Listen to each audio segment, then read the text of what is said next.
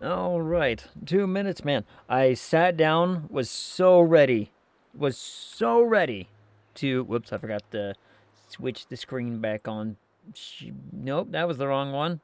Yeah, shabam. There it is. Huh, huh. Oh, Ahsoka. Oh, tell us, boy, I love her. I will. Where is she? She was down here a second ago. She was getting water, and I don't know where she went. I bet she's in my room. 1 second. If she's in my room, I'll sneak her real quick. She was back there.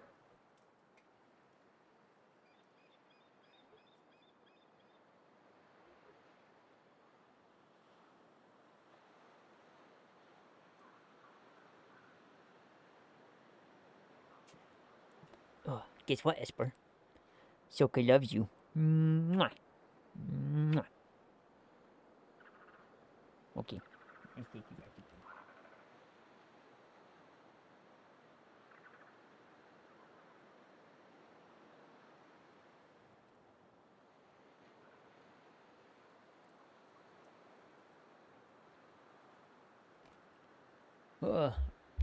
I think every time I do that, I feel like I confuse the crap out of the cat to be like, why did you? And then I just bring her back. And she's like, but what? And she just goes back to laying down. I'm like, okay, I guess. Ah, Soka, how goes? How is you? I am so tired. I sat down, right? Like I was ready to stream, and I sat down. I was like, all right, I'm gonna hit the button, and I immediately got caught up in like the biggest yawn I've had in a while. You ever have one of those yawns that just it extends for far too long, and you're like, oh, I see. Tired? Amen. Uh, I was awake until like 8:30 a.m. this morning, and like I got 6 hours of sleep, I think.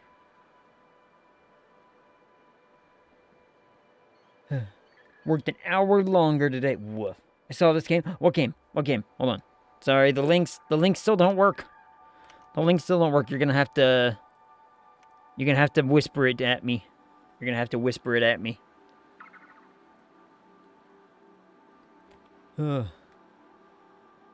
Don't know if you're interested. I will find out.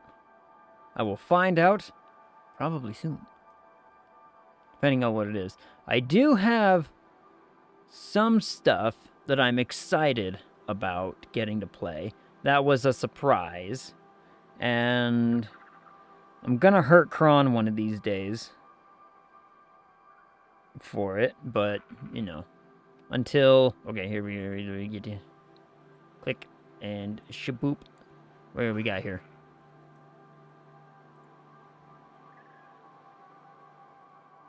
Ooh, what is this little game?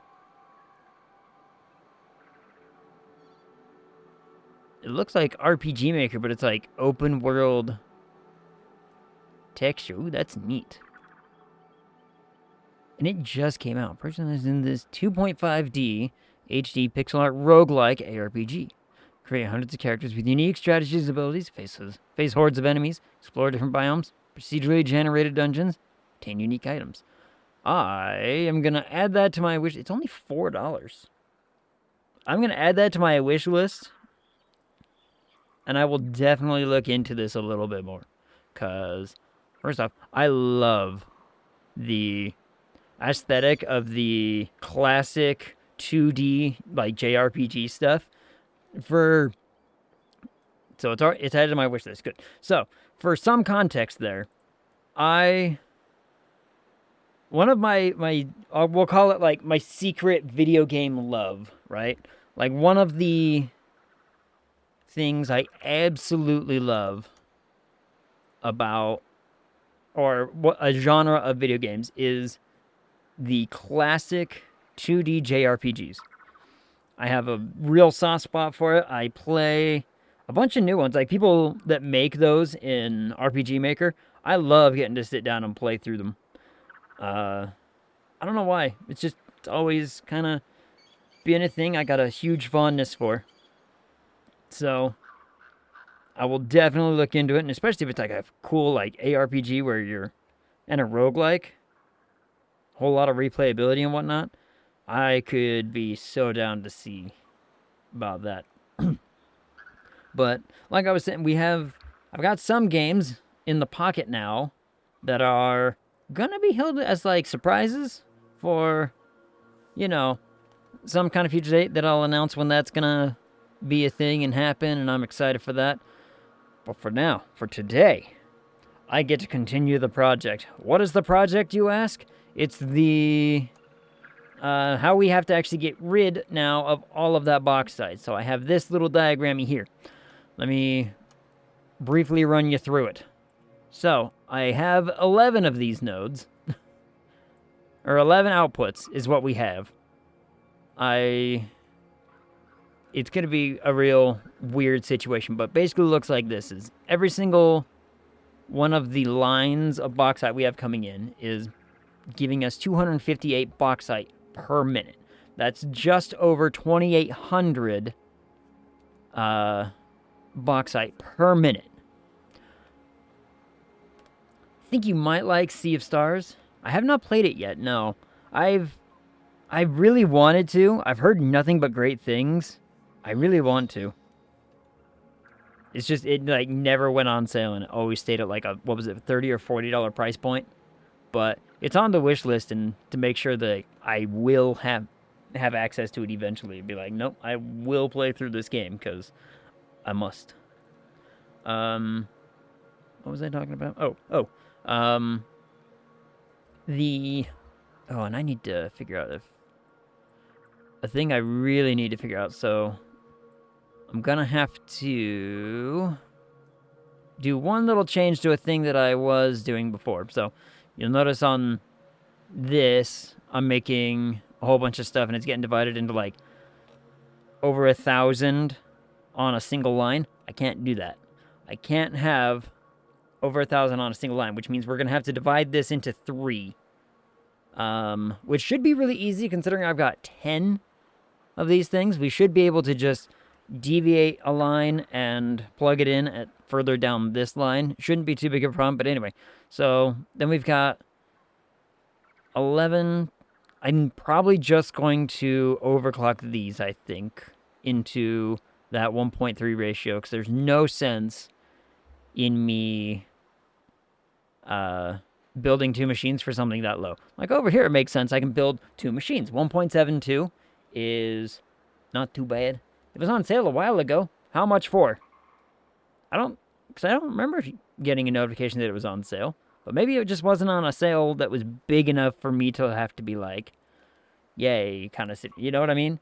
Maybe. I don't think it might not have been on a sale large enough for me to be uber ecstatic about. I'm not sure. Anyway, so what was I saying? Oh, yeah. So all the bauxite goes into some machines here. 11 of these machines to be exact. They get provided by water with 2 extractors. I know it says 2.1, but it's going to be 2 because our outputs over here are water and the aluminum scrap. The reason that I only need 2 when it calls for like a 2 point something amount is because we're going to be redirecting it in. Like $10. Unfortunately, that still might be too much for me. Right now, I ran into a situation where I cannot make any money I can't make any money this week or last week. And so I'm essentially, as a result of that, like $100 shorter than where I wanted to be. And so I'm in a situation where I'm just like, you know what? I just gotta, wait it out because I gotta make sure that I get bills paid first before anything else. So I'll just have to wait. But I'll still keep my eyes open. I'll still keep my eyes on it. Then, like I said, we'll have to divert this line into 3 because, I can't move 1,100 coal per minute. It's just not going to happen. That goes into 2 machines because 1.72 will probably downgrade, the 2 of these. Then that'll pop out aluminum scrap. They'll go into 9 smelters, and we'll make 258 aluminum ingots per minute. And then I'll have to figure out how to ship it all. Which will be a thing. I'll figure out how to ship it all out. So what have I built already? Well, we have our node that we're going to use for the oil. We have it turning into the residue. Over here, it'll turn into the coke. The coke goes into these. That feeds into these as well. And then this water gets diverted back into that system. And then in the middle here, we're going to have all of our smelters going, because every 2 of these is going to need 9 smelters.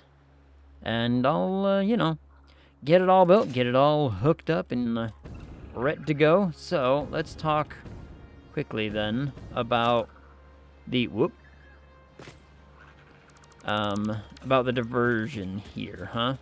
So if I'm gonna have to divert and make 3 lines, can I even fit 3 lines right here? Do I need to build another platform?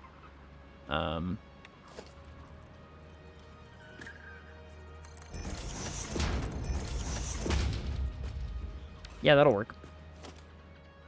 I can fit 2 lines here. Okay.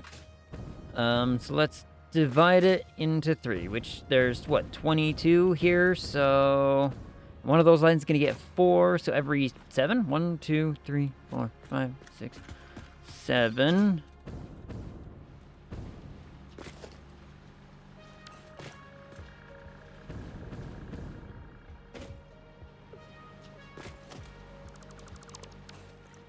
Do that.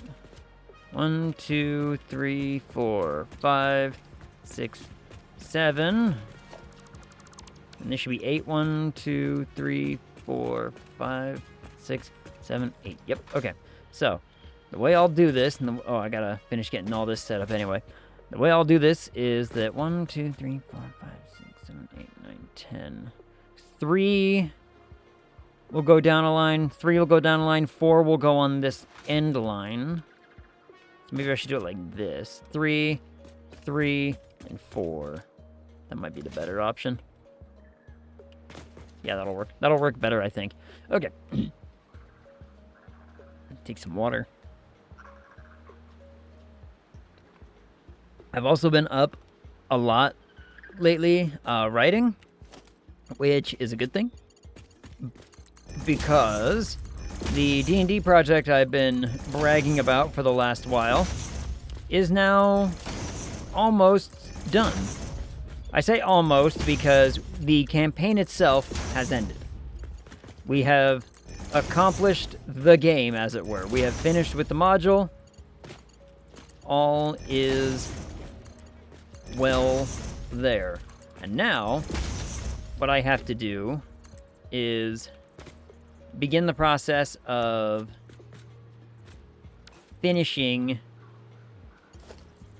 that story. Like, I gotta finish writing it, which it's a lot more than I had thought it was gonna be. And then I need to write up the, essentially what we would call like an epilogue, right? Because I need, what my group always does, and I like that we do this, I think it's a lot of fun, is every time we finish a campaign, we say, okay, this next week is going to be, or this, instead of playing a game next week, or our next time frame, right? What we do is we sit down and we have like dinner and such, and we talk about what our characters would do for the future. I should really rearrange this.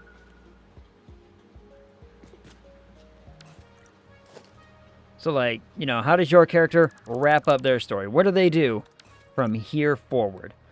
And my character is actually quite difficult to do that for, because my character is coming back. The DM has talked to me about it, and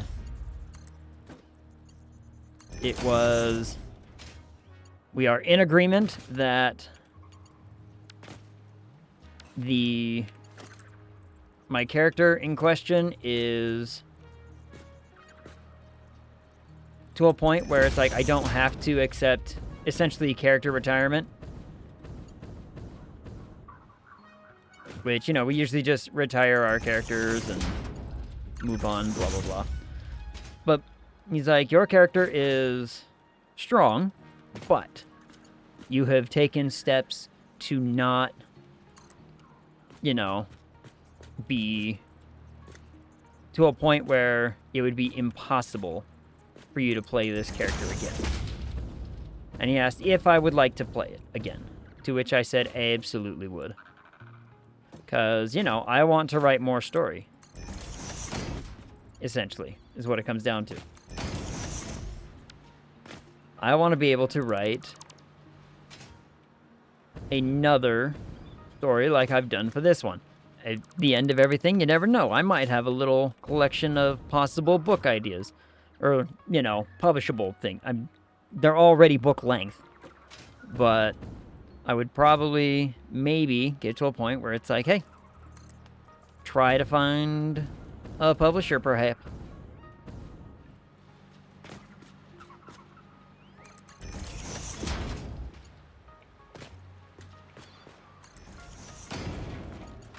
That one goes there. So, you know, I'm excited because I get to keep playing the character. But it also makes my job much more difficult when it comes to writing it because everyone else just gets to kind of write what they want. It's basically like hey, you guys won the thing. Write your dream ending kind of situation. Like, if you lived out throughout this, you get to just write up your dream ending. And I have to keep mine very open-ended. So as that I can easily, like, pick up and be like, hey, I want to do this. So I have to keep my plans a little bit more, not necessarily minimal, but fluid, if that makes sense. I have to... I'm keeping the character in a state of, you know, here's a few things that, you know, can happen. Here's some stuff that my character would, like, make sure happened in this short little time frame. Stuff like that. And I had to talk to my DM about a couple of things like that. I was like, okay, like, let me clarify on, like, this thing, and this thing, and this thing. Do you want me to, you know, keep a bit of a tight rein on that? Or do you want me to just do whatever I want? Because I'll do either way. I'll write it either way. And I got basically permission to just write it, but keep it open because there's X and Y, Z kind of, you know, potential for other stuff to be happening. So I was like, cool, I can do that. So I've been working on that. I have part of my own character's little, like, epilogue written, because I want to get that done first. So that essentially what I'm doing is, like, you know, saying here's where my character kind of ends up tentatively for now. Because, again, since that character is going to be played still, I want to make sure that we don't overstep anything. Okay, so let's see. What do I want to build now? So we need water, which means I need 22, spot for 22 water to go here and be able to pipe up to there. Ooh, I could just build it right off of here and go that way, couldn't I? Yeah, maybe that's what I do. I'm running out of concrete.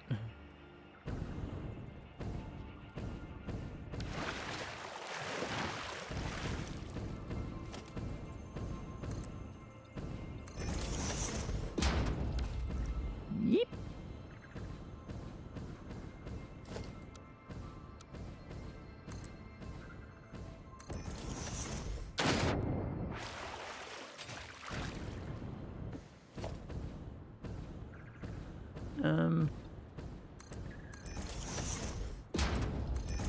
Is that one still under the water? No, barely not. Damn, barely not.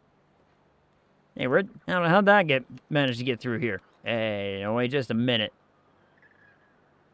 Now wait just a minute. How'd that manage to get through all of the moderations and the whatnot? It's a little too far into the water, huh? Okay.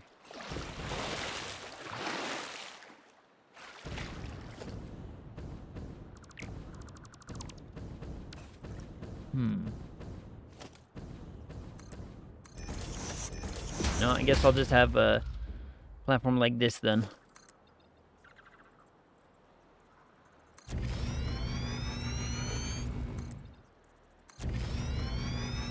Maybe I'll do it like this. Yeah, this works actually. It's like a good amount of space here. Make it look nice. Fantastic. Okay. Or, ooh. No. I don't do it like this.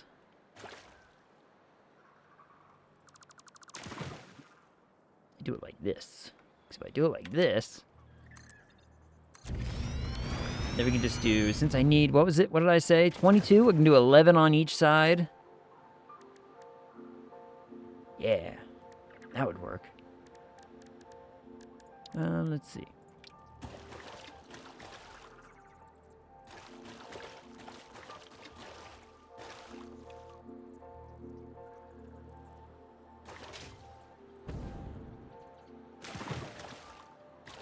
Man, it's a lot higher up than I had anticipated it being.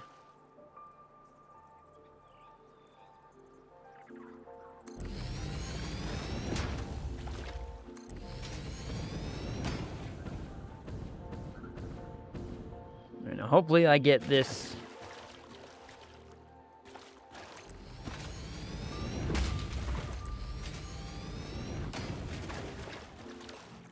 built. Yeah, it seems to be lining up all right. It seems to be lining up all right, so we can keep this going.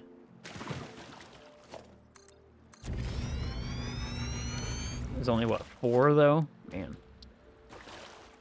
5, 6, 7, 8.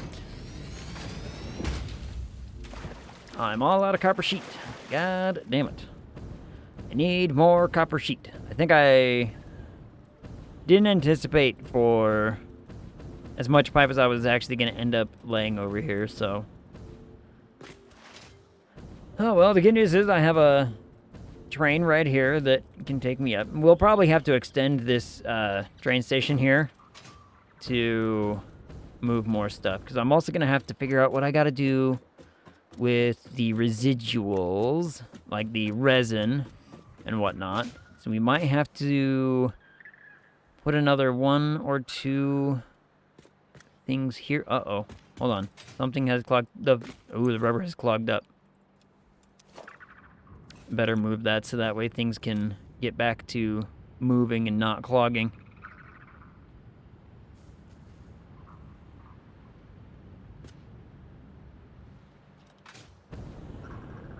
Yeah, we'll do that.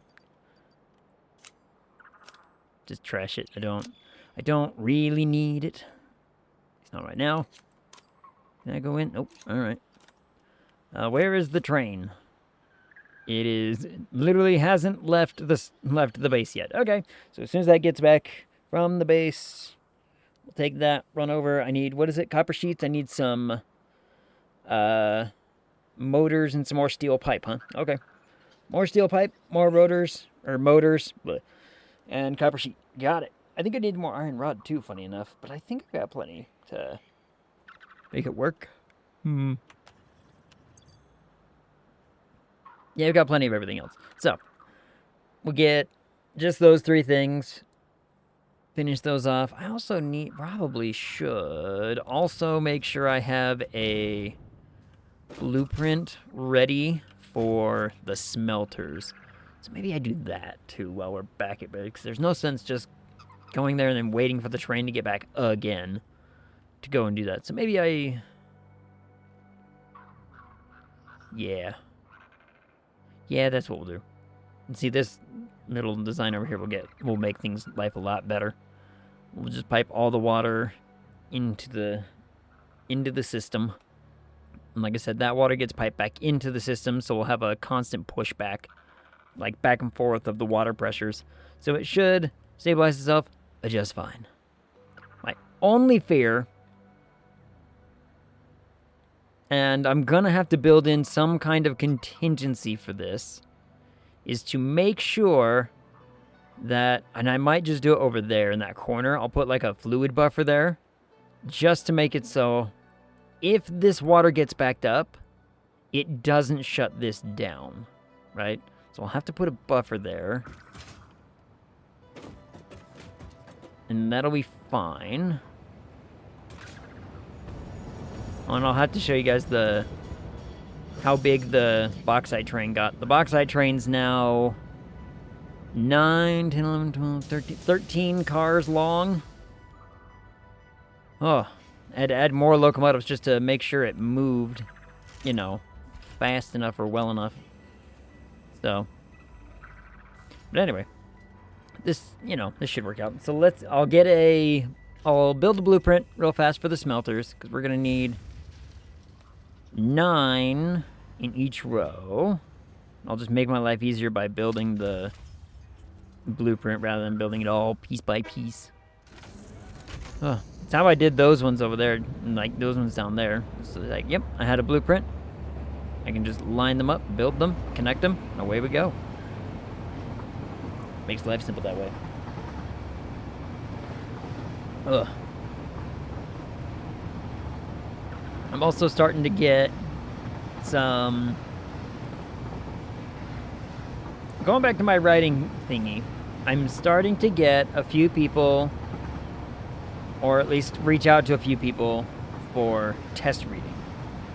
Because I am my own worst critic, in the sense that I'm going to be hypercritical of stuff that I write, but I'm also going to be like really lenient on stuff that I write too, which I don't think enough people talk about that problem, or they do talk about that problem, but they just don't address it in the same kind of light that I do, which basically is just saying, you know, I think it could be good, but I would love outside info. And again, since I'm my own worst critic, I'm going to sit there and do it until I'm happy.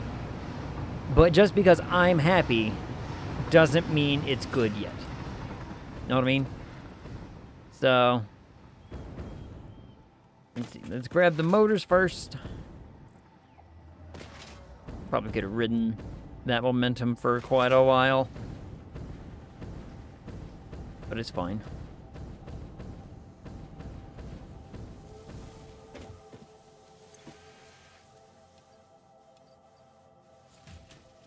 I'm just gonna grab an extra stack just in case, because I'm not entirely certain. Wait, I need to go down, not up. There we go. Let's take from here. I need how many? Oh, that one stack was enough. Grab a second one just in case. Grab a second stack just in case. Everything's backing up now. Good. Good. Copper sheet.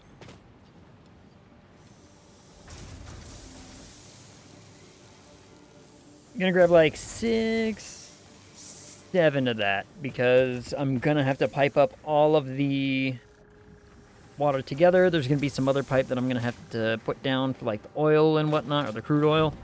Let's grab a few stacks of that extra. Oh yeah, blueprint. Let's build a quick smelter blueprint to ensure that my life is easy. Now, how do I want to make sure that my inputs are on this side?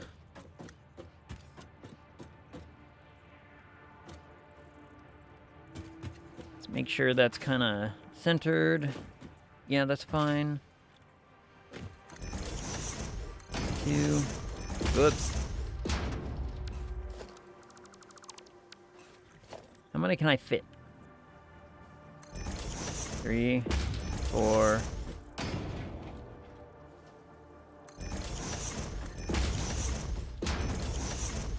Aw, barely.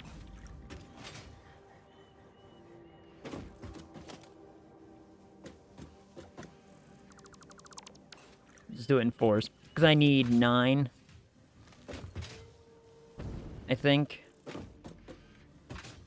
Well, in that case, do I do it in 5? Yeah, let's do it in 5. Let's do it in 5. Well, the input's on that side, the output's on this side. Outputs are going to go that way, inputs are going to be coming from that way. So let's do that real quick. Or at least, you know, place it so that way everything knows where the heck it's going.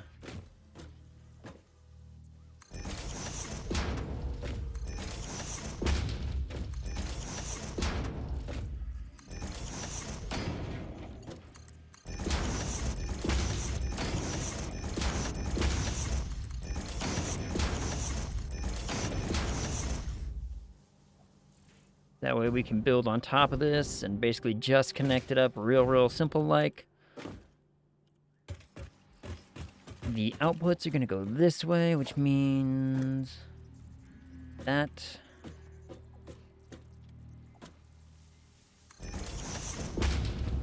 I need to make this as compact as I can, only because space is going to be an issue, so I think I can get away with this.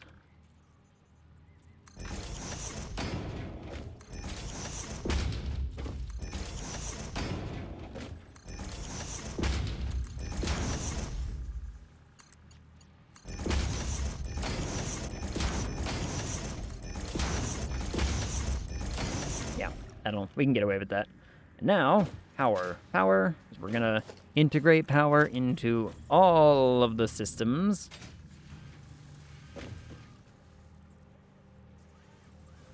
There's like one place that a power line fits, and it's right there. Should I just do... No, I can't do 1 to 5. Let's just...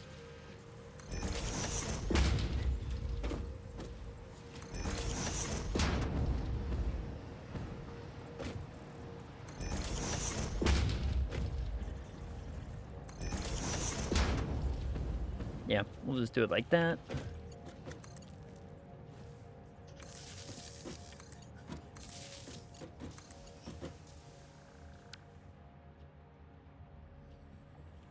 No, let's put the other power line right here. On this side of things. I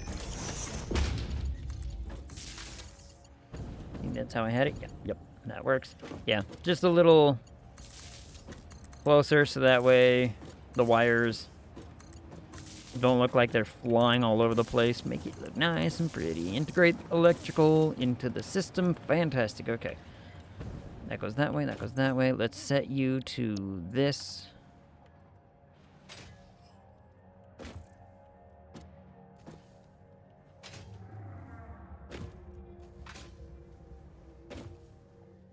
Make sure you're all doing the same thing. Cool.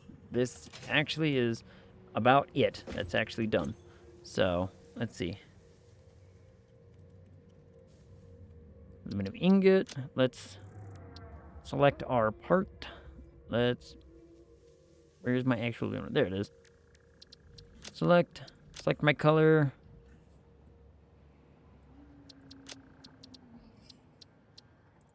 Save. Fantastic. Okay.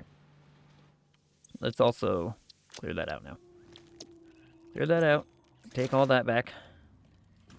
Because a lot of these designs might end up changing real quick and soon. As soon as I have ingots ready, then what I can do is start moving, or start making, I guess I should say, aluminum products. Now, do I...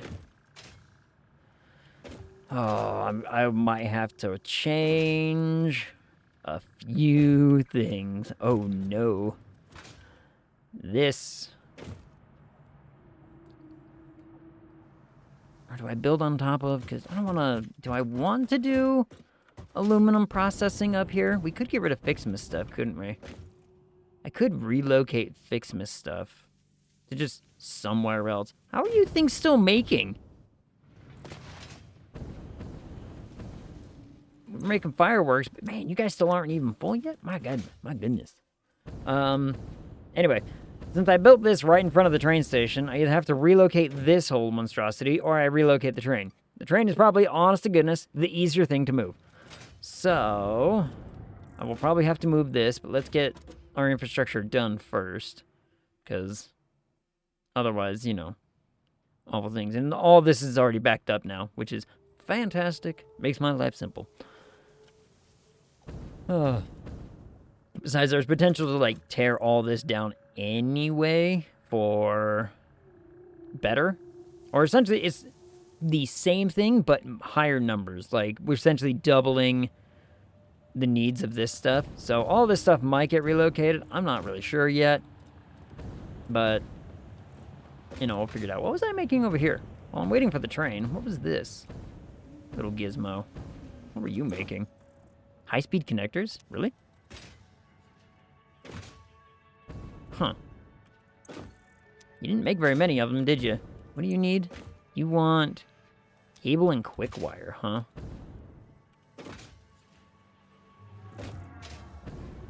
Well, and circuit boards. Circuit boards, sure. That's, you know.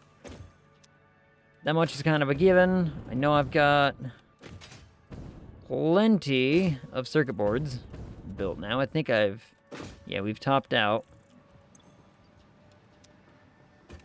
Well, my train's almost here, so we'll have to deal with this thing later.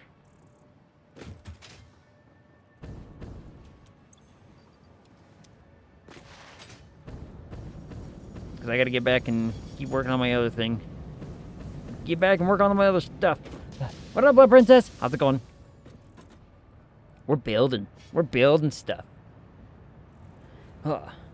Well, and planning future nonsensical whatevers. But how come that thing... Okay, that thing is slowly starting to start making stuff again. Huh. Why do I have those three not turned on? What? Oh, probably because it's trying to funnel as many circuit boards out of the system that it already has. That would make sense. Okay, never mind. Never mind. Stand corrected. How long has that been there? Huh. Must not be very good. Otherwise, I think I'd have thought that I would have utilized that a while ago, but oh well. Must not be a very good node. Shenaniganing? Yes. Shenanigans ensuing. Talking about, so we have a new build for the aluminum because we have all of the aluminum in the world getting trained in now. The only real issue I have with that is that we're only getting like a fraction of it in per minute because of the way that we're doing it, so that might change in the future. I don't really know. For the here and now, I think we're going to be really okay. We're going to be producing 2,800 aluminum ingots per minute. I think we'll be okay for quite a while. So I've got that little tower all built. So there's going to be 11 lines of belts coming in. I've got this little gizmo setup, you know, started. So this little setup is beginning. Whoop, oh, bonk. And now we're just trying to infrastructure. So it'll basically go like this. The bauxite that we made is going to go in here. It's going to go through this tube into that system. That system's going to turn it into ingots. The ingots go out here, go into a train, and away they go, back to base. Easy enough. The petroleum makes residue. The residue makes petroleum coke. The petroleum coke goes into the system. The system spits out scrap and water. The water goes back into this system. All will be fine. I've done the math. Life should be good. 1, 2, 3, 4, 5, 6, 7, 8. I need what? I said I need 11, but do I really? Because I'm probably planning on turning some of these off anyway.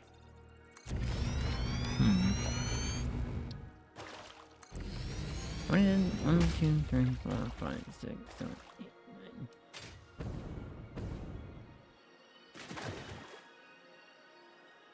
I can probably get away with just 18 for now. I can probably get away with this.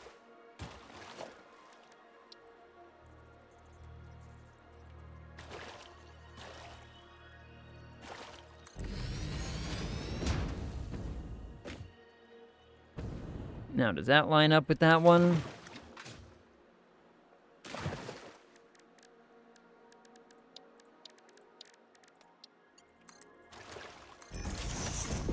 Yep.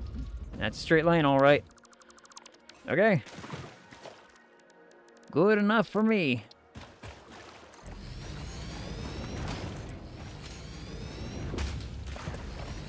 As long as they line up. Oh, I've also been talking about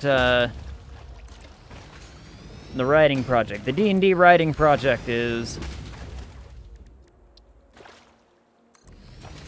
reaching a point of completion? Yeah, we'll just say that. Like everything's slowly working itself out. Ooh, now what I should do is actually do connect them like this.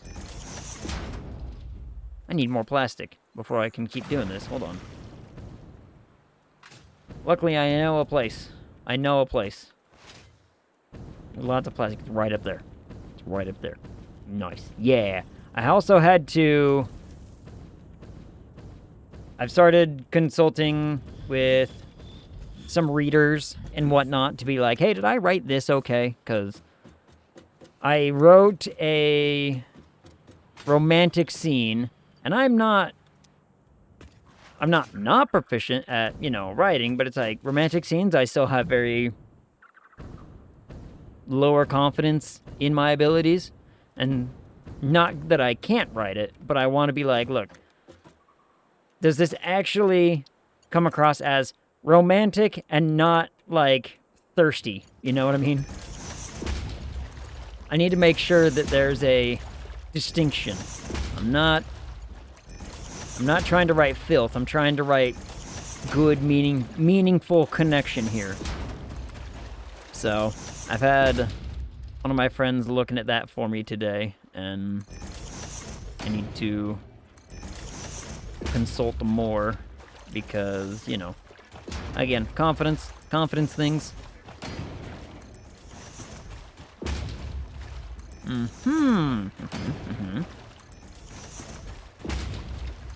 Blood Princess, would you be interested in... Where's that trying to go? Would you be interested in trying to identify and make sure that I'm not writing terrible, horrible, awful things? Well, like I said, none of it is gratuitous. I made certain of that. And so far, the people I've given it to like, hey, am I doing this okay? They were like, yes, this is good. So, I'm pretty happy about that. But all the same, I need,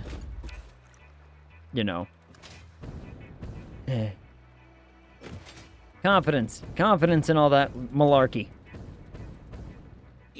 Let me...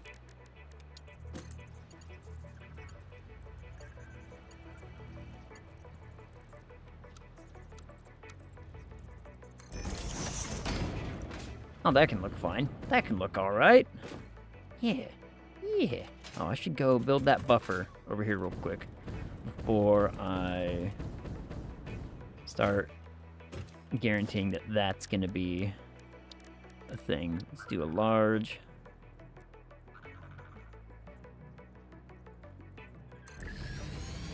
No, let's just get rid of this and get rid of this, and we'll...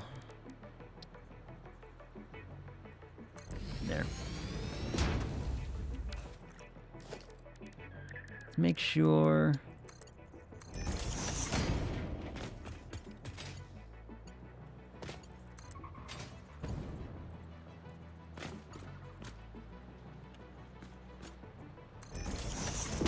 That way we have a little less clipping as well right there, but that'll be fine. And let's get my color. That way I know what's going into what, and you are water.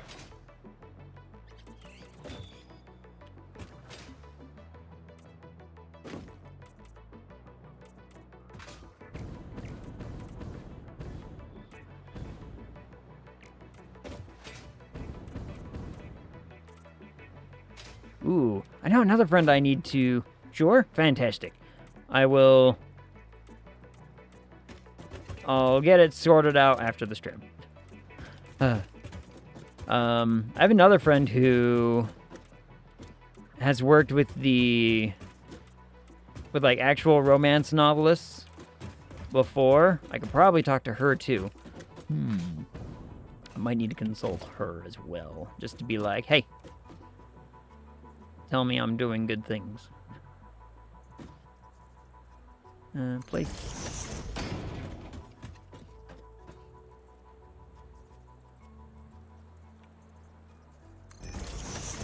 Make sure I'm doing this now. I don't like. There.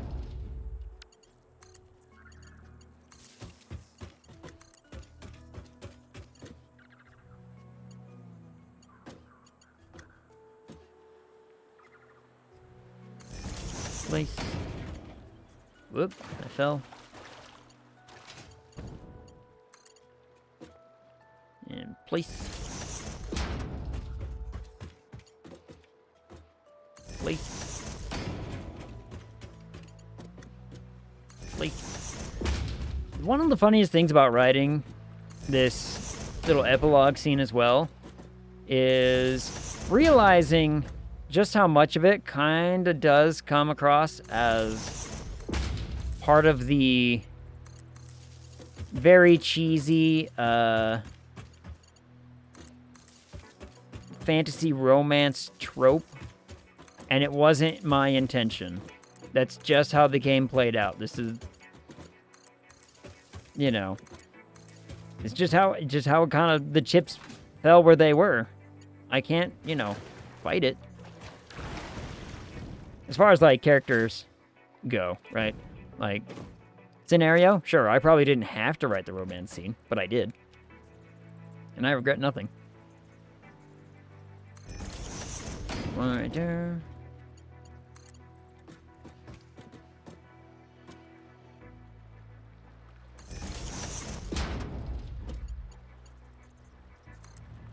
No, it's not in line, is it? Nope, sure isn't.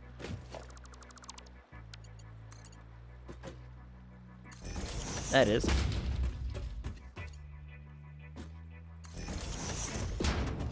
And I'm like I said, like I was saying, or I guess I should say, I get to be excited because this is a character that gets to come back for another campaign. Pretty much everyone else has said that they are retiring their character for various reasons. And I'm over here like, I could play this again. This one's gonna be weird and ugly, but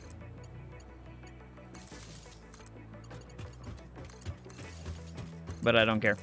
Oop, I fell. And I'm over here just like, I get to play this character again.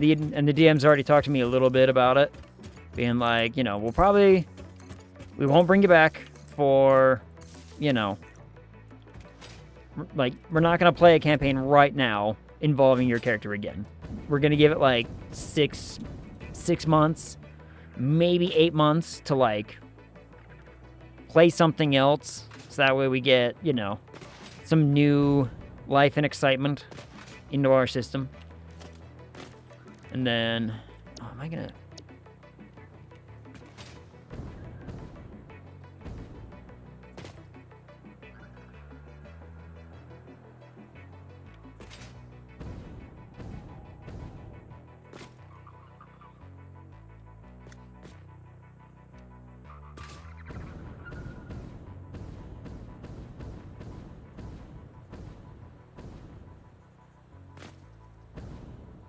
Man, I have plenty of room to do this. Holy crap.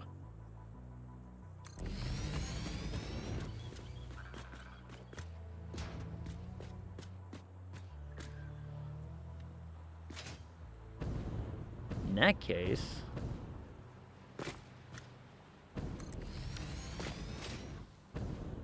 give ourselves a little bit of breathing room right here.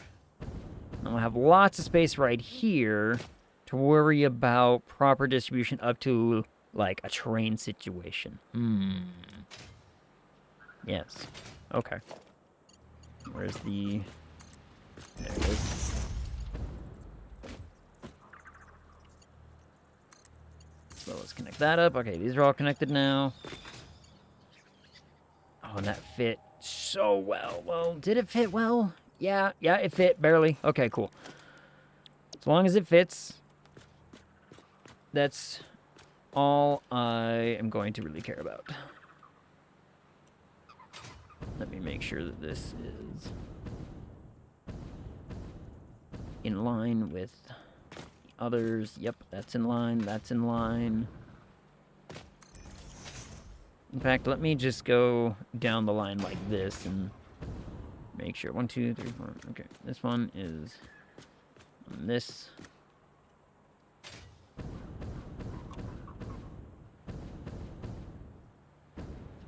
Oh, dang it.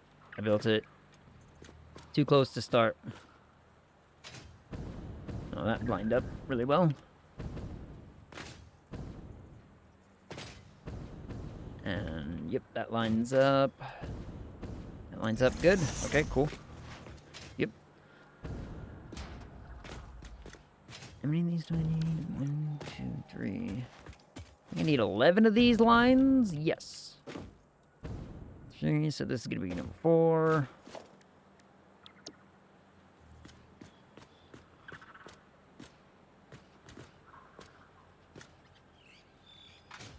Oh, wow, that was probably not close at all.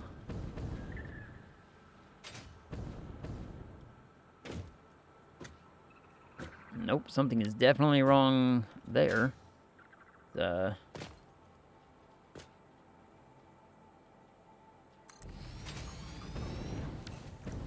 that it lined up? I should have still held the H, but it looks like I nailed it. Okay. Looks like I got it on the first try.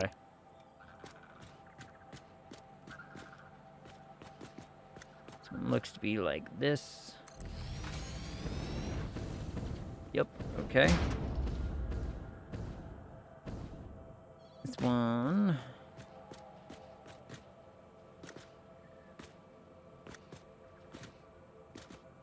Like this.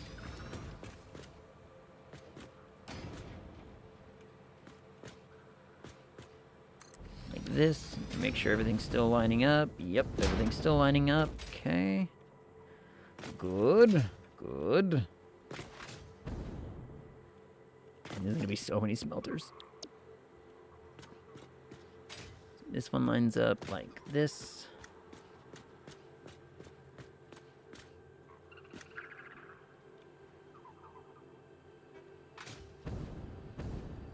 Yep, like that. And just a few more to go. This one lines up like this. Cool. This one lines up like this. Well, like this, actually. Then one more, and then we'll build the rest.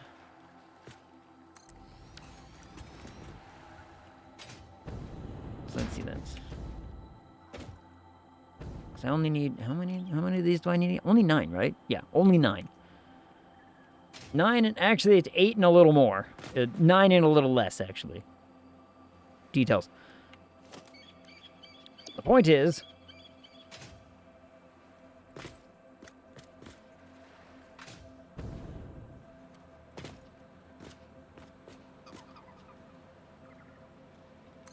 and they need to go...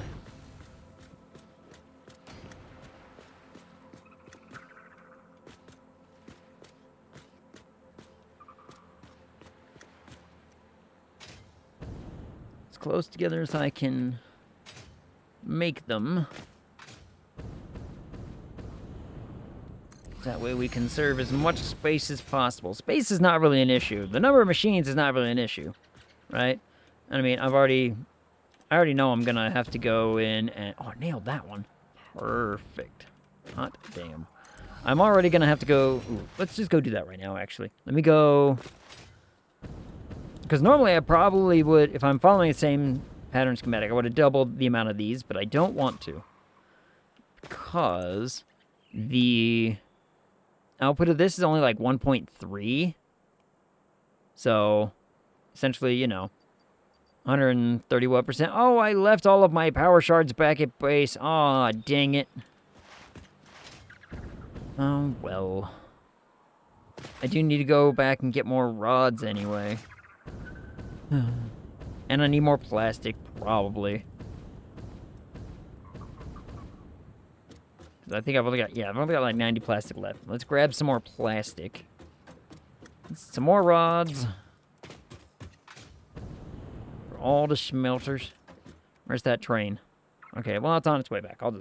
We'll wait it out. The train's already on its way back. If I can get this aluminum up and running and going for today's stream, I'll be super happy. Because really all it comes down to is I need to... Man, look at how many smelters that is. So we get all the smelters, you know, built. We got to pipe all... We're built all of this over here. So I'll probably just go like this way and underneath. That's probably going to be the fastest and easiest way to do it. And... Oh, speaking of which, why did I make that in the way that I did? Because every single one of those is going to have a dedicated line. If every single one of those has a dedicated line, I do not need the material distribution thing that I built onto that system. Oh, that's going to make life so much easier, actually. Okay. I have a plan. I have a plan for over there. Who's messaging me? Hold on.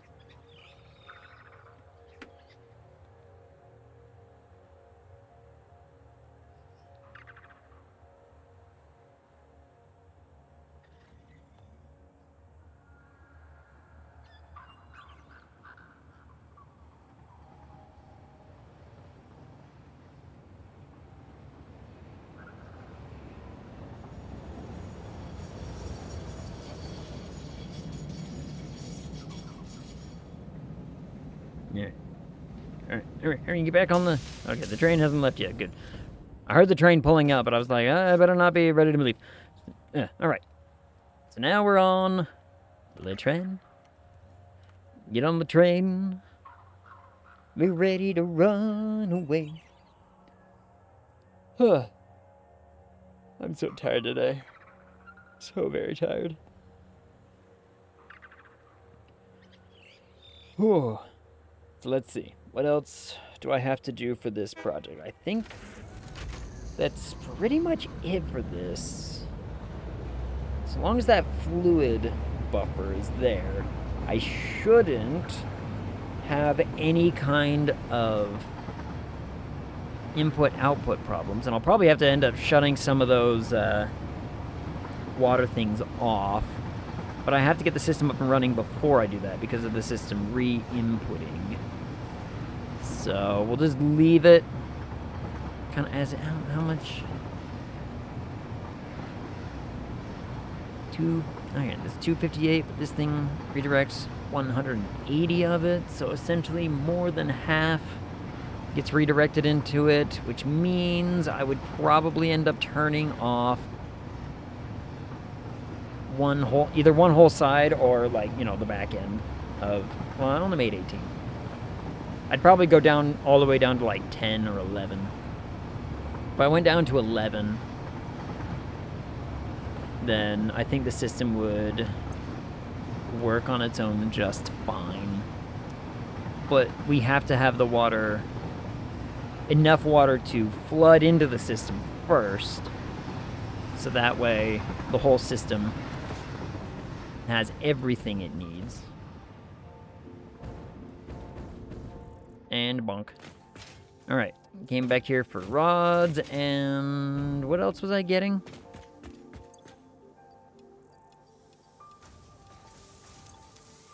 What else was I getting while I was here?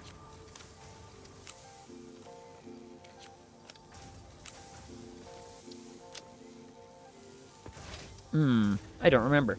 Oh, I'm gonna need more encased beams for the belts. That much I do know. Because we're gonna be needing a lot of belts. And I've already used a bunch building all these smelters, so... Keep forgetting where the small gap is. There it is. Yep.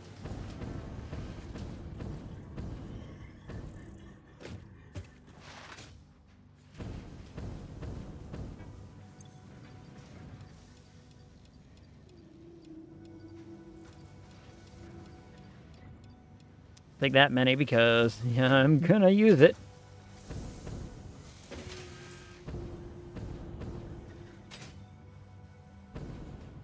Then I'll go get... man, I just picked up a bunch of rods, but since I'm replenishing the... I'll grab another stack of those. Wire? How am I running out of wire? In the That's the part that really kind of shocks and surprises me. Got 400 on me. It needs a lot more than that, so...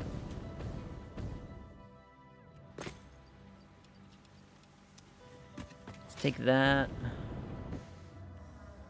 And we'll just put that into the... this thing.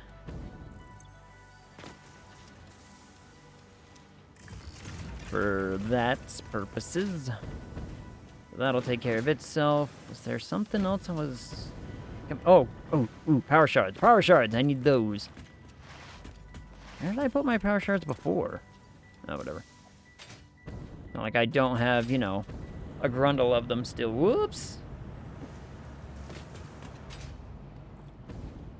Oh, is that one just leave it? Okay, I was about to say, I'm like, no, don't tell me I just missed my train. Oh, and this train just got there. Oh, damn it. Well, bugger. That train just barely arrived back at place.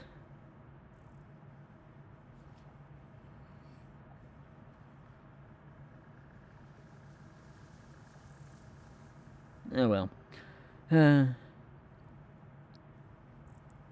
Guess I wasn't either... No, I think I was either just fine or too quick or not too quick. Like, I just don't think I had enough to really have to pull down to really make the whole thing worth it. I don't know. And then this train seems to be going well and fine enough. I'll show you what I've done up here just to make it so the system never really shuts down. We're just making tickets. We're putting it all into a sink. All of the bauxite just goes straight into a sink right now. So, I wonder how many coupons I've got, in fact. I can look, couldn't I? 18? Yeah. Look at that. About 38 to 40 something thousand per minute. Not bad. 18 coupons. Could be higher if I, you know, demolished stronger, bigger stuff, but I don't have that yet. Where is this train? It said it was just reaching one of the... There it is. I thought it was just reaching one of the corners, and I never saw it. But here it comes. Here comes the first chew. I gotta start wondering what I'm gonna do. Oh man, I gotta stop staying up till 8 a.m. Probably gonna be up late again anyway, working on a typey thingy. I'm also trying to get the next project edited up and ready to go, but I don't know, that one's taking me longer to deal with. I don't really know why.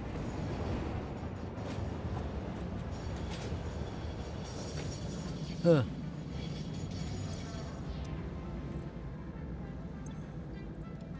me grab a stack of that before it runs away with it all.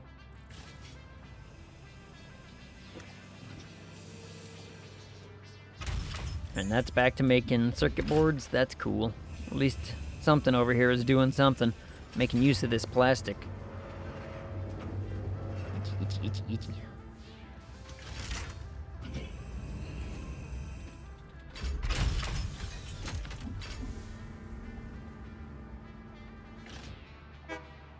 Honk. Away we go. Wonder if it's the belting bit that I'm gonna have to do. Probably among one of the things that I'm like, should be one of the easiest, but it's also gonna be very, very frustrating to do.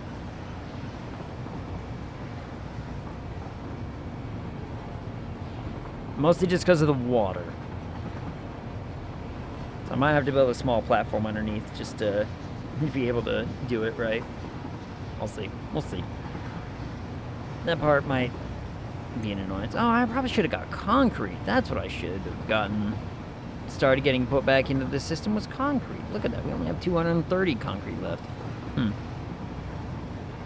Well, the next time I'm back, then I'll worry about it. Worry about it later. For right now, I've got what I need for this little box project. I do like how it all kind of like goes into one little central system and it's going to go out of another. Looks kind of neat.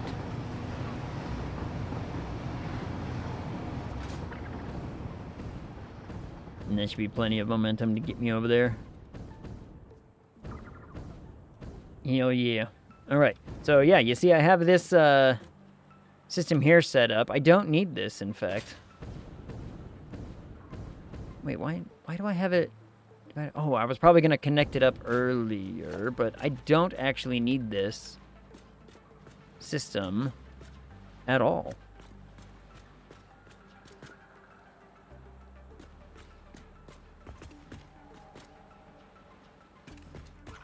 Because I have dedicated lines. Since I have dedicated lines,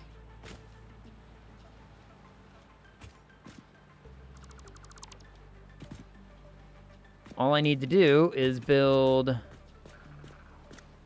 a little thing underneath,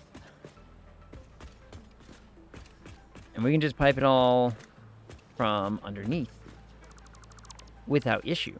So if I just build like, where to go? It's under logistics. If I build the, do I build it here? Let me test it. That's not bad. If I build it a little bit closer though.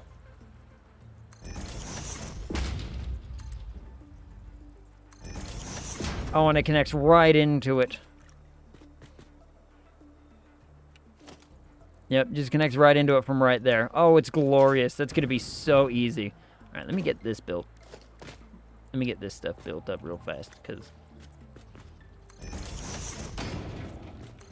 you know, I can.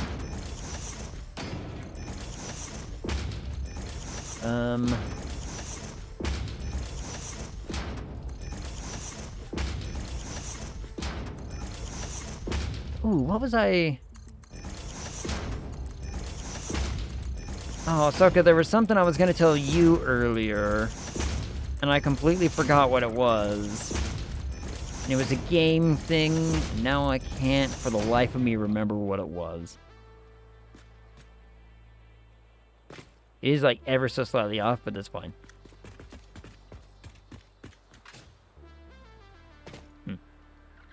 Yep, that should work. Okay. If I remember it, I'll just scream it out, because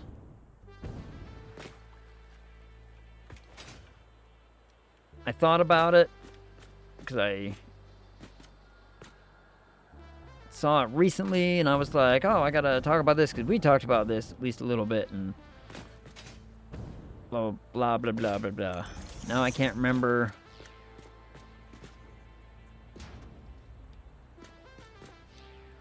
what it was.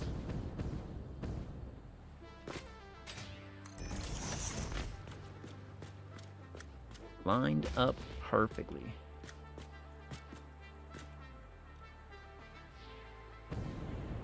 Lined up perfectly. Bam. Yo, what up, Fade? How's it going? Fade, look at my new... We got the new project getting built. This one's gonna be fun. This one's gonna be neat. What do you mean I'm out of plates? Oh, god damn it. This is the new aluminum ingot factory. Ugh, Let me just... Where's my ladder? This... Whoop. Nope, back up you go. So, I think you saw the big old train that I was building to collect, like, all of the bauxite in the world, right? So, that's up there. I'm gonna belt it all the way down and bring it over here. And with this single note of oil, we'll make residue, petroleum coke, electrode, scrap, and the sloppy alumina. It all fits in this nice little box, and this will make just shy of 2,600 ingots per minute. 26, yeah, I think 26. Let me look. Let me do the math. 2,800, 2838 to be exact. 2,838 aluminum ingots per minute. And then I'm probably going to have to do something with this train to bring it all back to base, because that's going to be work. And then I got to figure out what I got to do with all of the resin, which that shouldn't be really that difficult. I'm only making like 163 resin per minute out of all this, so I should just be able to integrate it into that system pretty easily, I think. I might have to extend it, but, you know, big deal. Make more, probably more plastic. I don't know. Maybe more plastic. I'll figure it out. So it should all run nice and prettily and wonderfully. And like I said, so I've got 11 lines of bauxite up there. 11 lines of bauxite, 258 each one, with the exception of 2. But that's fine, because I'm not gonna, you know, quibble over the massive details. 2 of those lines are producing 600, but it's because they're right there that I don't have to do the whole pickup cycle through the train. So the train setup is actually slowing down how much I can bring back, funny enough. So I might have to revisit that in the future, but for the here and the now, I think 2,800 aluminum ingots per minute is going to be plenty. That should be more than enough to do quite a few things. I mean, I'm going to need aluminum enough for just about all of those phase 4 things. So, then once I do all that, we can start worrying about what I do with the aluminum ingots. Like I said, since I'm should be in 258 per minute. I wonder if I could just bring back 258 per minute. Now, if I bring back, it'd probably be even faster, actually.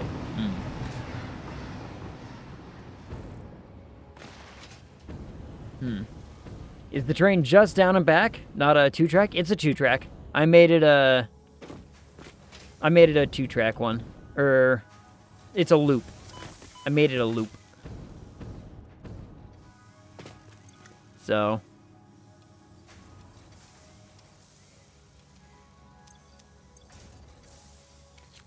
Let's put this. Let's do boop.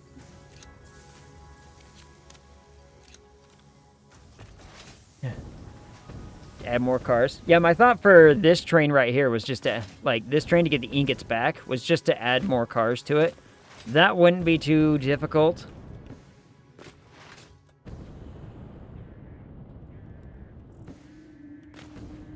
I'm gonna catch this train by cutting it off at the pass. Bonk. So, this one we can just add more carts if we really need to. We can bring it all over here.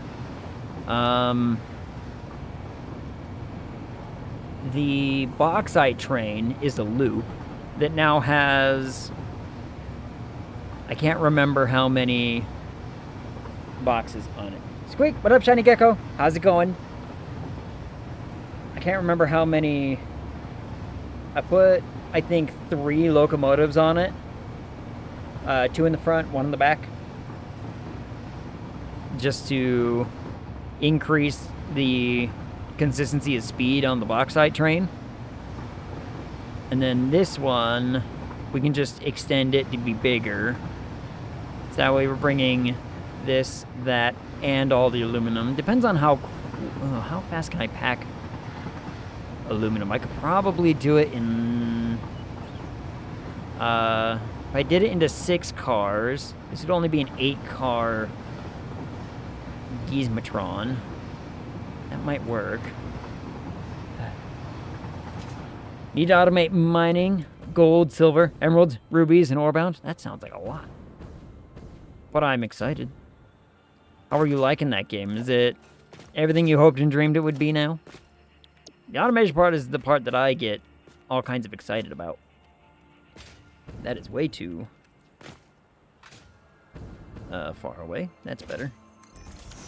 Oops, didn't want to hit exit. I wanted to continue to use that blueprint.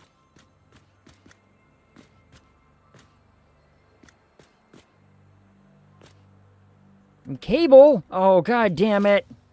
Oh, damn it. Hey, thanks so much for the lurk. Setting up automation takes so much time. Amen. Preaching to the choir there. No, train. I need cable. Come back here.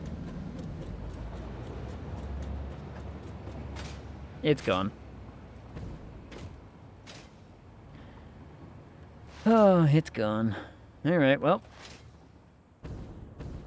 On foot it is then for now. This train could also be cleaned up to just be more of a straight line straight through there. Rather than how I built it with all these twists and turns and whatnot. I don't know why I did it this way when I started, but... Time, I would rather spend digging. I like to dig. It's what I do in games. You're like Emily in Minecraft, huh? You're like, alright, this is my job. Away I go. My friend Scott used to be the same way. He would absolutely love to just go around and be like, I'm just going to mine in a straight line that way until I can't anymore. And then I'll come back, I'll move over 2 blocks, and I'll do it again. And just, he loved just the digging and the monotony of it a little bit. I think not necessarily the monotony, but you know what I mean. The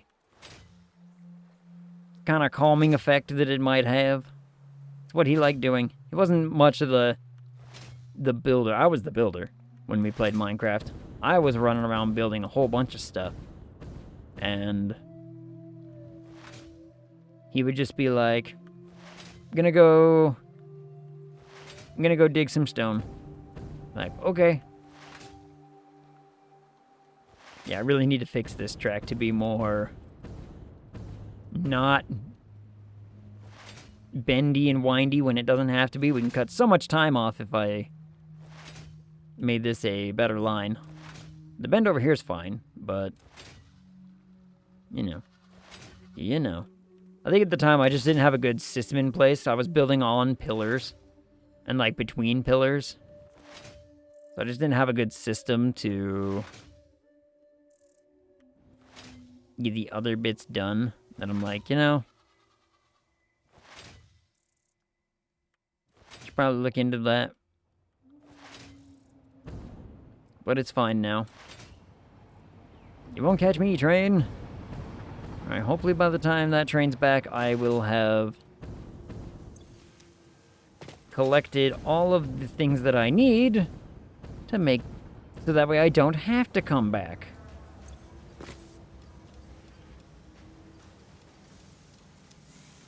Grab a bunch of cable. Make sure that it goes into the system.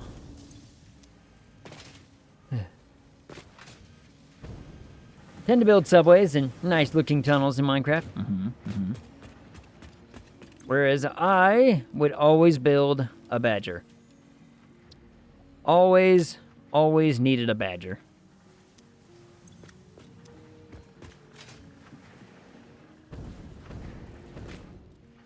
I don't know what it was, don't know why. It's just, when I played Minecraft, I was like, this is the new badger.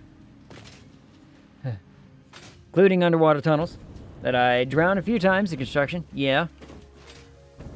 Yeah, that would happen.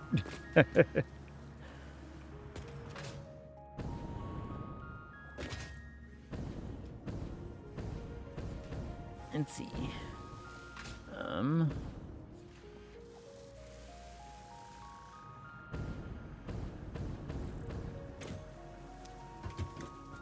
Man, that's getting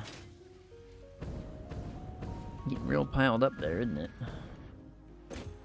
Oh, this is almost full already? Oh, damn. You know what? While I've got the time, let's bring some more over to here.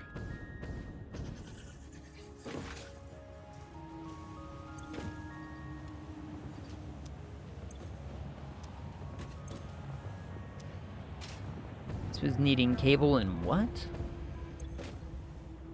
Quick wire. Huh. You can probably do that. Let me just drop some stuff off. What do you mean this thing has stuff in it? Where did this stuff come from? Huh.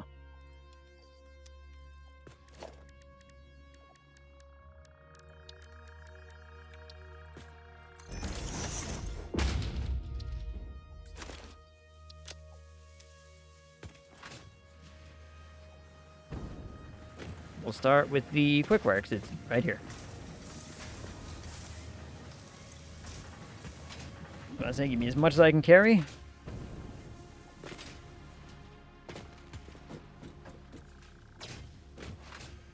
Yep. I think I can get this done before the train shows up again.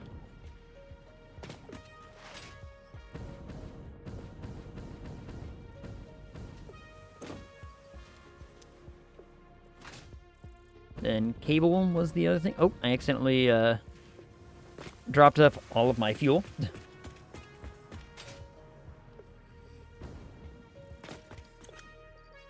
Give me the fuel back. There we go. Oh. Nope, wrong floor for cable. Up one.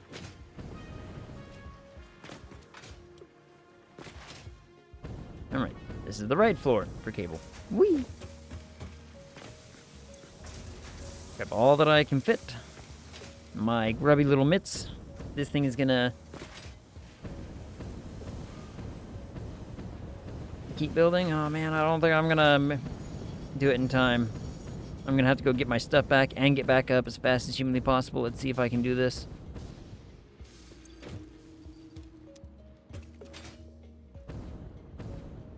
I might be able to cut the train off and meet it at that pillar.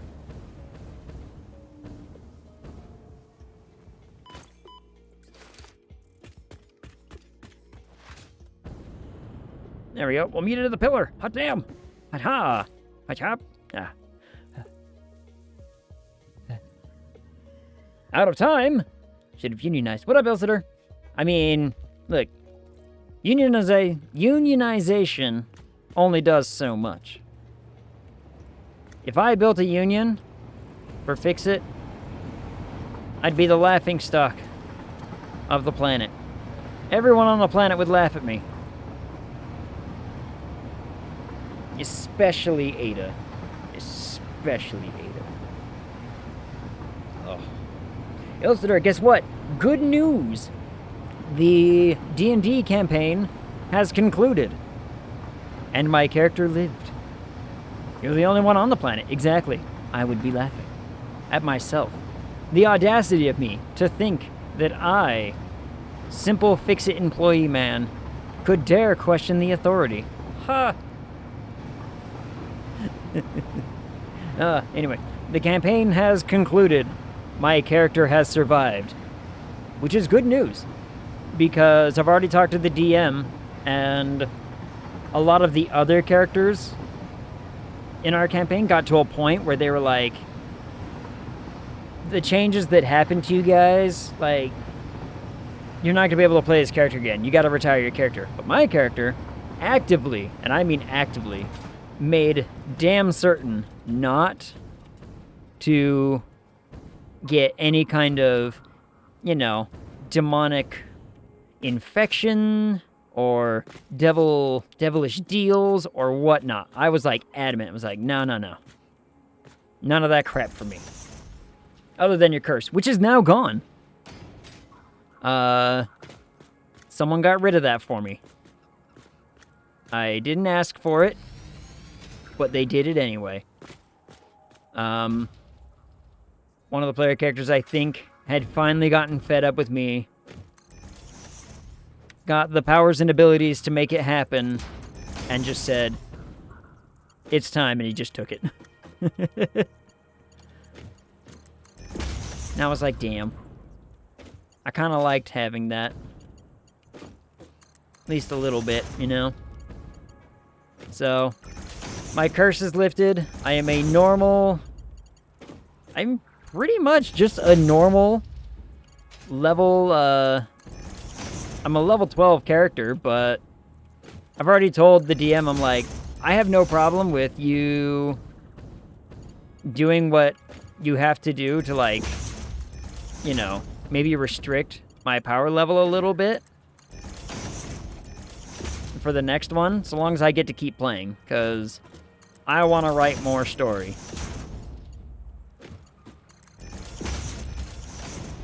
I've been really enjoying the writing part of this and, you know, getting that done. So,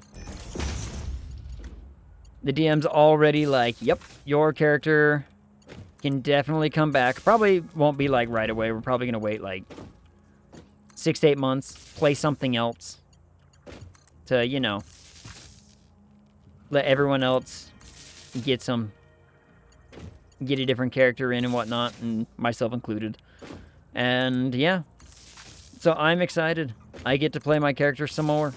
More story to be had. I did manage to get we'll call it the good ending. By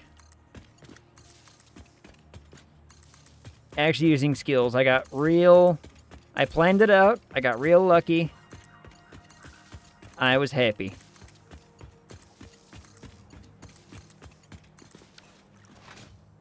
Alright, this is all connected. You should all be pre-programmed. Yes, they are. Fantastic. Ooh, and I only need 9, and I have 10. So let's...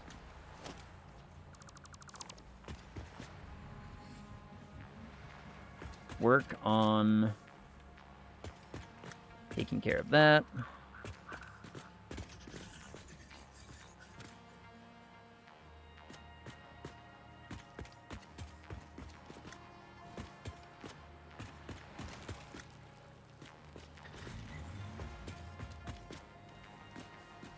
I built it as a 5 blueprint just for ease, but I only need 9 of these smelters per row, so we have a little extra room to play with. Yeah, touch the thing. There we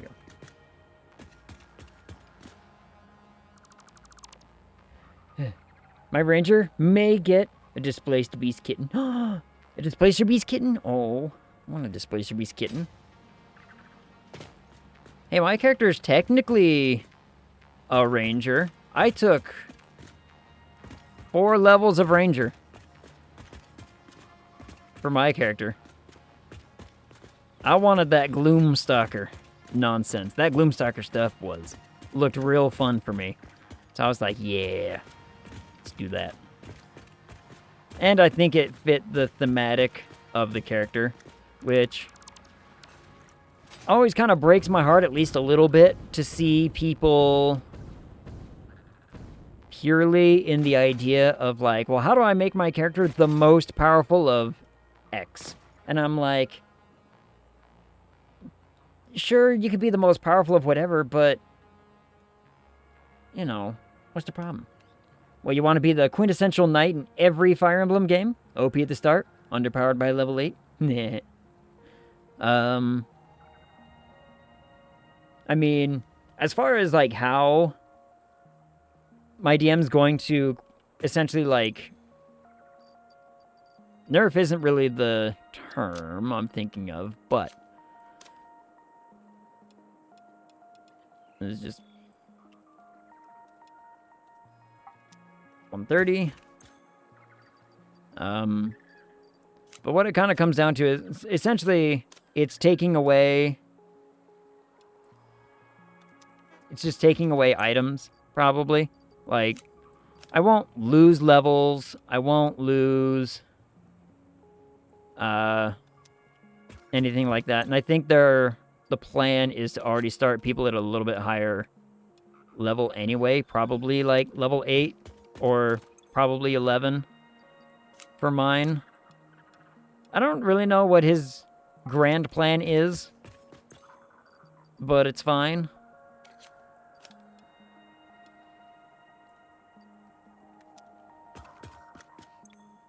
Wait, it's doing 260, but I can only make 258. So maybe I do need to knock it down to 129, actually.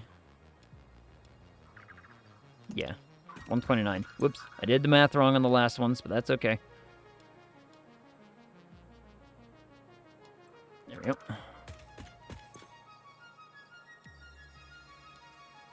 So my character ended up going 8 levels of fighter and 4 levels of ranger.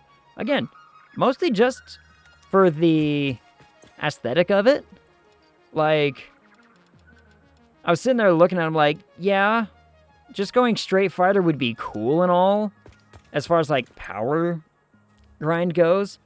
But I don't know if it fits the character theme that I'm doing. And so I told the DM, I'm like, I'm going to cross class or multi-class a little bit. They initially thought that was a weird idea because, like, well, you're just not going to be as powerful. Like, one of my friends who's playing just straight cleric was like, oh, that seems like a bad idea. Like, you're not going to have near the kind of power levels like everyone else. And I'm like, I don't care. Like, it fits the character, and it's going to serve the story better by doing this, I think. And, you know,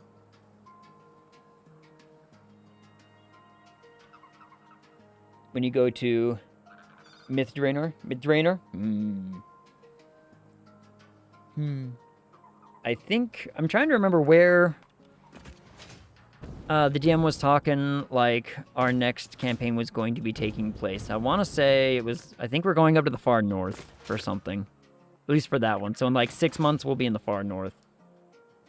Essentially, years after the events of, you know, our last campaign here. Alright, we need a fluid buffer here. Because logistics and reasons.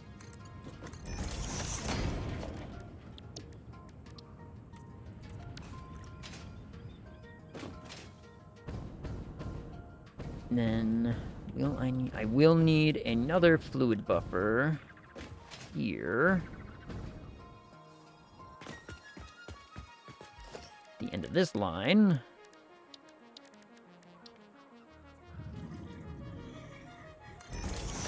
That is too close.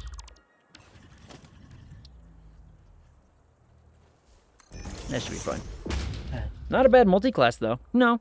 And especially, like, the Gloomstalker. If you've read what the Gloomstalker does, the Gloomstalker is silly. Or can be.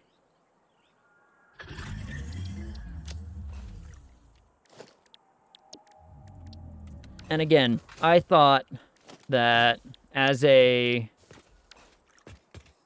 drow, it fit the Bean. Get out of the way. Get out of my factory, Bean. You're walking all over it. You're walking over everything. Why are you doing this, Bean? Bad multiclass would be Wizard Barbarian. Yeah.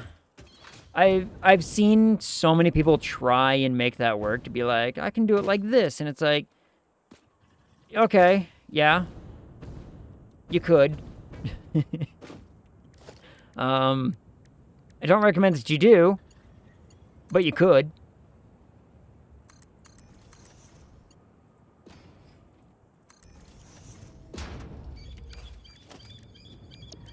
And then they get upset when it like just doesn't work out for them in the least bit. They're like, well, it should have worked like this. Be like, dude, but it didn't. That's part of the problem. You know, you thought it would be cool, but it doesn't work.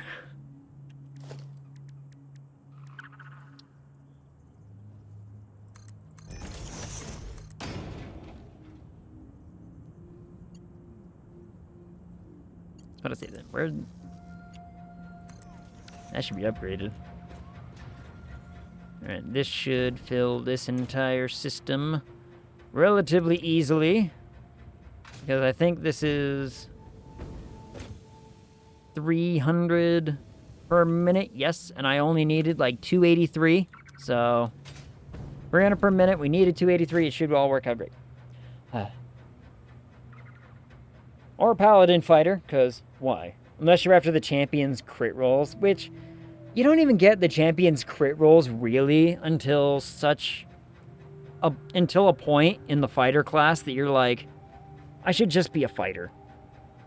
So, I think I've told you what my character ended up doing, right? I was doing the ranged dex fighter, and it worked out. It worked out real well. And so now that I've added the Gloomstalker bit into that mix, it had a whole ton of potential, because essentially all I really needed, I wanted the Gloomstalker because I get the die 8 and an additional attack on my first attack in a combat. It's not like per round, it's just like per combat you get on your first attack, you know, you get an additional, you can make an additional attack. And I was like, hot damn, I'm in. And I wanted the free die 8 that goes really, really well with my, I'm back. Ate all the foods. What'd you have?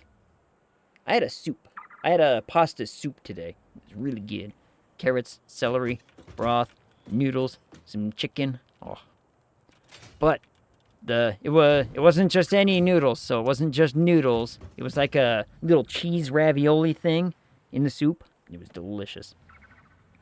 What was I talking about? D&D. So I went the Gloomstalkers, I want the die 8, I want the Ambusher ability, and then for the rest of combat after that, I have Hunter's Mark, which is just a free die 6 to everything, because I can just switch targets on a whim, essentially. Like, as soon as be like, all right, you killed that one, what do you want to do? Move my Hunter's Mark to another thing and shoot again. So, Hunter's Mark is strong. Free die 6 is never a bad thing in D&D when it comes to damage output. Blueberries, tacos, pistachios, protein shake. Ooh. That all sounds delightful. I'm not huge on pistachios, just as is. Nothing against pistachios. I've never really been in a position where I'm like, yeah, give me them pistachios. You know what I mean? Pistachios with stuff. That's different.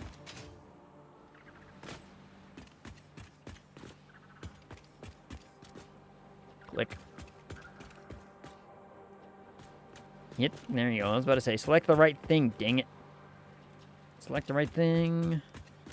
No, not that thing. This thing, there we go. This thing, there we go. Alright, so this is all cleaned up. That's all cleaned up. This... I could connect this to the power and get it flooding into that system there.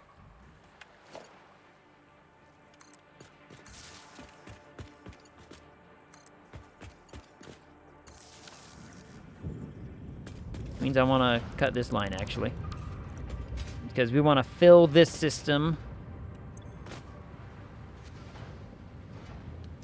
as deep as we can.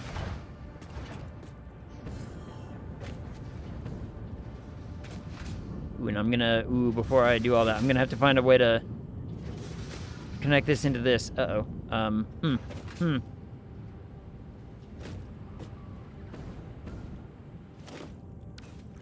You know what? Stop it. Stop the power. I can't do it right now.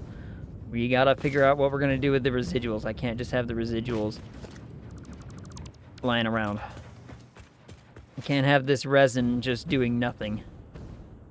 So we need to figure out what I'm gonna do with 160.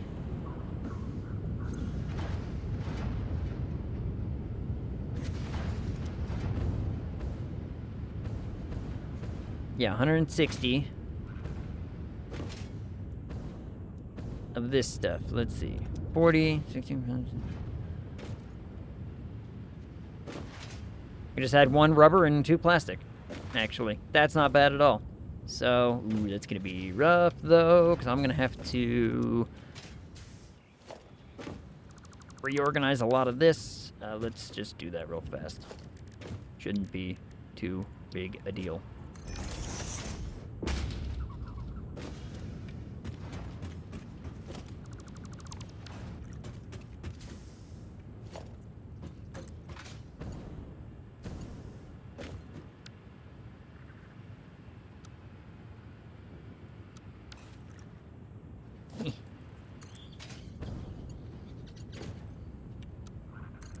You just start funneling it into that bin. I'll worry about it in a minute. I just got to get you disconnected so I can move you. I need 1 more rubber and 2 more plastic, eh? Okay, how do I can just move this over. Essentially.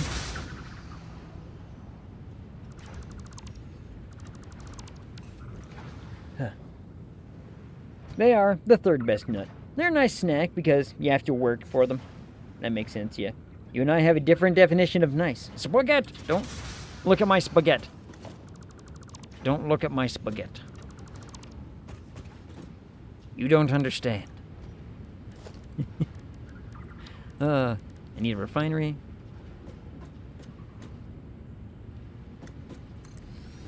What did I say? 2 and 1?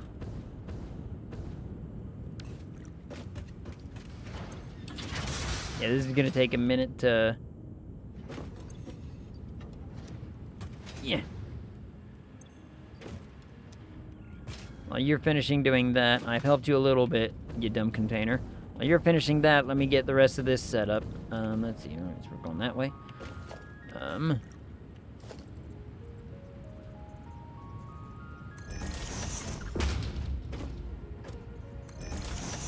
Like that, yep.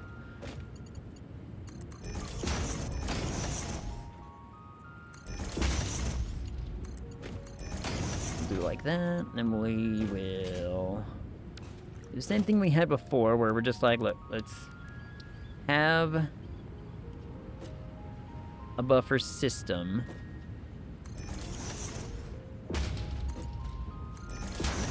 Oh, it landed perfectly. Hot damn.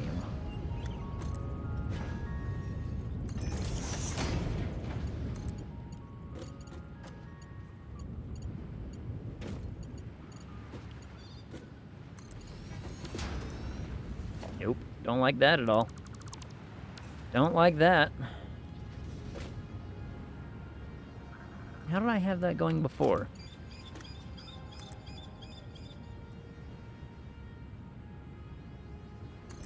Is it like that? No, that's way too low. That's way too low. Let's bring this out a little.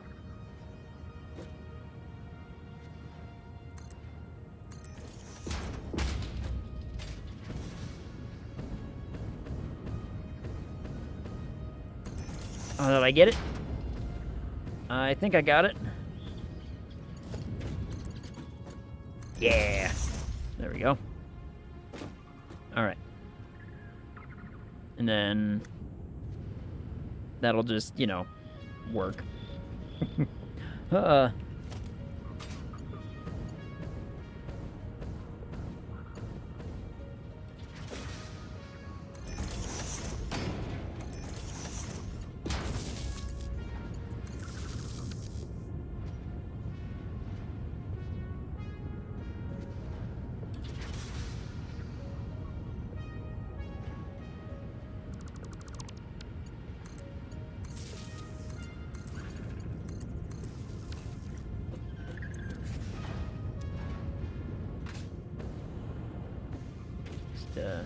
V there and a V there, and away these should go. I gotta hook them up to the water as well. Forgot about that bit. Forgot about the part where I gotta connect it to the water. And to the...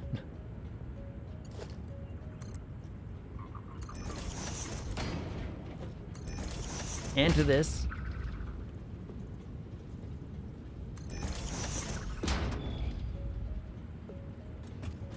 I placed this one wrong.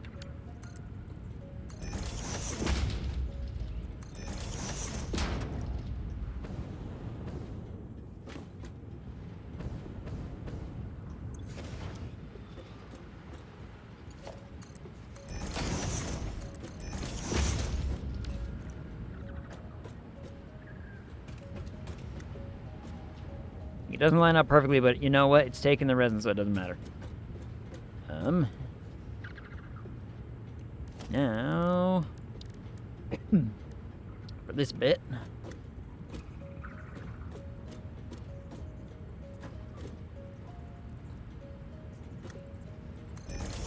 one, two,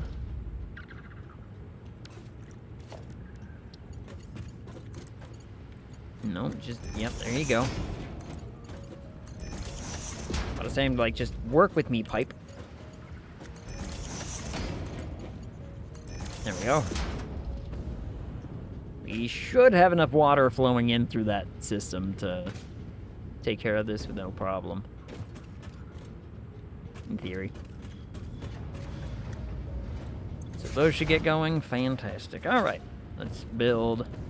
Or get the other one ready for rubber. How are you still not done?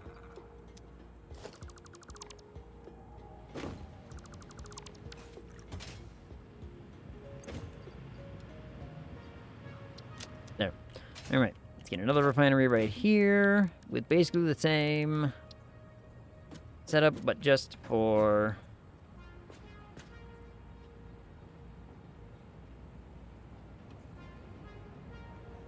rubber. Make sure that that's... yeah. Alright. There we go.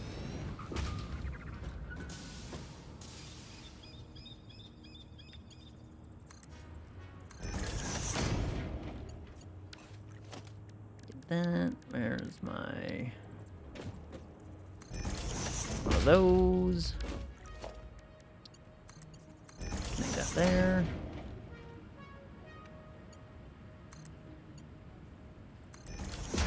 Since that's technically like end of the line, we'll just do that. You are gonna make, yep, residual rubber. You need power. Connect into the system. Now let's talk about your output. Your output is gonna have to really do some work here. Okay. Well, actually, not that much. Huh. What if I just did like this?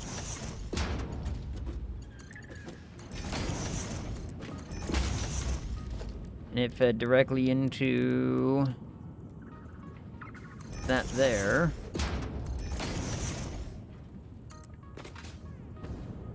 And I just bring this back around like I had it before. And flip it back in. There we go. Alright, that'll work.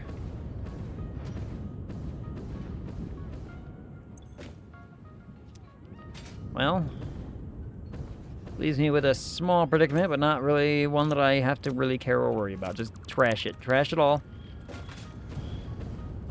That should take care of the rest of the residuals off of this. So now I can connect this to the power to start flooding into this system, because you...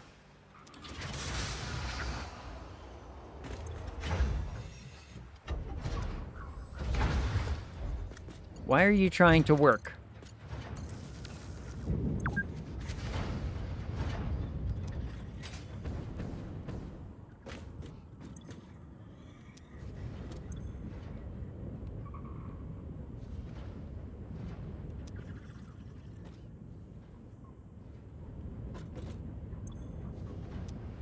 And we'll flood essentially this pipe to its entirety. So when this essentially starts becoming filled, we'll turn these ones on and they'll start producing the petroleum coke that we need. The petroleum coke will then start filling the other system, getting ready for the other bit. And connecting these two powers will be really, really easy.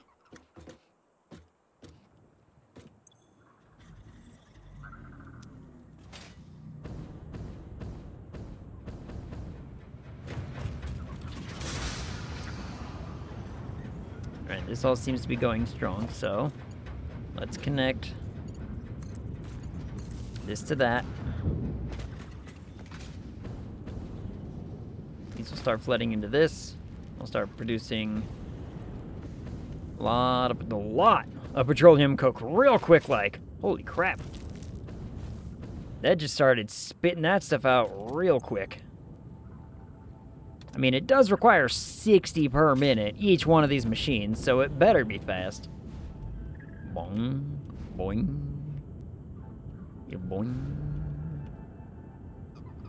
boing. Thank you, Bean. And so long as the residual, or the residue is flowing fast enough, it should be okay. That system will catch up in due time. All right, now then, about under here, we have a small issue. I'm gonna need to build at least a little bit of platforms.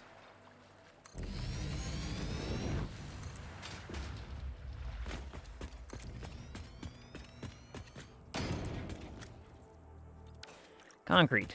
You know, that's the thing I kept holding out on and not doing, and I don't really understand why. I kept forgetting.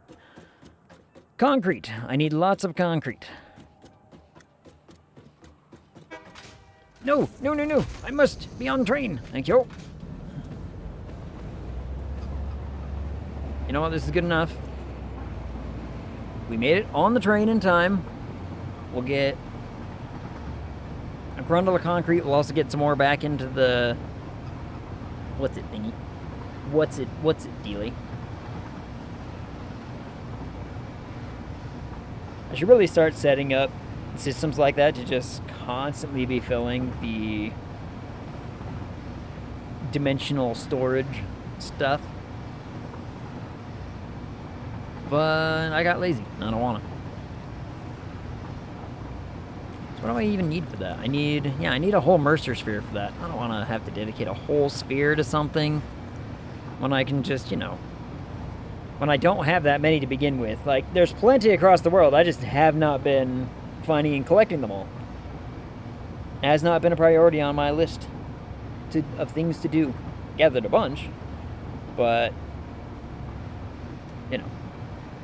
one of these days I'll run around with a little radar and be like, find me all of the spheres, please. And we'll find all of the spheres. Momentum! Property of portals. Yeah. Oop. Good landing. Good landing, me. That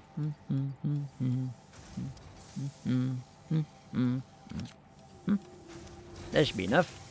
Maybe. Maybe you should, because I can't count on industrial accidents to take you down. Nope. If I go hunting for things, I'm sure to die. And imagine all the chaos then. Why is this still... Oh. It's like, why are these still taking forever to get loaded up? I found the reason.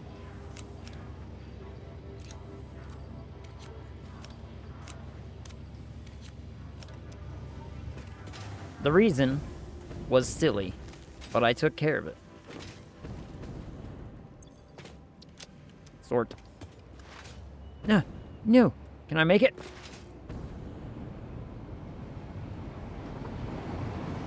Made it. Bam. 2 resources in the same bin? Heathen. I mean, it's all just going into the dimensional storage. That's why they gotta go there. And this is why you should suffer. Yeah. Oh, okay. That's fine. Yeah. It's all going... That's the bin that sends it into the dimensional storage. So I can just be like, take care of it. I just need to always make sure that it's not getting clogged up and overfilling like I did a second ago. Where it was like, hey, we're all out of wire. But this wire is stopping us from doing anything. And I was like, crap. Like I said, one day we'll go get a whole bunch of Mercer spheres. And every single item that I produce will have a dimensional storage attached to it. So just be like, always have some.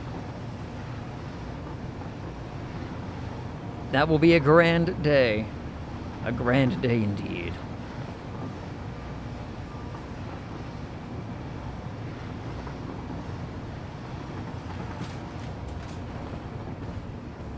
Yes, momentum!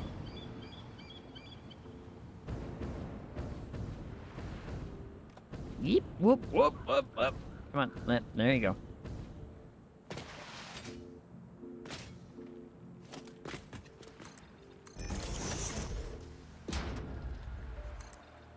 Why did that only build like 3?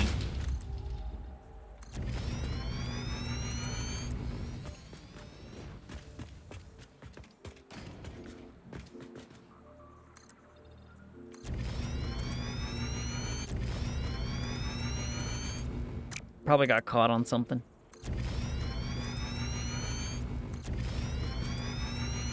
Oh, that one only built 6 for some reason. Oh well.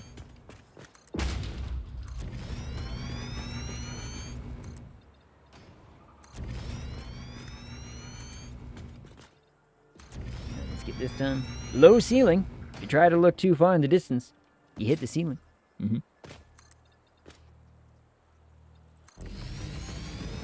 Can't get too excited, or I'll hit the ceiling.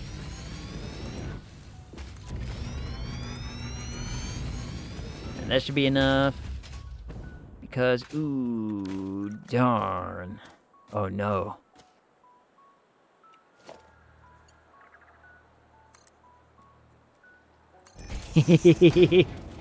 Oh, it's gonna clip through the ground. No one will ever notice it.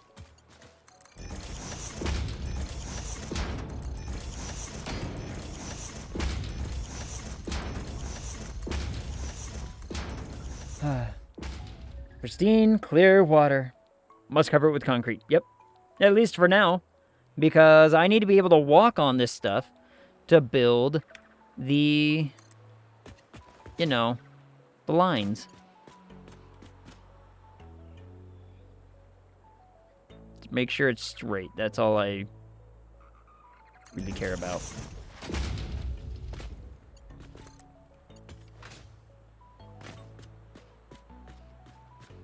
Make sure it lines up straight.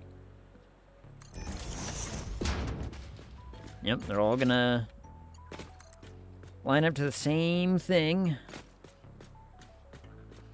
Because I have enough bauxite lines that these are all gonna be dedicated lines of the bauxite coming down. We're gonna need to belt so much bauxite.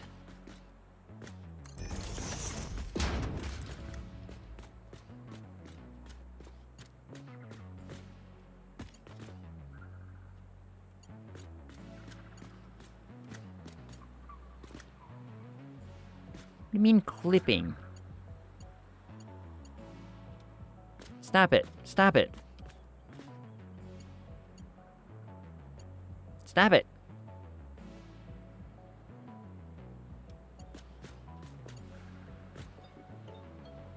Fine. There. I'm gonna get rid of these things anyway. Like, what the crap, game?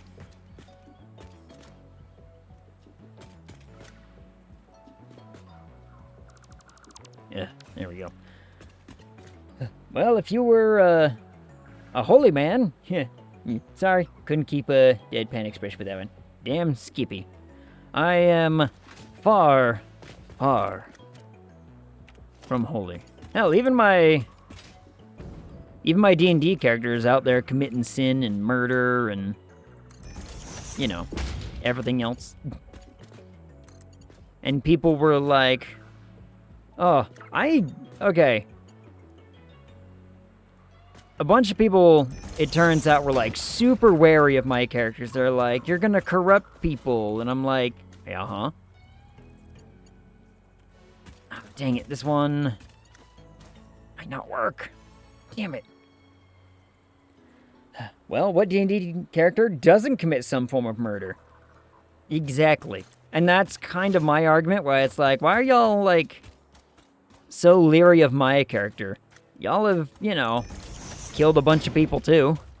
And one of my friends was like, well, yeah, but you told, you know, such and such a guy that you wouldn't kill him, and then you did. And I'm like, and? He had what I wanted. I got it. I see nothing wrong here. Not to mention the fact he was a bad guy. Like, quote-unquote, bad guy, right? Like, what do you want me to do? Just let him go? Remember when I said I'd kill you last? I lied. Well, it was a little simpler than that. See, I cornered this kid with this little, like, with the object that I was looking for in a bathtub. And I was like, you know, so, give me the thing. And he was like, no, you'll kill me if I do. And I'm like, you know, you'll kill me no matter what I do. And I'm like, I won't kill you. You just gotta give me what I want. We will leave. And that'll be the end of it. And I rolled my persuade. I nailed it, and he believed me. And then he handed it over, and I stabbed him in the chest twice. I mean, you know, what seems to be the problem? I don't understand. And then, well, I think the character that one of my friends was really sort of upset about is there was because we were in this house, this like rich mansion, and it was this particular family that we were like, all right, they have what, you know, they're doing awful cult things. We need to handle it. And they had this old guy just playing music in their house. And I was like, cool. You know, I need the keys to X, Y, and Z place. And he was like, okay. And I basically did the same thing with him. I lied. And I said, you know, give me the key and I'll let you go. He gave me the key. And I stabbed him. And my friend was just like, you told him you'd let him live. And he was just a bard. And I'm like, he was a bard playing in a house of cultists with a active devil hanging out with them. And you want to tell me that he didn't know what was going on? Like, you know, call it what you will. Sure, maybe the man's just working for a paycheck. But at the end of the day, it comes down to the fact that he knew that he was working for awful people, and I killed him. I don't seem to see the problem. I played my character the way that my character should have been played. That's all I know. Sure, there's some animosity now between me and some other characters. But you know what? When you have people that are playing, like, lawful good characters, even though they're not supposed, like, they're playing it as if they're lawful good, despite the fact that they're like, oh, I'm neutral evil. I'm like, yeah, sure you are. Sure you are, Cupcake.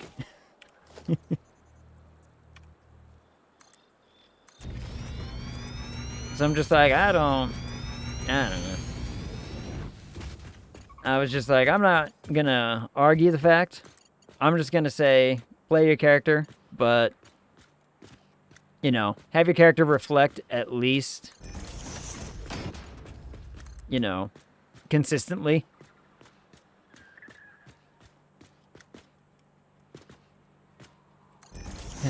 I'm neutral evil, but I'm squeamish. Yeah. I mean, he was trying to play an assassin character, which is fine. Like, you know, assassins are fun. But you need to play an assassin, not a paladin. Like, you are not a paladin. You are a killer for hire. Play killer for hire. Don't be so worried and bogged up with the details of the fact that it's like, hey, we have to kill people.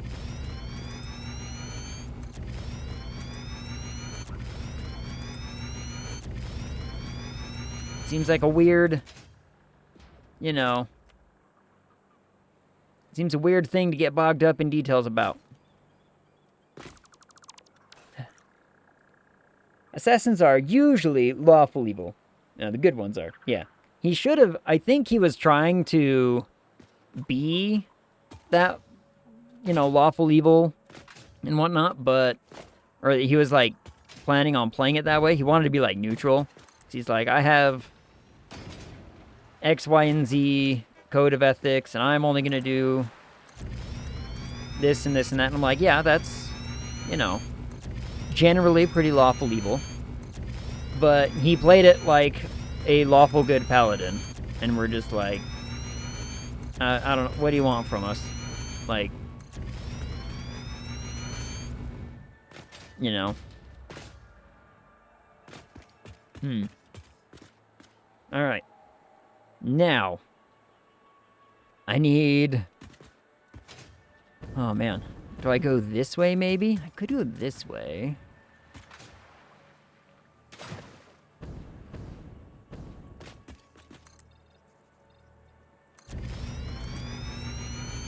And to be clear, I'm not making fun of my friend for this.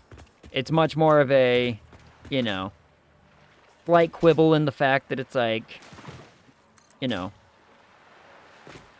no one really cares what you do or how you play your character. Just be consistent. Otherwise, we're going to have to make changes to your character later. You know, and it also, it conflicts with the group. Like, if the group full-on knows that I'm playing a lawful evil character, and I'm playing a lawful evil character, and then there's a neutral evil character, and then there's a true neutral character, it's like, understand, we are gonna make some awful decisions. We are gonna do some terrible things. Don't be surprised when we do terrible things. I'm already out of concrete. Holy crap. How am I already out of concrete? Alright, I need thousands more.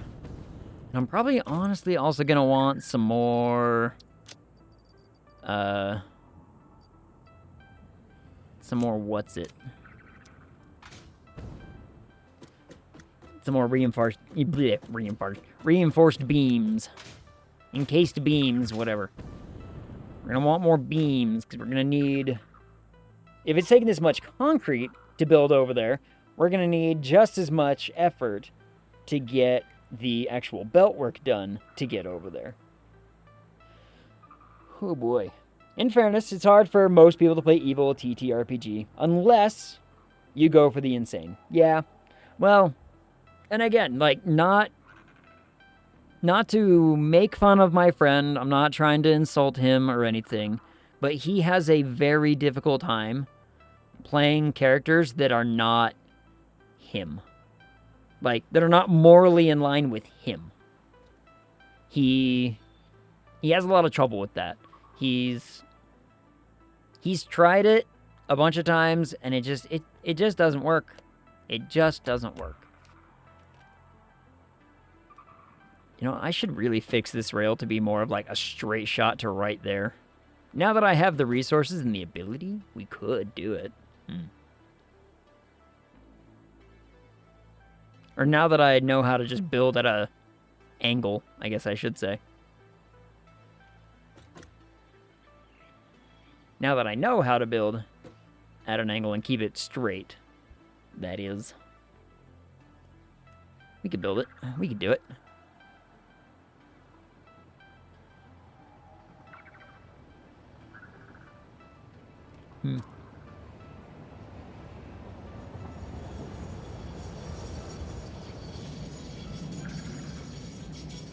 Yo, what up, Shade? Sup, nerd? Hey. You're darn right I am. Nah. What's going on, Shade? How goes things? How's the life and the such? Oh, we were just talking about D&D stuff. I guess technically I'm still talking about D&D stuff because, you know, I'm still going over a whole bunch of information about what I need my character to do and or not do. I've got so much to write for this. Oh. Not much. Bad stomachache. Wolf. I'm sorry. There was a really funny moment, actually, in our last session of this campaign where my character was actually, had already been and consistently been working towards corrupting another character, right? Yo, what up, Cash? Hello, friendos. What's up? No stream from me today. Yeah, that makes sense. That makes sense. Oh. So from, like, the moment we met this character, right, my character had been slowly corrupting her, essentially to become, like, one of my little followers, eventually, right? So this is what my character had been doing since we met this NPC. And at the end of things, you know, like, I laid out the fact that it's like, this is what my character's kind of into, if you get my meaning. I can tell this is a fictional game, because this is impressive railway infrastructure. And I was just talking about destroying it and rebuilding it, in fact.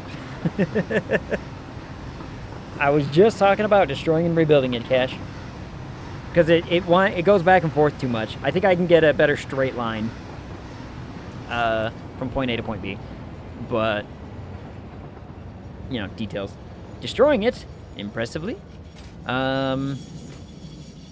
Sure. Sure. We'll go with that. What was I talking? Oh, corruption. So, I had laid out pretty, I thought, you know, blatantly that the other characters would realize that, by the way, everybody, my character's into this. And they were just like, apparently 2 of the other player characters just never even crossed their mind. They're like, oh, they were like, did anybody else know that was going on? At least 2 other players were like, yeah, we've seen the writing on the wall for this one for a while. This is my kink. It was made for me. Kind of.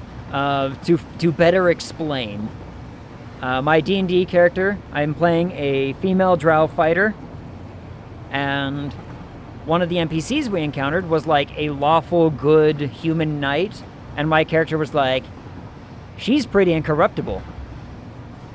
This could be fun. So of course, I went for it. And I started, you know, all the way back when we first met this NPC, I was like, we're gonna start sowing the seeds of corruption and, you know, trying to slowly get her to my side of things and understand. Must be both. There were even parts in the story when I wrote it, when it's like, okay, so you met another, like, it's not just any pretty NPC, right? It's like, no, there were men too. I was like, you know, not my type. And the character would be like, what, this? And it's like, no, this. Or just constantly like telling off other NPCs that would have garnered just as much attention. But I'm just like, nope. Here's the deal. My character, I'm playing a drow. I'm playing a drow female. The goal is either complete subservience, or you gotta be on par with me at least. If you are not to my standards, I don't want anything to do with you. That was my set. That was my deal. And it come to pass that, you know, I think what ended up happening, she ended up getting corrupted, not by me, which kind of pissed me off a little bit, my character off a little bit at first, but, you know, she got over it. She got over it. I need to build this, not this. Whoops. Whoops. Yep. Yeah.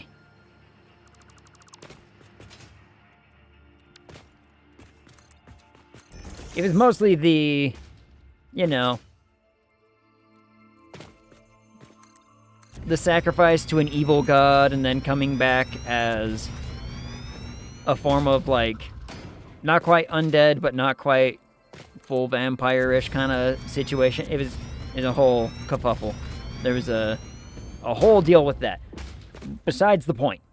Suddenly my character was like, I think I made the offhand comment of everyone else in the whole group, except for like one other person. For kerfuffle, this is serious, indeed. Kerfuffle is complete seriousness. All but one character who was the one who ended up sacrificing her behind everyone's back. That was the like neutral evil character that I was talking about earlier.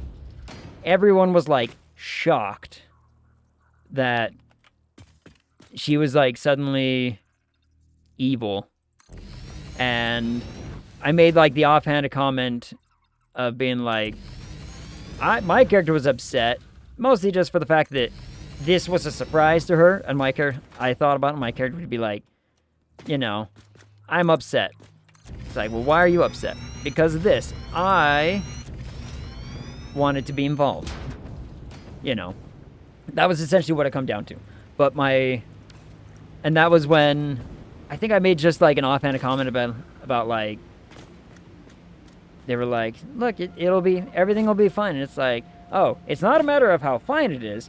The fact of the matter is, like, you may or may not have just gotten 20% hotter, but that's beside the point. And two of the other player characters were like, wait, your character and so-and-so has been like, has this been a thing the whole time? And all the other players were like, yeah, it's been, you know, yeah, essentially. And they were like, oh. They were just oblivious to the fact, but they're like, okay, cool. It's like, whole story. Like, you know, I'll write it up and it'll be amazing and wonderful because like I said, I'm writing out this story. And it'll be fun. Alright. I played a necromancer who forced a ship captain's mouth and had a bone bobbit worm into their mouth and had the crew watch. I told them they could join their captain or me while I had a small platoon of iron skeletons. Everyone was like, are you evil? And I said, I'm a prince who is looking to be a lich, to take back my kingdom and save my people. If someone is in my way, I'll make them into a resource. Yeah, exactly.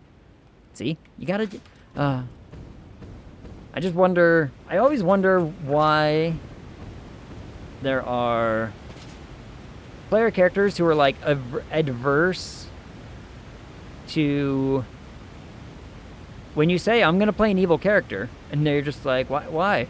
Like, Why are you doing evil things? And I'm like, we've talked about this, guys. We've talked about this. I explained everything already. All right, I can build at the same time, and then we need to get rid of these trees. Hey, look, a sphere. How long has this sphere been here? How have I just never noticed this before?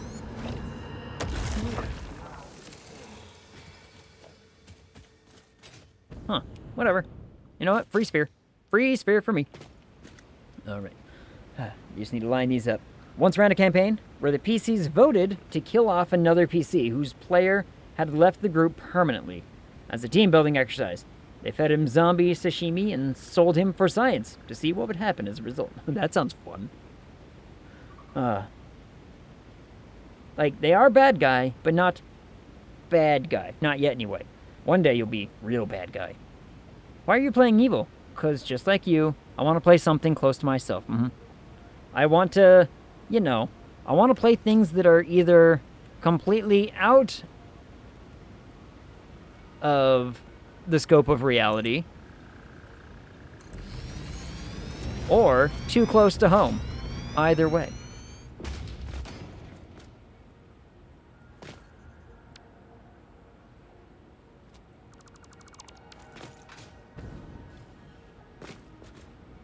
Okay, I think this is looking good. We will use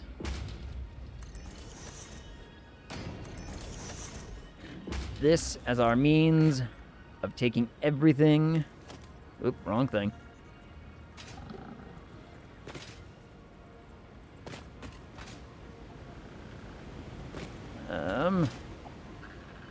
Ooh, this might be tough. Are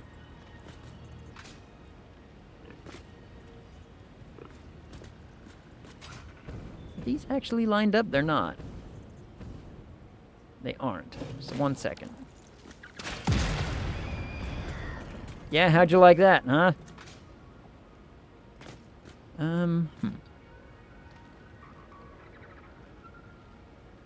What I should do is this. Let's build...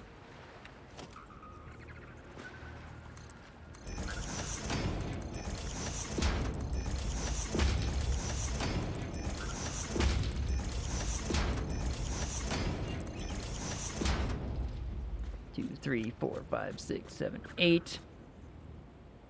I gotta go over one. Damn.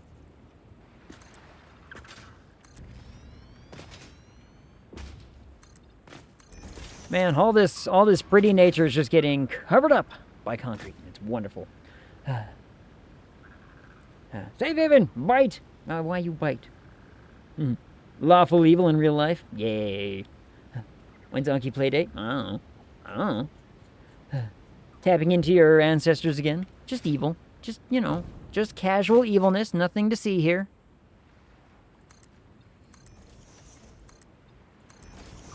Besides, my ancestors were Vikings. How many did I build? 1, 2, 3, 4, 5, 6, 7, 8, 9, 10. We'll do it like this and we'll take out this one. Oh. Who's growling at me? Where are you growling at me from? Oh yeah, you want to die? That's what I thought, dingus. Ooh, did I build this too close?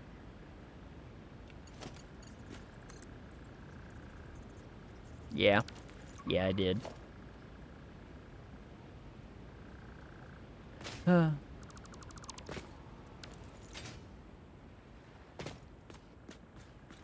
should build it probably in the middle here.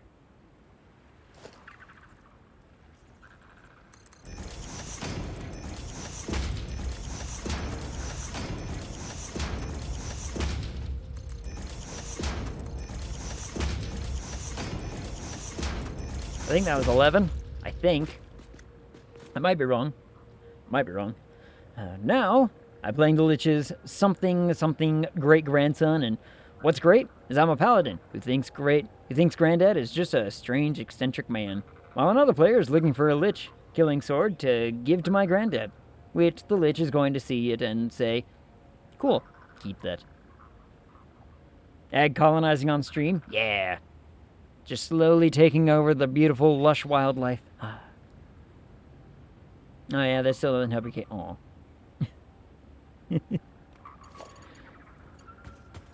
I don't know if it was supposed to help. Alright, let me just get up here. Do it like that.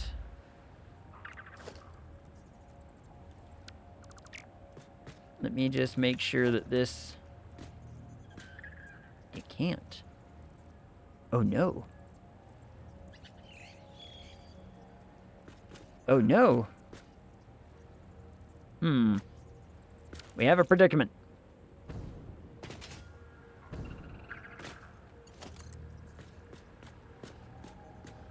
Okay, one more up. One more up. We do one more up.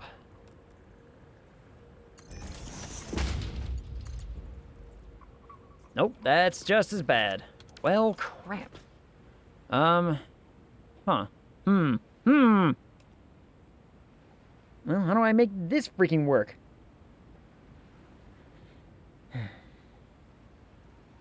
You have a predicament. Oh. Yeah. Yeah. I mean...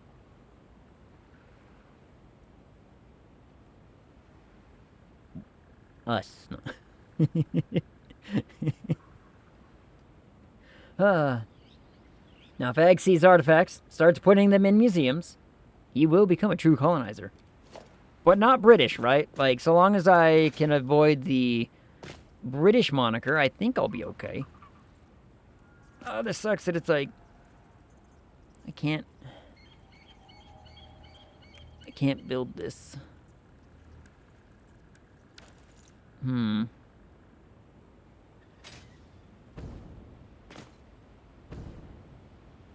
What if...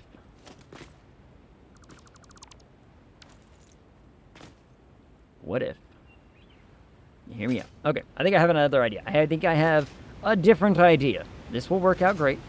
This will work. Believe. Just need to build all the way out here. Then I still need to go all the way back up there. Get the bauxite down here.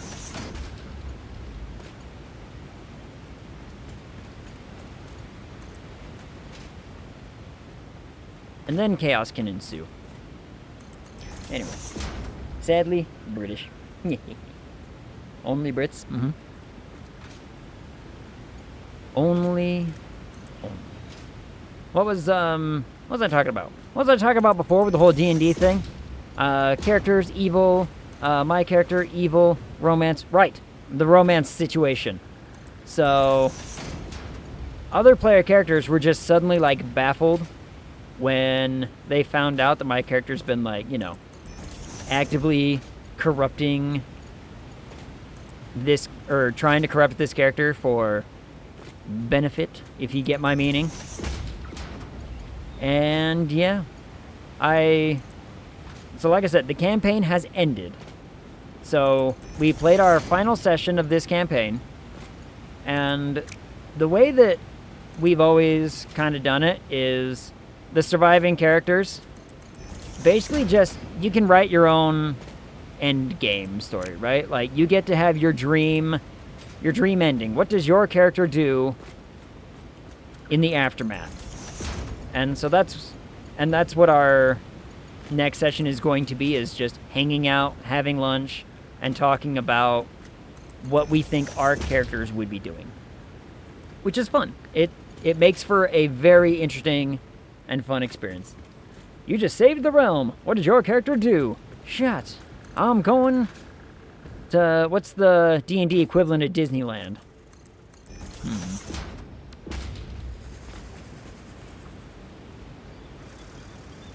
we're playing in Faerun, so it's like, you know, I'm going, I don't know. We started in Baldur's Gate, so we're already in one of the most awful, lecherous hives of scum and villainy in the entire Faerun map. I guess we could go to Thay. They would be fun. Place this. Bam. Good morning. What up, Grandpa Sweden? How's it going? There isn't fun in D&D. Only violence and trauma. Much trauma. And copious amounts of, you know, filth, scum, villainy, hives, the whole shebang. Like I said, we started in Baldur's Gate. We ended in Baldur's Gate. My character's doing stuff. But like I said, so I'm writing out basically like a novel. It's not a novel. It's a goddamn book. I'm writing a fantasy book length's worth of story from this campaign. And I have to be careful with what I write because my character is coming back for another campaign. Everyone else, I don't think, is coming back. So, a novel is a kind of book, right? But a novel is generally restricted to a certain number of like pages and or word count. And for context, I have written the equivalent of half of the trilogy of Lord of the Rings so far, and I'm not done. So 1.5 books of the Lord of the Rings I have written for this project, of essentially just writing down and taking notes about what we do every session, and then adding narrative, adding story, and, you know, just flowing it up a bit.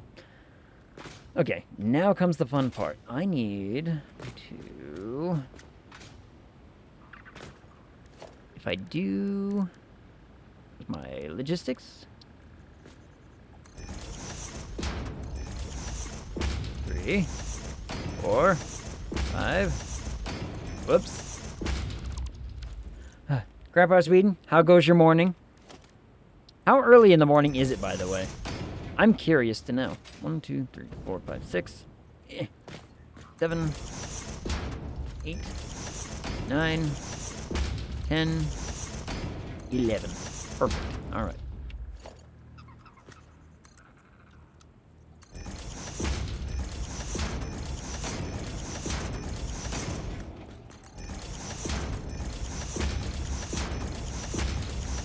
I'm getting all the infrastructure of, you know, our bauxite getting brought down to our factory, which is technically already built. And then I gotta do some workarounds and get some stuff fixed up. 5:38 a.m.?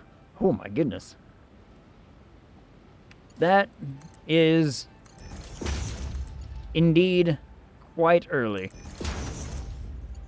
But then again, I'm not one... I should not speak and say that it's early because I'm going to be awake until 8 a.m. tonight, so, you know. I'm broken.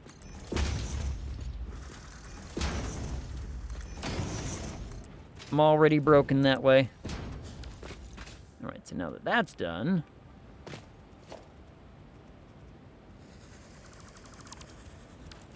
You want to die? That's what I thought. Nerd. Now get off my platform. You've disappeared immediately. Holy crap. I wasn't expecting you to disappear that quick.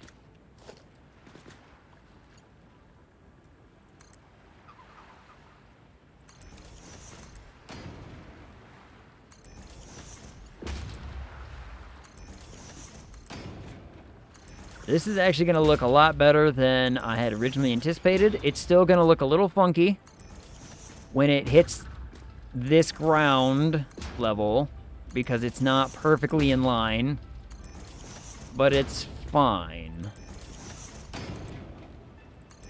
Okay. Oh.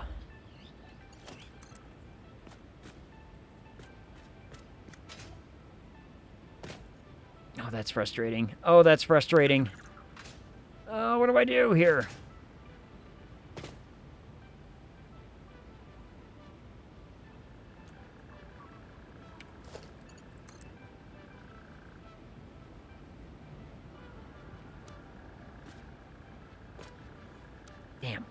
Damn.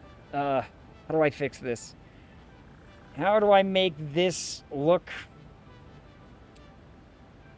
better?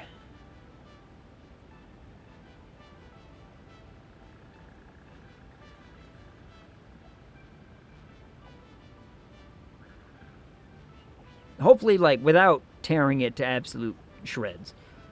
That's the goal. Should have hired a union labor. Aw, man. But the union costs so much extra.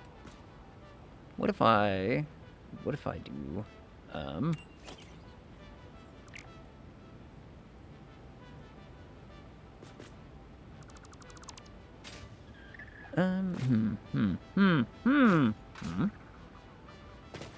Let's see. My guy here doing major renovations without permits. Yep. Just tear up all of the concrete, make it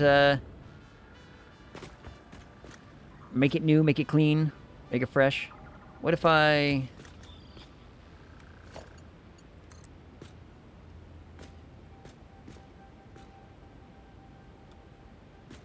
was gonna say, what if I make it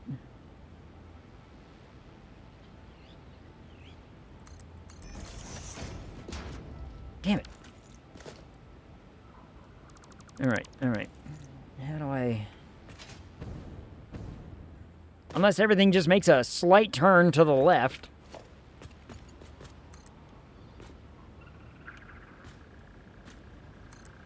Or right, I suppose.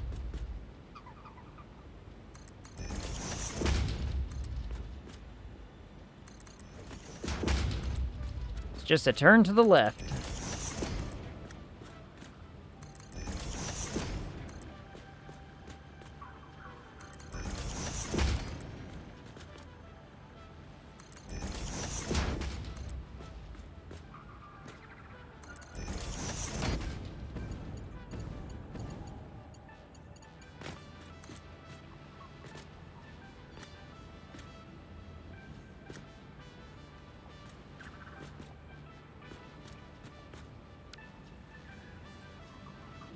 Why did I do this? I could have just...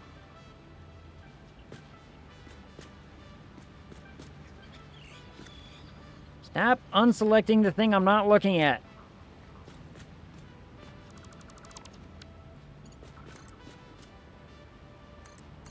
I was about to say, this can all connect with essentially the same spot.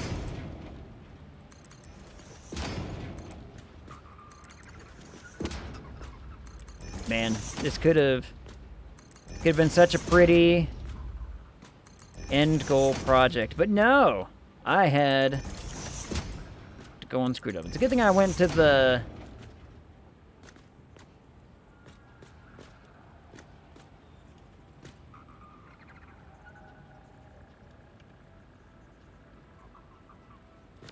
that's not gonna work. It's not gonna work. What the hell? All right, here's what we're gonna do.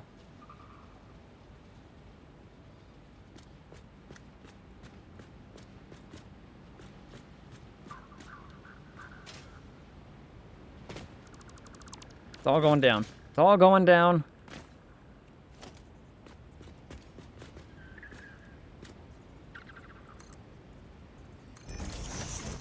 Two, 3, 4, 5, 6, 7, 8, 9, 10, 11.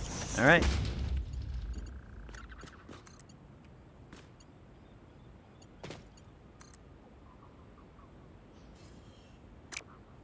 The crap was that trying to do?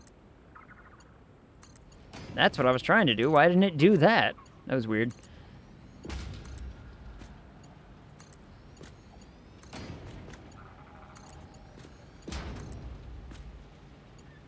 It might look a little funky right here in the beginning, but it will work. In the grand scheme of things, it'll work out just fine. Just fine indeed. Ooh.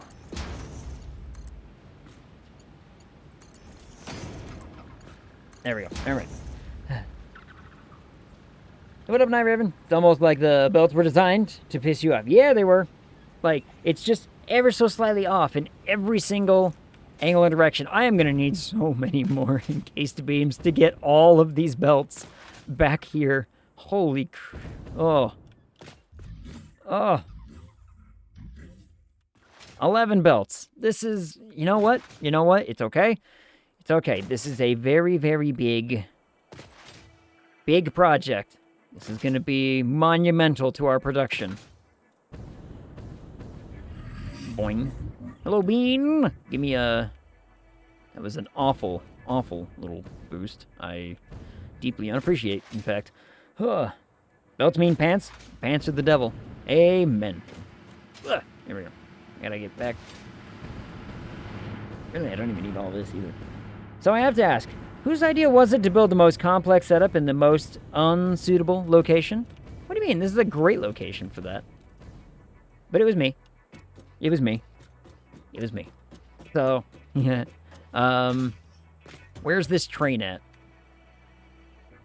It's not even here yet. Damn. It's not even left the station back at home. So, all the way up there, right, is a big old train station. I think it's like, what is it? 11 or 13 cars long. You misplaced a train? No, I didn't misplace it. I put it up there. Big old train station, right? And if I show you the map, that train station goes from here to here to here to here and drops off all of a singular resource in the entire world. I think it's all of the bauxite in the world. And like from here, here, here, all across here, all these little like white markers that I have, that's where all the bauxite is. And this one train gathers all of it that I mine up, brings it back here, and we're gonna send it down into this area right here and make all of the aluminum I can. Absolutely all of them. So it's delivered by boxcar. Ooh, that's good. That's good. I should have named the train that. I think I just named it Box Chew. What did I name it? I think it's just a Box Chew. Yeah. We need to go change that now, don't we? I'm gonna have to go up there and change it. But it's a really cool train system. It took, what, 3 days for me to build it? 3 streams worth of time and effort and then some to build that train setup. Whoop, just there you go. Land on the train. Grown men in train sets. I know. I know. What can I say? I'm getting old. I'm getting old. And I'm just like, look at the cool thing I built. I think that's really, really what it comes down to. Is just the fact that I can say, look at the thing I made. And everyone's like, what is it good for? And it's like, doesn't matter. I made it. That's all that matters. That's all that matters to us old people. Is the fact that I made a thing. Does it do anything? Not a damn thing. But I made it. I made it myself. And that's the thing I'm proud of. I don't give a shit that it does nothing for society. What does it do? Get the hell out of my house. Exactly. Like, I showed you my thingy. Get the fuck out.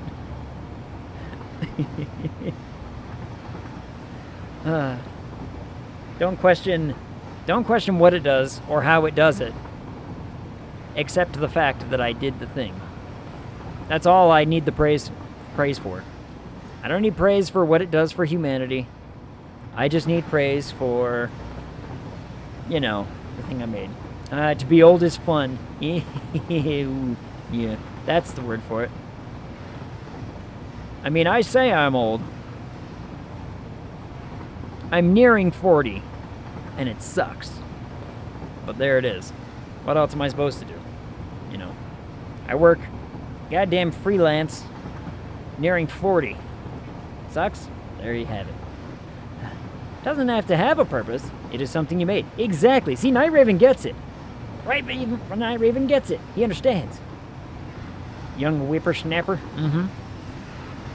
I'm soon 60. Don't worry, Grandpa. Don't worry, Grandpa Sweden. You're still not the... I don't think you're the oldest person here. Zariah's not here, but Zariah's currently taking the standings for oldest member of the community. His birthday was not too long ago. And grab this... Yep. You know what? Just fill my inventory, baby. Fill the inventory. Just stuff it in there. Stuff all those beams in my pocket. Yeah. Blood Princess is back. What up, Blood Princess? I'm a youngin'. Yep. Blood Princess is one of the youngins. And I'm an oldin'. There's nothing else I need to get over here, right? It's just a ton of this crap.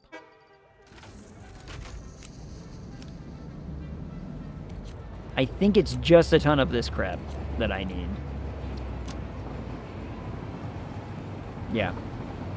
Yeah. It'll all work out. It'll all work out fine. Yes. Fill your slots. Indeed. Almost 43. So judge how you will. No judgment here. No judgment here. My only guff getting to this age is that I work freelance for like paycheck to paycheck essentially, and it blows. And I'm trying to do what I can with a buddy of mine who is getting his company set up to make, you know, to essentially just become a full-fledged business instead of a side project. I'm at the age where my health issues are believable to call out of work and no questions are raised. Yeah, you just, look, my lumbago's out. Does anybody else ever get to use that one? Oh no, my lumbago. Which, not for, oh, how fucking long was it before I even realized what that is? Because it never comes up in normal day-to-day conversation. No one since 1996 sitcoms have used that. Exactly. That's what I mean. But I know what it means. And if I'm using it in the correct terminology, who's going to question me? Who's going to question any of it? So long as I use the proper terminology correctly, I can get away with it. Lumbago sounds like a seasoning. I think it literally just means like lower back. It's literally just lower back pain.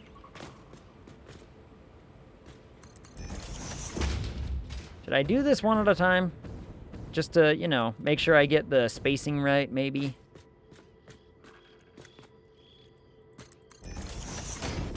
Or at least, at the very least, these turns I should. Let's make sure I get these turns correct. Otherwise, I'm going to screw everything up. There we go. And it's a really long straight shot from there. This is going to be a whole goddamn highway of belts going in one direction, filled with orange substance.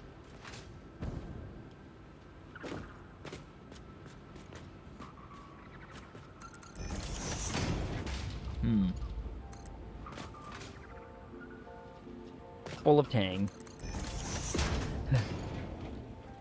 Sprinkle some powdered lumbago root. Ooh.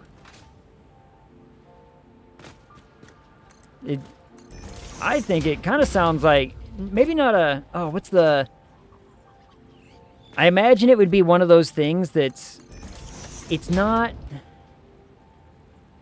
it's like a bulb, right? Like nutmeg is, like, you know, you take your lumbago here and you just shave some of it off onto your pasta or something. That's what, it kind of sounds like that for me. So it's just like a little shaveable something or other.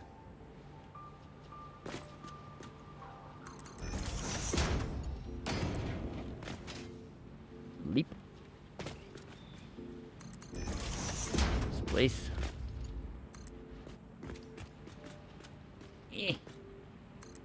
There.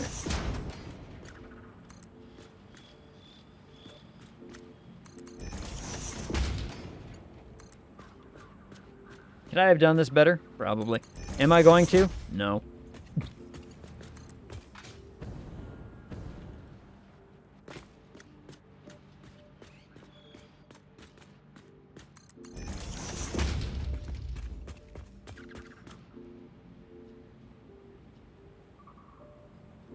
Really, really do hate these things. Why? Don't know. I just hate these little stands. I think they occupy too much space.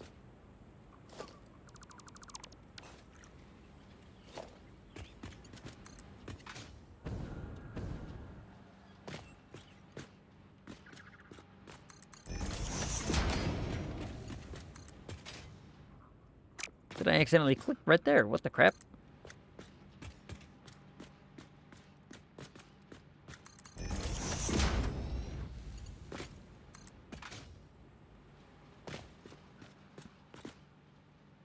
And right there. Sure, sure, sure. Why heckin' not? Need...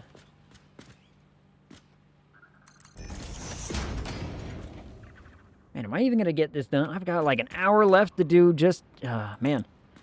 An hour more to keep going. Keep getting this stuff done.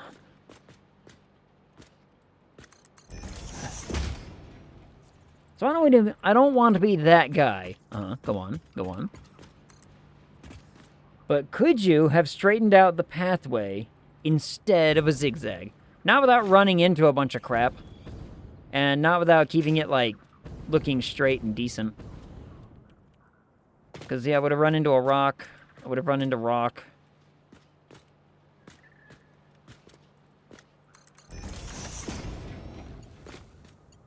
Like, I could have taken it higher, I suppose, but then I would have had to bring it lower elsewhere.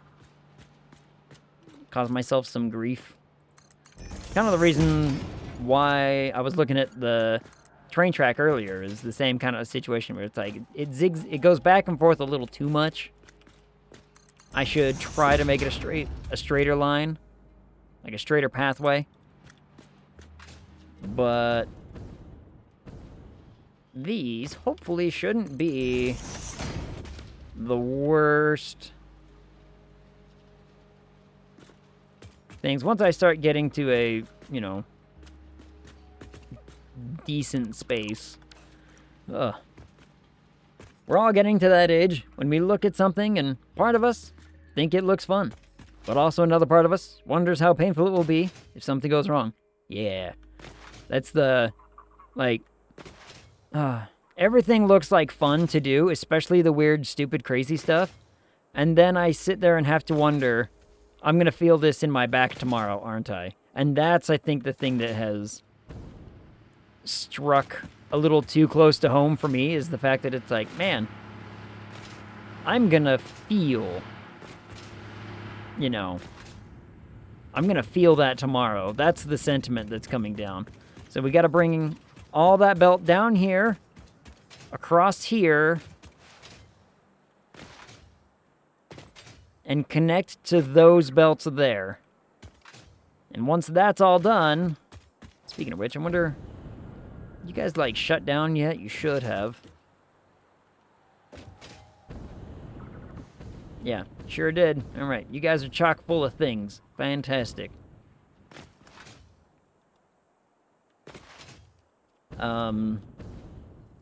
Once all this is set up, it's gonna look great, I swear.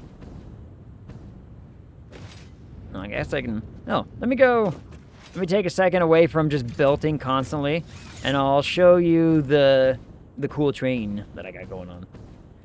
Is this the Imperium Man level overdone? Mm-hmm. Like I said, it's all of a singular resource on the entire map, all gathering into one place. Why? Because I'm a nut job. Cash, I need to also show you my power plant. I spent like four streams building my power plant and some offline time. Just being like, this thing is going to be huge and glorious, but believe me, it's worth it. And it's so worth it. The power plant is magnificent. I wonder where the train is. Anyway, so the whole train drops off everything. These will be gone, and they'll be shoved into a bunch of these balancers here. So that way, we'll have 1, 2, 3, 4, 5, 6, 7, 8, 9, 10, 11. 11 belts. All ready to go right over there.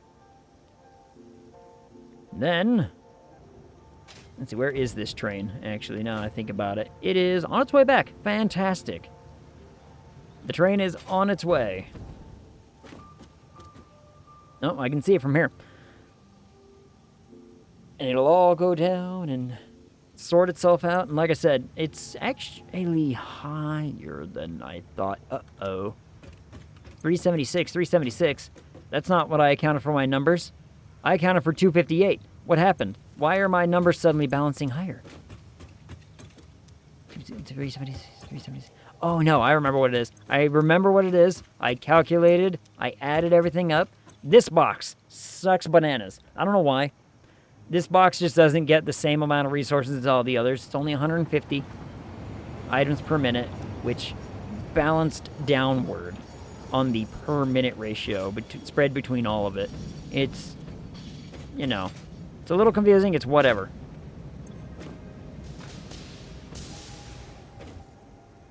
And I think I need to, I can't remember if I need to dodge stuff on my way there or the way back. I can't remember if it's there or back. Either way. Essentially what this all comes down to is there's also,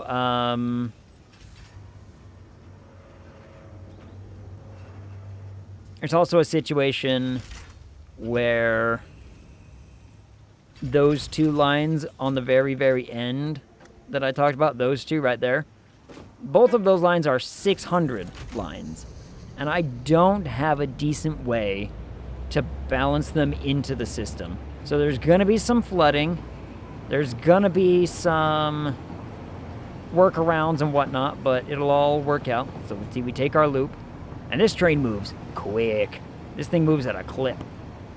Because it's got 2 engines in the front, 1 engine in the back, I believe. 2 engines in the back pushing. So this thing gets up to like 120. 120 kilometers on just flat, carrying all of, you know, all of this. And then we get to the spiral. The spiral goes all the way down. Spiral was a lot of work and a lot of time consuming, but it needed to be done so that way we can get from one super high elevation to a low elevation. You'll see what I mean when we get there. We're almost there. It's one of the stations. So see, all my stations had to be huge to be able to account for all of the stuff coming in the way I had it. That was one of those dumb situations where I couldn't get the track to lay straight. There it is! You can see my power plant from here. From all the way over here, you can see the power plant. This is more involved than I have patience for. That's what I mean. Imagine the workload.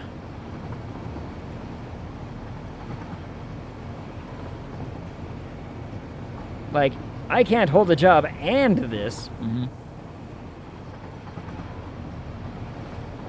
Hey, again, I don't have, like, steady work right now. It's all freelance. It's all commission-based. So, if I got the time, I got the time.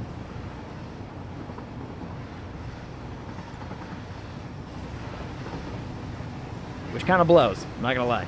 But, details. Train goes all the way to the very, very end of the map. But yeah, my power plant essentially covers this entire square.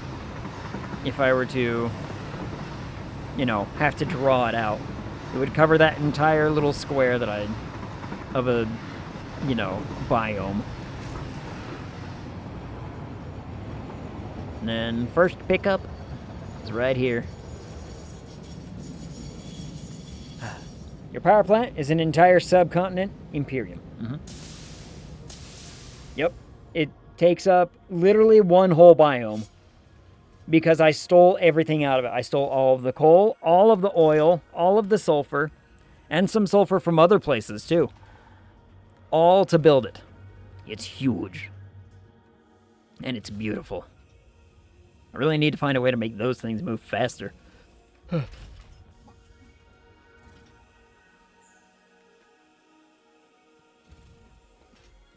But the benefit is, and I mean, you can see, okay, so our train is only taking, once everything gets to speed, 50 to 60 megawatts of power, right? Per second, however it calculates it. Sometimes it goes up higher, but it balances itself out. So anywhere between 50 and 60, we'll average, say, 55 megawatts per second. My power plant is producing 85,000 megawatts per second of power that powers everything I'm doing right now. And if I look at, I'll have time once I hop out. All right. Yeah, the blue line is how much all of my machines everywhere would take up if I turned it on. And this is what my capacity is. So, you know, we've got it pretty good right now. I'm not going to need power for a long, long time. Not until we hit nuclear, anyway. The next 2 boxes. Man, what's with the 3rd box? Yeah. You don't even need that now. I know. I don't. I didn't need it when I built it, but I wanted it. When I built the thing, I didn't need that much power.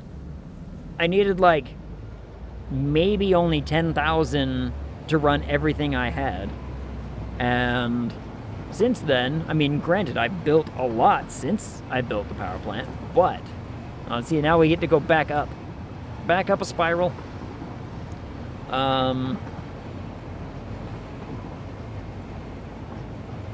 Yeah, I did all that before Phase 4.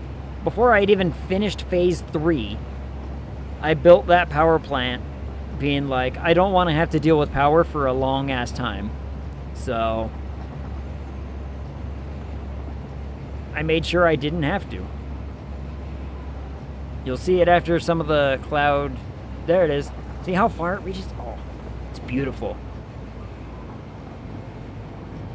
Like, you can see it from 2 biomes away. It's that big.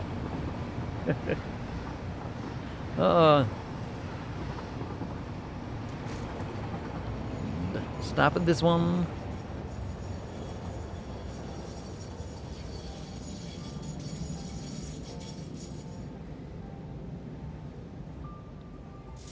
Fill up the last 2 containers.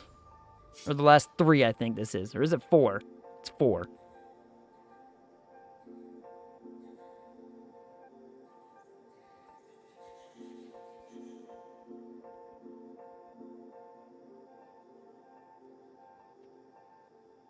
Plonk. And then, next stop, main station. The main station is where everything gets handled. Everything goes down from there. And this was a big old long project, if you know what I mean. I don't even mean that just in a, you know, look at the size of that rail. We cross 1, 2, 3, 4, 5, 6 biomes of, you know, work just to process 1 resource.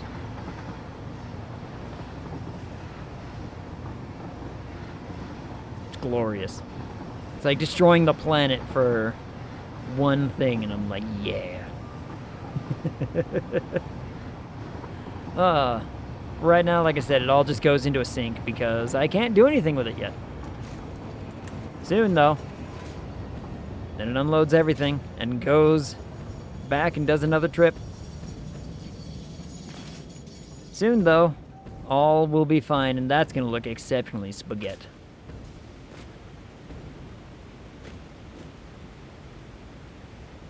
I don't want to connect that part up yet. Look at how cool this is going to look, though, from a distance. Oh, that's kind of neat.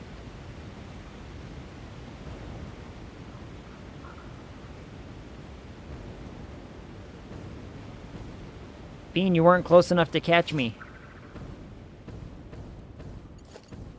Alright, I've got 2,000.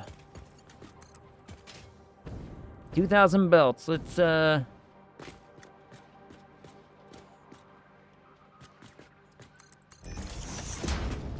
think all these should connect to the same... Whoop.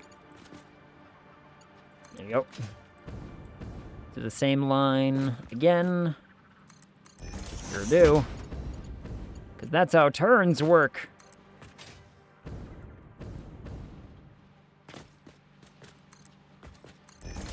Okay, I want to go back to talking about D&D for a second because I have a question for everyone. Given, say, some game master comes to you with the proposal of saying, I have a campaign that can guarantee fit any character into it.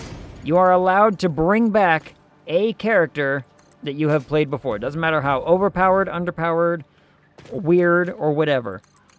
What is your favorite character that you would want to see back in a campaign?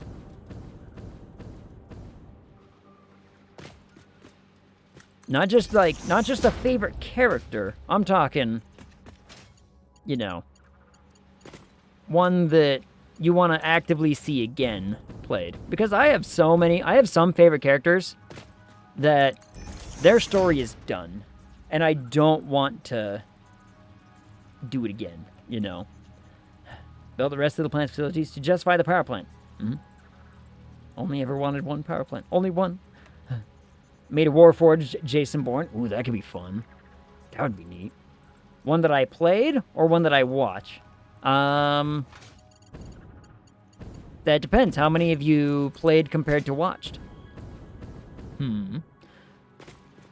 But it's like, because there are, like I said, there's characters that I would love to, granted, like, get to see again or wonder, hey, what would this character be doing right now? But their story is done. Like, they had the moment is now past kind of situation. You know, like, I don't want to do it again. I don't want to go through that character again. I think their story had a great point.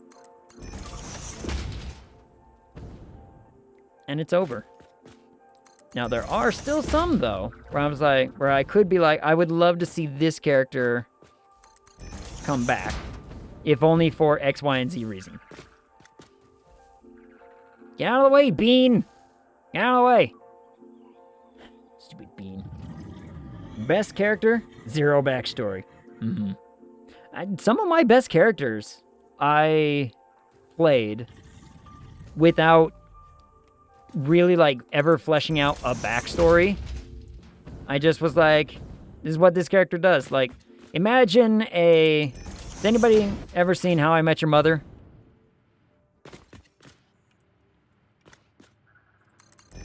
I would assume most of you have. Or at least have heard of it or seen something of it at some point in your lives. Imagine a character. Heard of it? Never watched it. Okay. Imagine a character that was basically the love child of James Bond and Barney Stinson. I was forced to watch it once. Forced. Anyway. So, the kind of weird charisma of both of those people blended together, but, you know, both complete womanizers in their own right. I played that character. His name was Rory. He was such a fun character. And again, that was one of those zero backstories. I didn't know where he come from, why he was the way he was. I was just like, He doesn't have a history. He's basically like an information broker. Like, he would just gather intel and sell it for money. That was as far as backstory ever went. And he was among one of my favorite characters to play.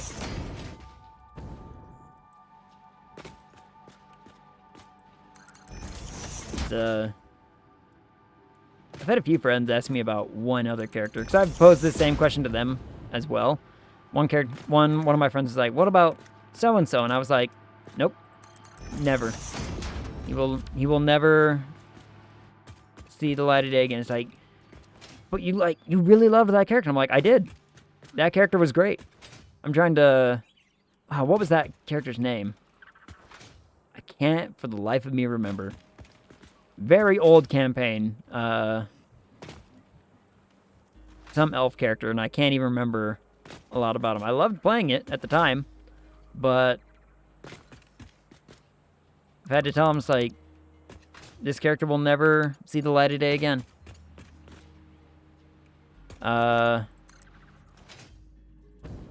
Columbus is another one that will never see the light of day. What were we playing? We were playing Shadowrun. And I made essentially like stealth suit user. Like, I would just run around in a stealth suit with a double barrel shotgun and just run up on people and be like, and pull both barrels. Dead. Run up on the next one and pull both barrels. Dead. He was also a mechanic. He was a grease monkey. He had a little motorcycle that was his little pride and joy. He's like, this little motorcycle is my favorite thing ever. The best part is I gave him a really high charisma stat, but no one ever really noticed it. But was he an awakened ape? I think I played him just straight human, in fact. Like, I played him as an outlander, because, I wanted that sort of like grease monkey kind of appeal. Like, wears overalls, covered in oil all the time. Yeah. Boo. Perfect opportunity to make a literal grease monkey. I know. And I think we had played that campaign for months before anybody even realized that my appearance stat was, like, the highest in the group. And this is back when we were still doing, like, we were still rolling for stats, and I'm like, look, it's just the way the stats rolled, baby. I don't control it. My group has since gone away from the rolling for stats mechanic. We don't like it much.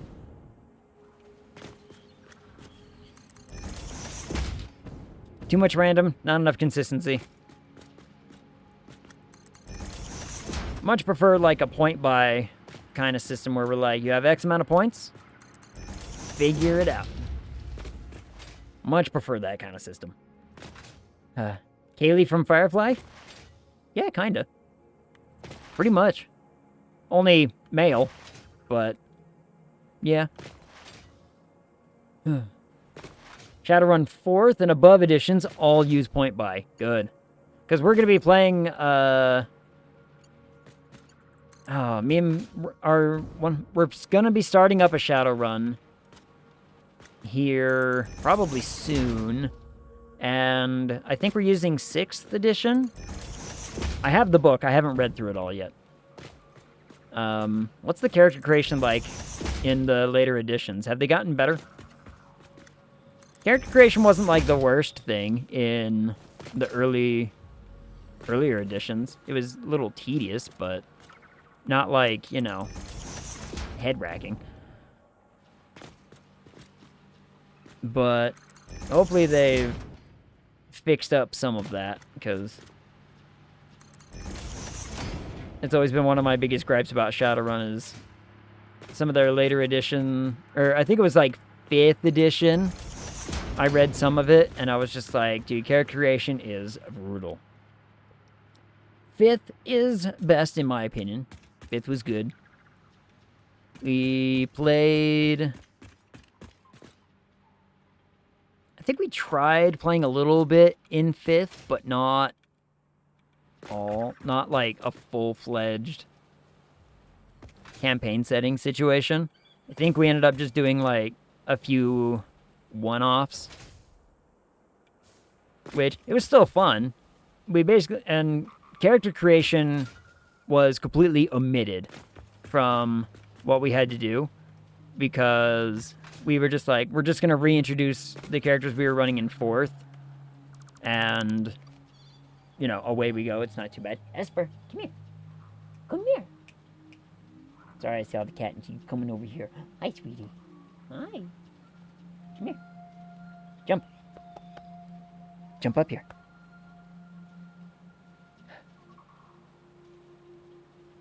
Esper. Not as familiar with 6 because I don't like how Edge works now. I don't know. I haven't tried it. We haven't tried playing in 6th yet. We're going to give it a shot, though. Shadowrun creation is involved, if done correctly. Yeah, it gets very involved. Come on, jump up here. You're just looking up here. Don't paw at the chair, just jump, you dingus. Come on. Jump. There you go. There you go. Hi. Don't show your butt to the camera. Cover your butt. Oh, I have a cat. Nope. I have a sneezy cat. Literally made my own flashcards for hacking. The deck is like 4 inches high. Damn. Hi.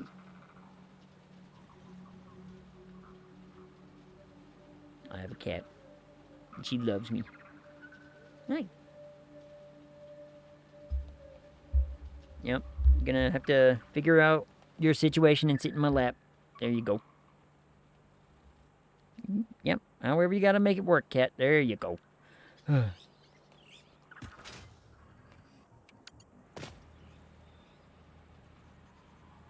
Goodness, but you are like... Here. Let me wipe your nose, you dingle. Yeah, your nose is all runny and gunky, cat. Just let me take care of it. The way it works, if you want less details, just play Cyberpunk. Yeah. Cyberpunk really dumbed it down. They made it really new player friendly. My friend has loved Shadowrun though for a long time. Like that's been his jam pretty much since I've known him. Is because I mean when it comes to running a session or a campaign, everyone has this is the one that I can run really, really well. And his is Shadowrun. Mine is probably Call of Cthulhu. I can run a Cthulhu campaign real effectively and real well. Because I know the book really well. I've read it a bunch of times. I've run so many campaigns of it. And I've got like my own lore and whatnot. I don't have to rely on other sources. So that one's my jam. I'm good at Shadowrun 5th and the new 40k systems. Ooh yeah, the new 40k systems have looked fun.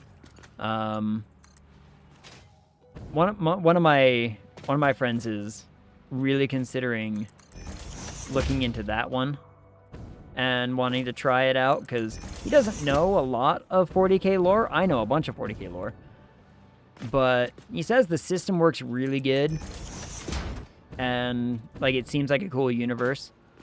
It's the same friend who would run Star Wars, our Star Wars campaigns, because he likes his future stuff and his modern. One of the ones that we found recently, though, that has been like a ton of fun is Dragonbane. Dragonbane really simplified a lot of stuff and made it super accessible. Dragonbane, I think I'm getting the name right. But very, very quick system to pick up. I think I like the system because it holds a lot of opportunity for role-playing and not just, like, always combat, which some, you know, some DMs are really bad at not maintaining the good balance between those things. Like, don't get me wrong. I love a good blend of both. But a good DM needs to know when the time for role-playing is and when it's like, guys, this whole session's just going to be combat. Sometimes you want that. Sometimes all your players are just in the mood to kill some shit. Kill shit, divide the loot. That's what we always used to say. And then other times you're just like, you know, we've been running around killing stuff a lot lately. We need just a good roleplay sesh where nothing happens. I'm already out of stuff. Damn. I'm all out of beams.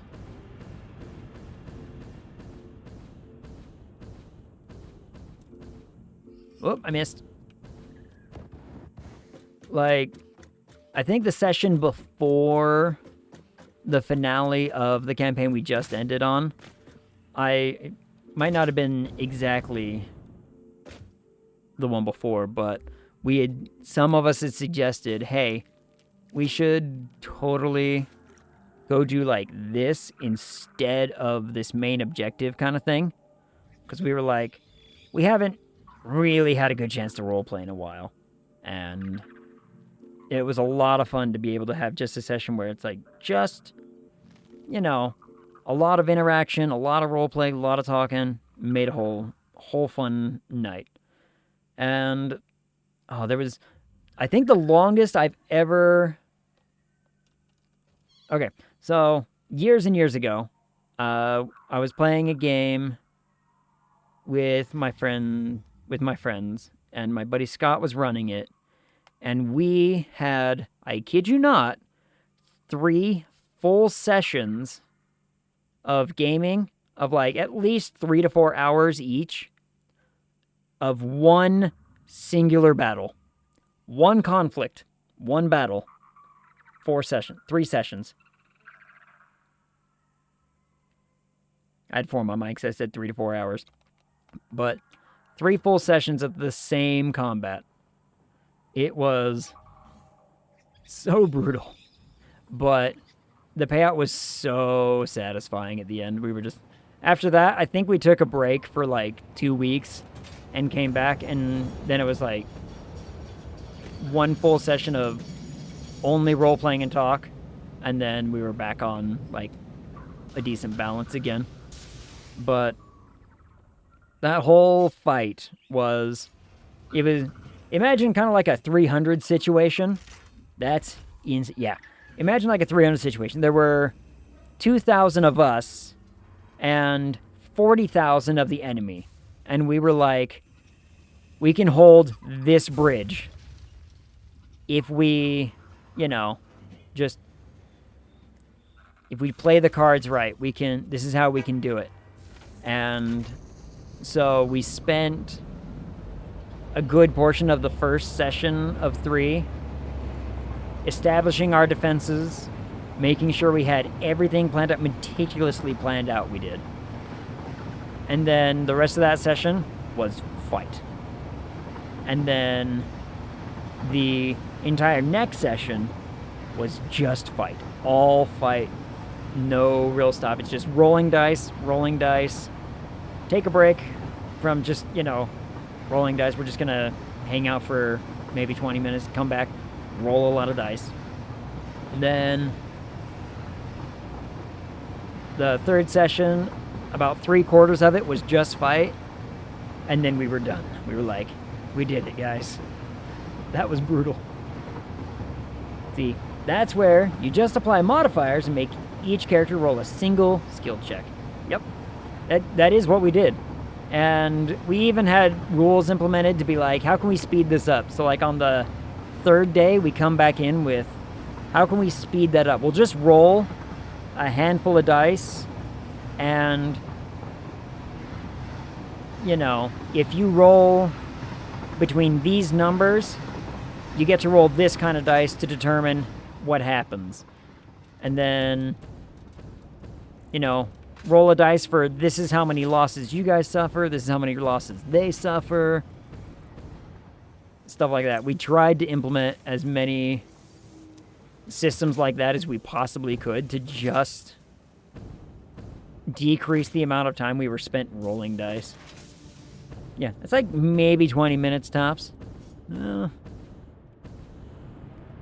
For, you know, I think 2,000 versus 50,000, we were going a little nutty.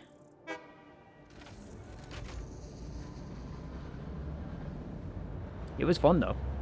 It was a lot of fun. That character ended up retiring with nothing to show for anything. I wonder whatever happened to that character now that I think about it. That might be one that could be interesting to learn his end game story. Just like real life. Yep. Just like real life, he was a master swordsman. He lost a duel because it was one of those perfect scenarios where it's like, all right, you both go in for your first strike. Roll. I rolled a 2, and he rolled a 20. And I'm like, all right. I go down. And I lived, but my character was like, I've got nothing really to live for anymore. I'm leaving. See ya. And he just left. He bailed. He was like, nope. I'm not gonna put myself through it. Not to mention the ramifications that were going to be applied if any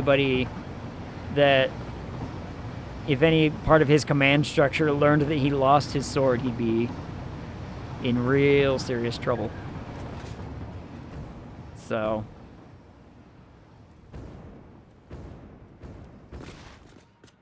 he was just like, yeah, I'm just gonna leave now. See you later. I retired the character. Never to be played again. Again, maybe someday to just, like, explore the backstory or the end game story of what did he actually end up getting up to. Probably wasn't good. Hi, Bean! Never had a character retire. They always blaze of glory. I've had several retirements. The Rory guy that I was talking about before, he retired. He died once, though. He still died. Blaze of glory and everything. He was devastated. So, remember I mentioned he was like a cross between like James Bond and Barney from How I Met Your Mother? I had, at the time of playing him, I gave him he had an 18 appearance. He was supposed to be like very charming, very pretty. We're talking, or was it a 19? I think it was a 19, where like the max anybody could get up to is 21.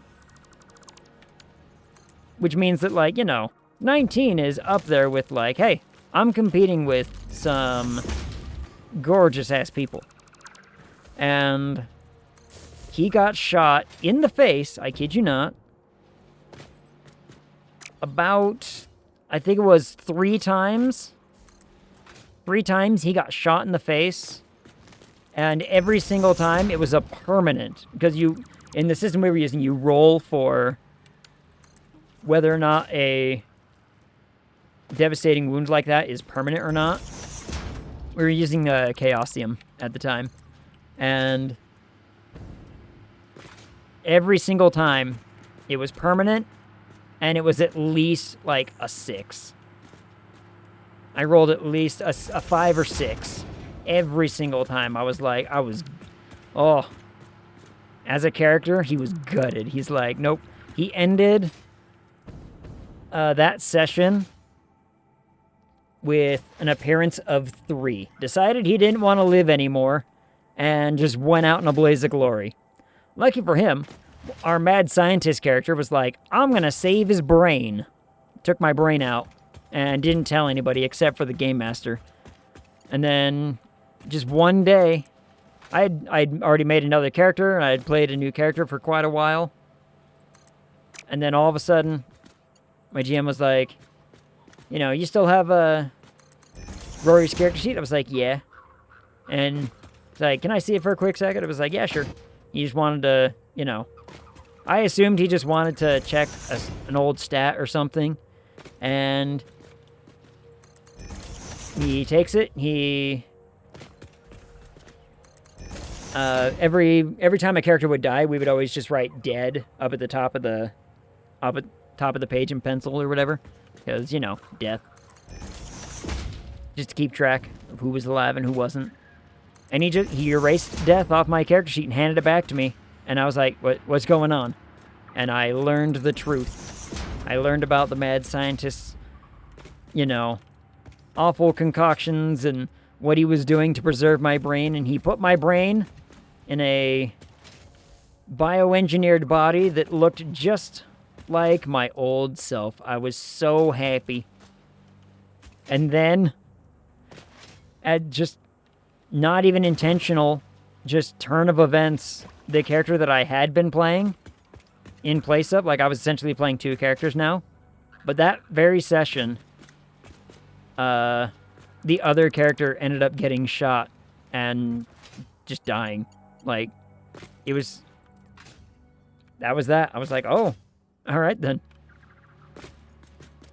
I guess I can't ask for better than that. Oh, I should be removing these as I build them because I'm not coming back here. These are essentially built and done.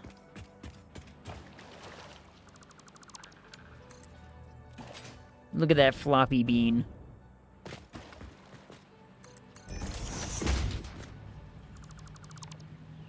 I think that one was short. Whoops. Oh well. Yep, it was. Oh well. Yeah, Rory ended up getting a chance to retire. It was great. He retired happily, some might say.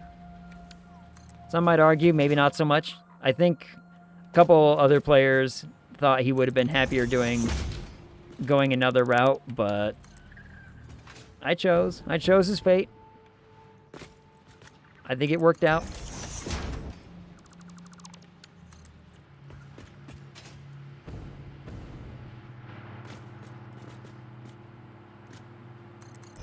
Yep, I was short. I was short by just that one. That sucks. Oh well. Oh well. Yeah, I don't think I'm gonna get this done by the time the stream is supposed to be over. I got what? 24 minutes left? Man. How time fly when I'm building.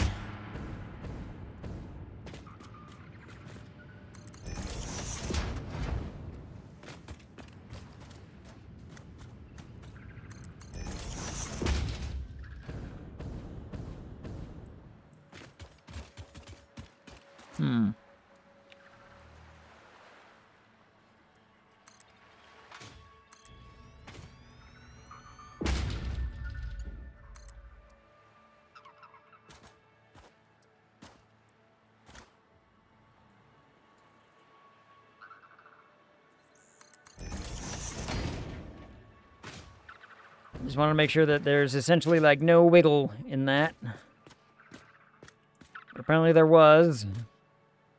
That is a real crying shame. In that case, let's do it like this.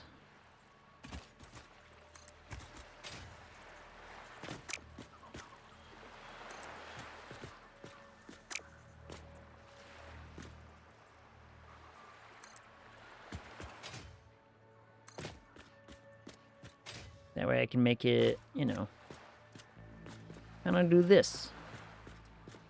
It'll be straight here, and I can... Then we're going to have to start wondering about when these hit the ceiling.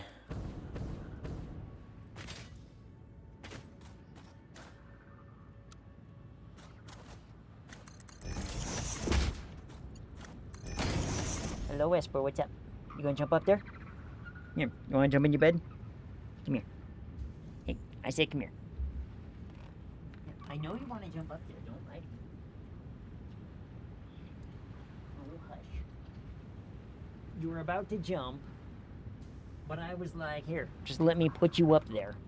And you were like, no. Never. You know what? I have a better idea. I think this might be the right spot to suddenly start putting these on the ceiling.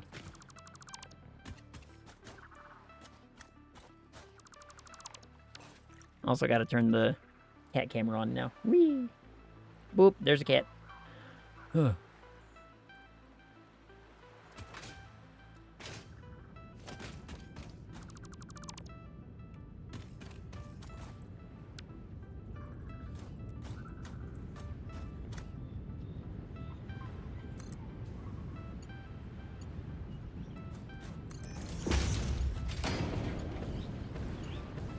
Yep, that's going in the right direction. Okay.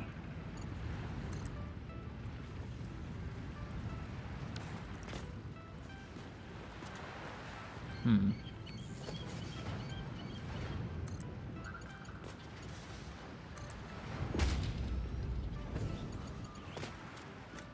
know what? Fine. It'll be fine. It'll all be fine. This'll work. Or if it doesn't, I'll make it work.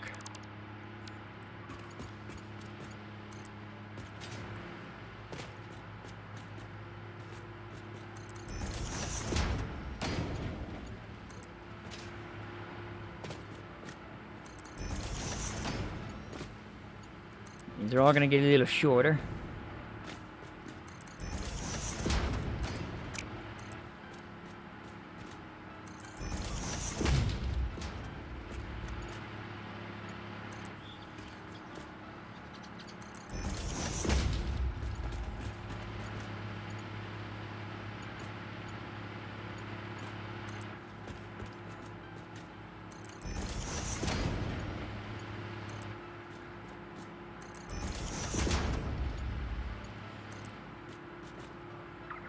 Oop, I accidentally tapped off screen.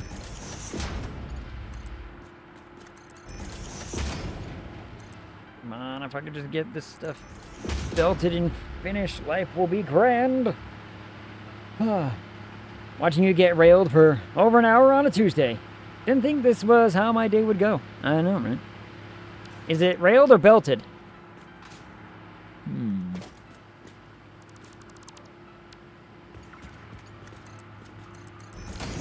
Maybe little column A, maybe little column B.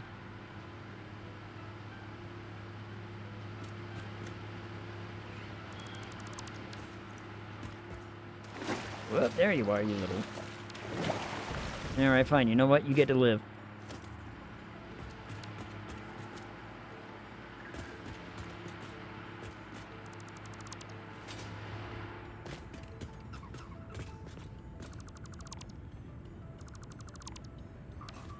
Alright. It is now time.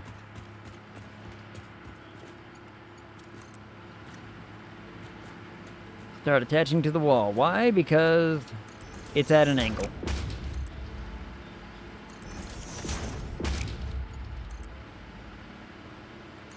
I guess attaching to the ceiling, I guess I should say.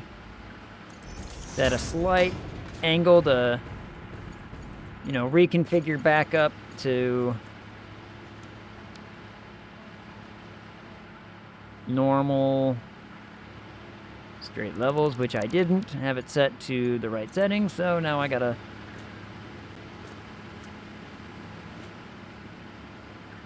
oh, I see.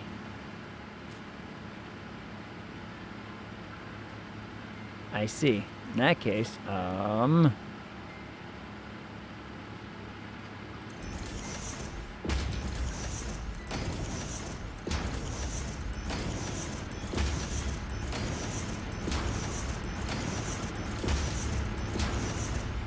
in that case, we force the issue.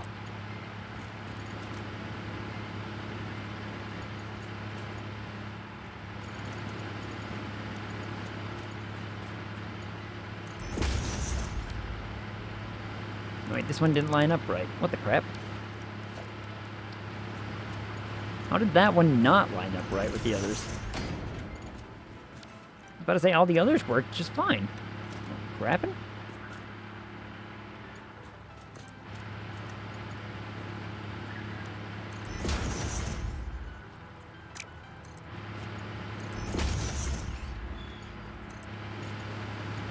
Don't worry, this will all be underground. No one will ever see that it's not perfectly straight. Oh, no, you don't. Yeah, there you go. Oh, no, there you go. All right, there you go. There we go.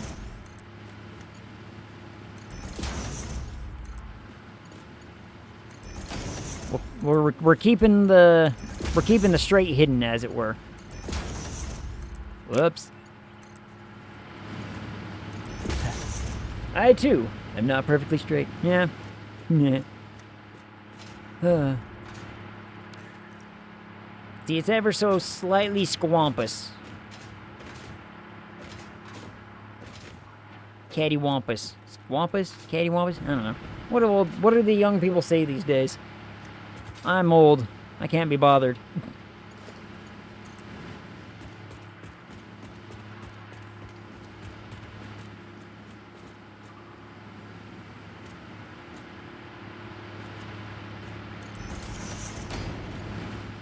I'm too old to say otherwise. Now, let's see. Now, how far? Long freaking way, isn't it?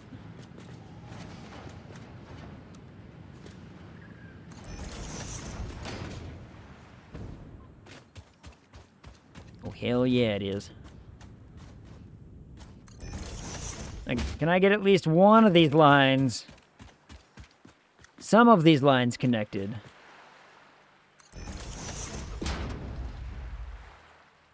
Ooh, no, I should... Oh, dang it. Yeah.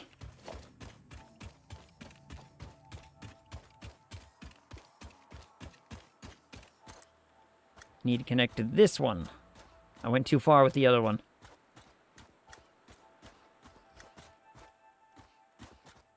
Just work with me, belt. Work with me. Yep. I'm gonna go too far over. That's fine.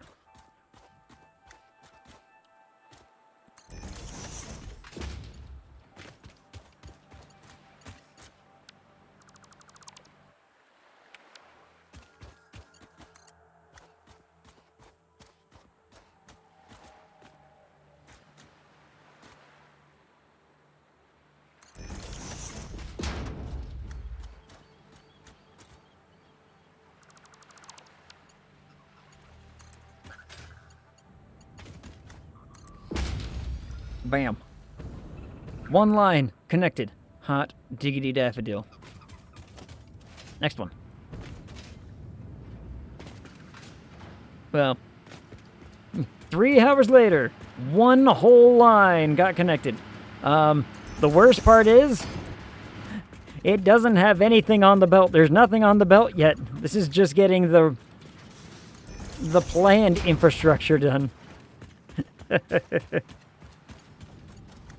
This is like the forward thinking, hey, as soon as I have items for this belt, god damn it, that belt's gonna be ready to go. Oh, man. Come on. Alright, there you go. Now we need to grab this one. Start working it over. I've got 13 whole minutes. Once I press this button, holy jeepers, it's gonna be crazy. Exactly. Once it's all working the way that it's intended to, it's going to be awesome. Oh, that's right. I was going to show you the power plant before. Going to show off my giant power plant because I'm exceptionally proud of that power plant. Oh, you gotta be kidding me.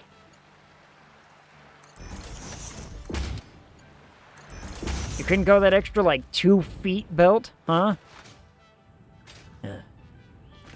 Whatever. What I really need...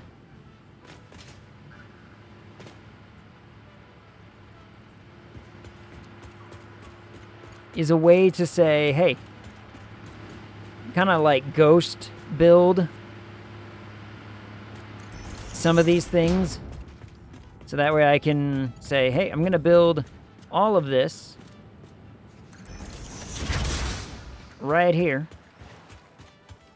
And then press a button and all the ghost build stuff just gets built. That would be nice. Make my life simpler, as it were. Let's grab the next one. If I can get 3. Might be a stretch to try to hope for the full 11, but maybe I'll stretch for it. Just be like, the belts are done. Next time, I get everything else turned on and everything works great. Speaking of turned on, did my friend ever read the... I sent my friend the thingy to read for me, and I don't know if she got around to it yet. Not Blood Princess, another friend. Sent her part of the manuscript of the romance scene that I wrote for my character's epilogue story, as it were.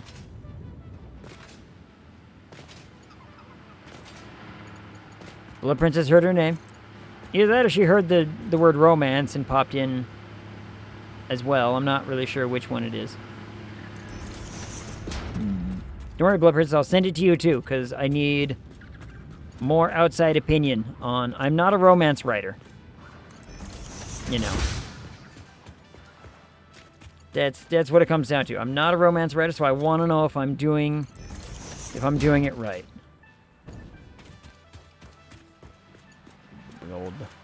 The rail. There we go. I heard my name. Mm-hmm. More like, no man's. Yeah, oh, I'm single and it's painful.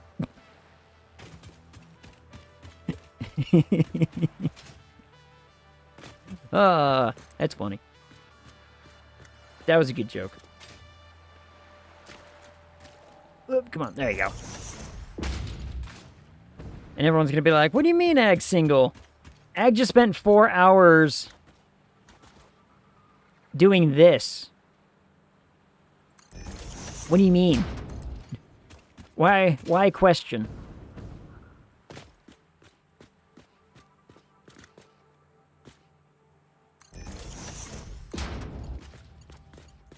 Whoop, too far. Let's see, if I...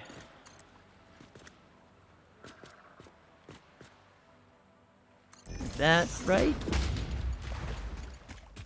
Yes, it was. Fantastic, okay. Oh, I've only got 700 reinforced beams left, and I've built 4. So 7 more to go? Maybe?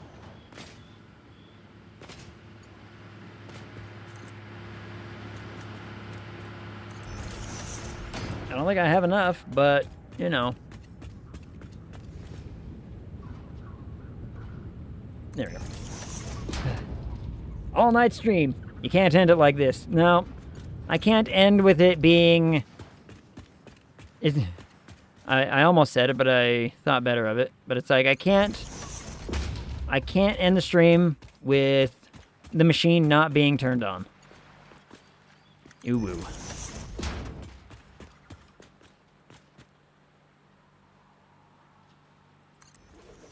It's like, I need to get this dumb system up and running. It won't have anywhere to go yet, but that's fine. I can at least say this part of the project is done, and I can press the button to turn it all on. Kind of mentality, you know what I mean? I can say, like, it's running. It's doing its job. Is it doing it perfectly? Hopefully. If it isn't, well, That's going to be fun to learn to fix.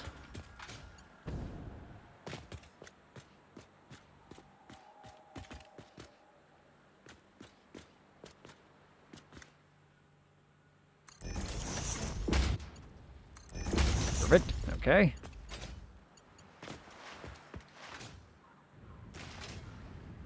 Swish. Swish. Swish.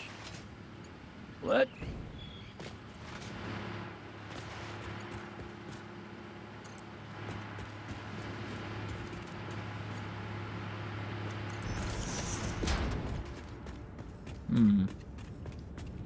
Trying to think if there's a way I could be doing this better. I don't really think there is. Unless I somehow found a way to, like, turn this into a blueprint, I don't think this is getting much faster. I could turn it into a blueprint, but at this point, I'm already this far.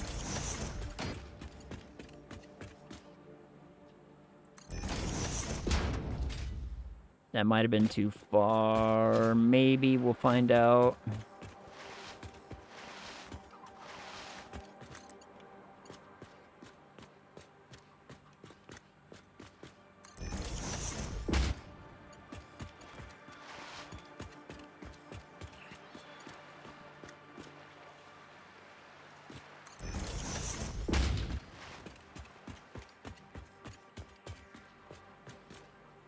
Nope, not too far.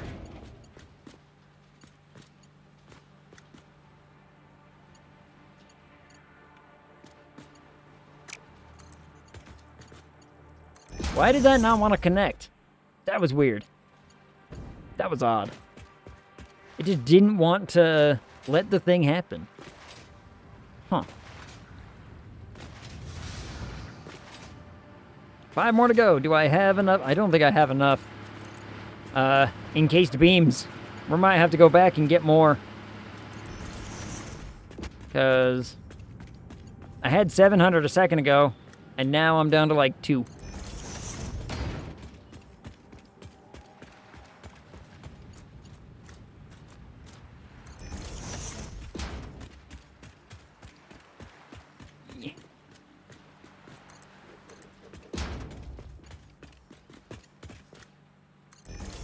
Those are about right there.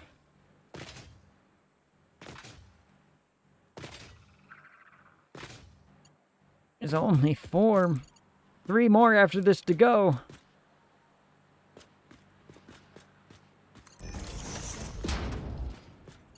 But I also have to get the bauxite down here. That is another task all its own, which should not take that long, actually. It's literally just connect these things into the balancer, connect the balancer to the other bits, and away it goes. Okay, can I at least connect this line together? Yes, all right. I have 45 encased beams left. All right, we need to go get more beams. More beams! Let's just... You know what? I mean, do it like this.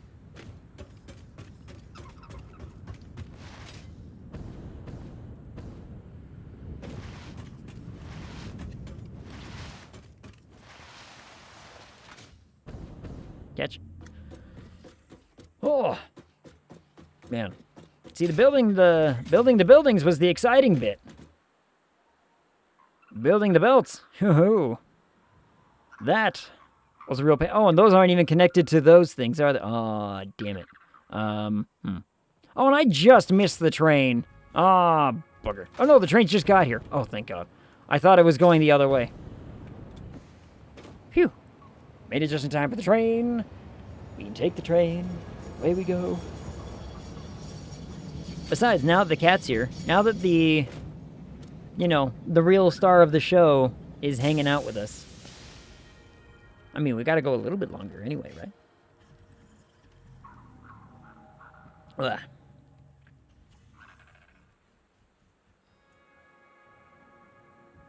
Trash.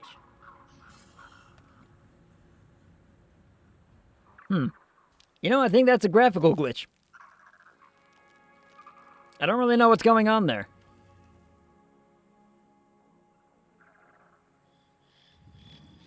Yep, that was odd. Oh well. Oh well.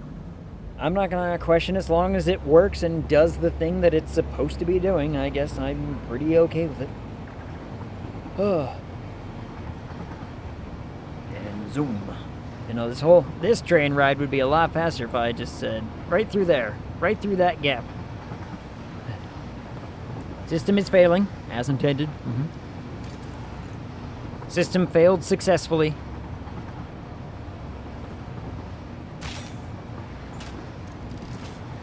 Oh, that fell way short.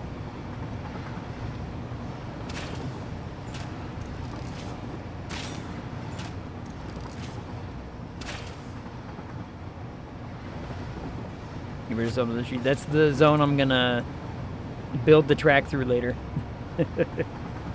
Just a great way to clear out some of them trees. Just get rid of the stuff.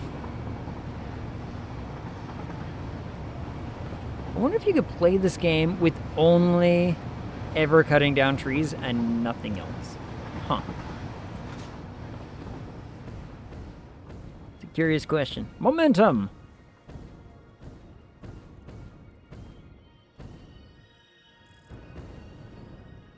Oops. Momentum, a property of portals. Alright, let's pray there's quite a few bits in here. It's not a lot of bits in there. It's less than 600? Huh.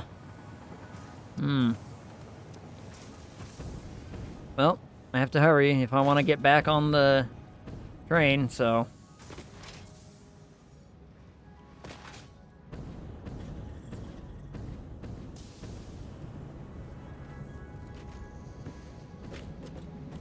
Made it back to the train. Just in time.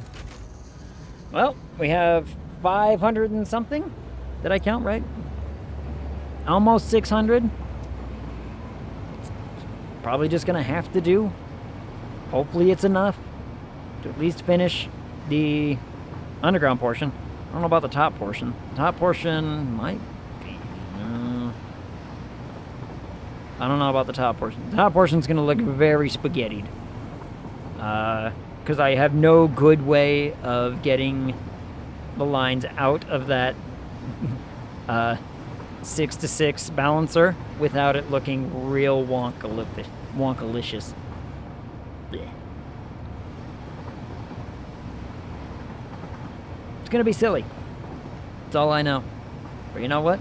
It'll be fine. It will be fine. All will be well. The world will be right. The bauxite will be here. The aluminum will be made. And everyone will praise this tiny little factory for its glory and what it do. Much better than, you know, building a factory out by where it is and trying to port all the other crap to make this stuff. This stuff is already here. Like the oil and the... that was about it, actually. Like, the oil's already here. And it would have been a lot harder to get oil up to all the different bauxite sites than it is to get the bauxite here. As odd as that may seem. Build, build, build, build, build. Here we go. I've got plenty of everything else, because everything else only takes like 2, but this takes 28 every single time.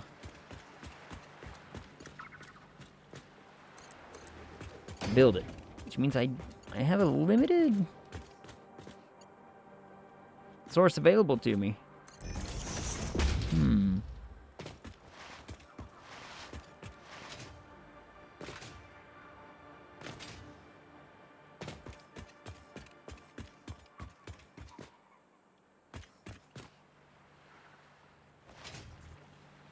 Now wait just a minute.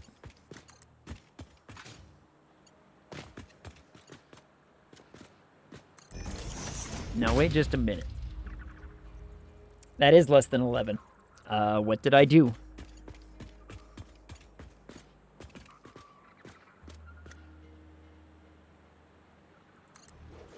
What did I do to make less than 11?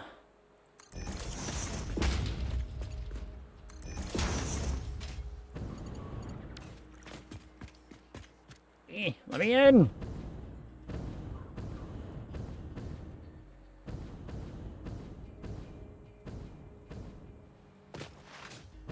One, 2, 3, 4, 5, 6, 7, 8, 9, 10, 11. 11? There are 11 of these things here.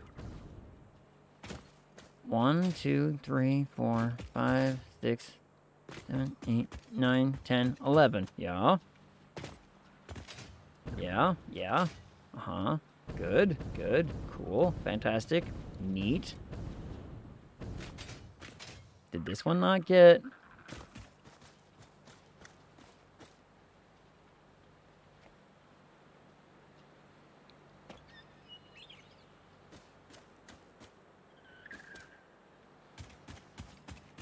Not gonna lie, this is, like, I'm not wrong in thinking this. What? 1, 2, 3, 4, 5, 6, 7, 8, 9, 10. What the hell? 1, 2, 3, 4, 5, 6, 7, 8, 9, 10.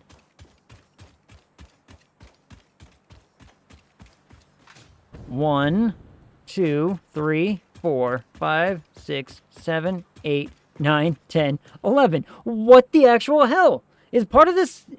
Are one of these things just going through a little temporal stream and I'm losing it?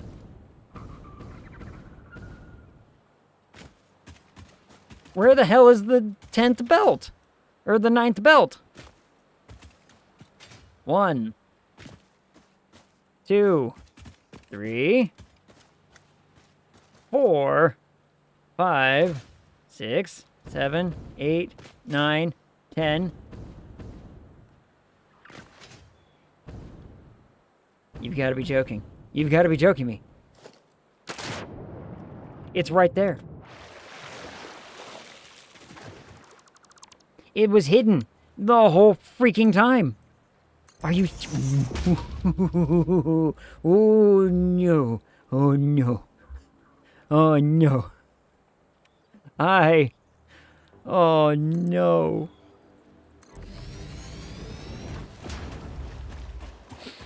Oh. Some of this has to get rearranged.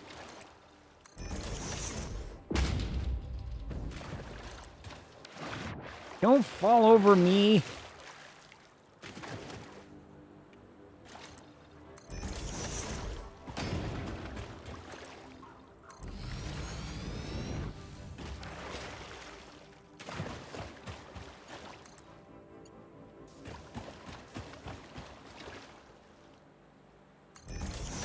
All right, I think this can be a pretty quick fix.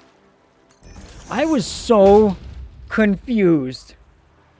The hubris of your grandness, I know. I mean, I went up and, like, counted, and I was baffled. I was like, where is the other belt? The other belt was just straight up missing. And then I found it. And then I hated it. But like I said, luckily, I think this actually, of all the things that would need to be fixed, I think this can be a pretty quick fix.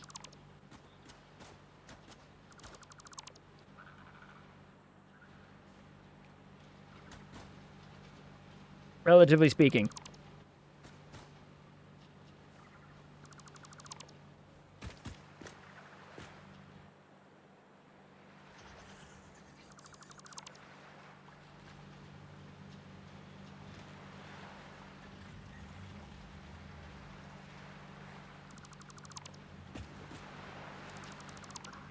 Okay, okay. Now then, this one goes to here. This one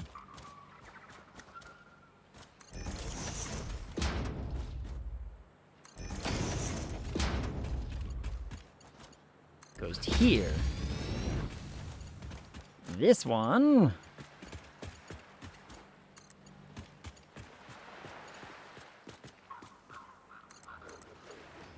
There.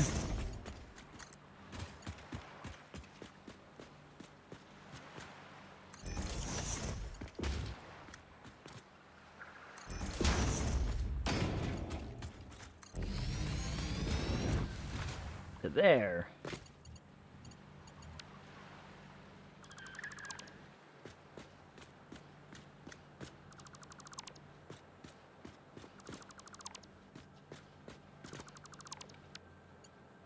Oops.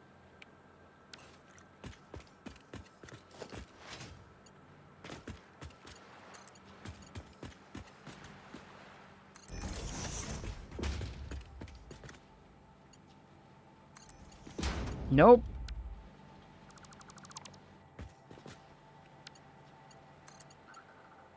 This one to that one. This one.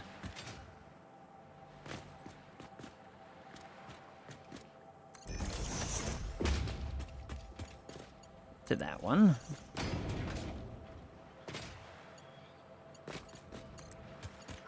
This one all the way down. All the way down.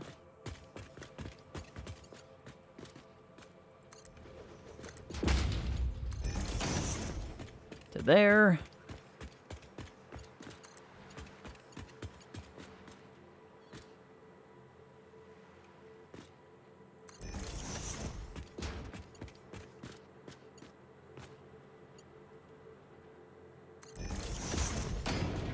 To there. Okay, now we should be on track to get... Oh, I still don't think I have enough, beams, though.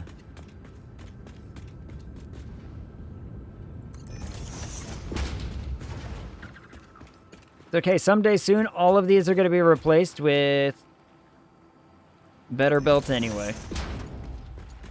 If my math is correct, the amount of belts I'm going to be able to make of the Tier 5 or the Mark 5 belts is ridiculously high. So, I think my math was right in any rate. If it wasn't, well, damn. But my understanding is I should be able to make, like, if I wanted to, 100 a minute. Probably won't need to, but considering how much belt I would need to upgrade all the stuff, it might be worth it. I was about to say, did I just suddenly get lost underneath here somehow? I kind of did. And we're going to run out of belt. Fantastic.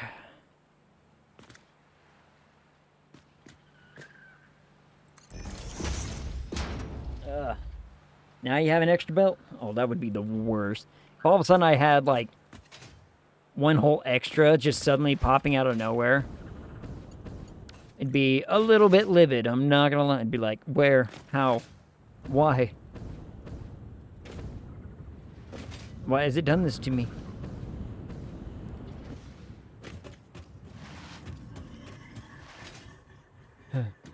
$13 instead of 11. Like, how did 2 just suddenly appear? How did they just up? They just happened. They were birthed out of nothing. This sounds exactly like something I would do to, like, Brian or something.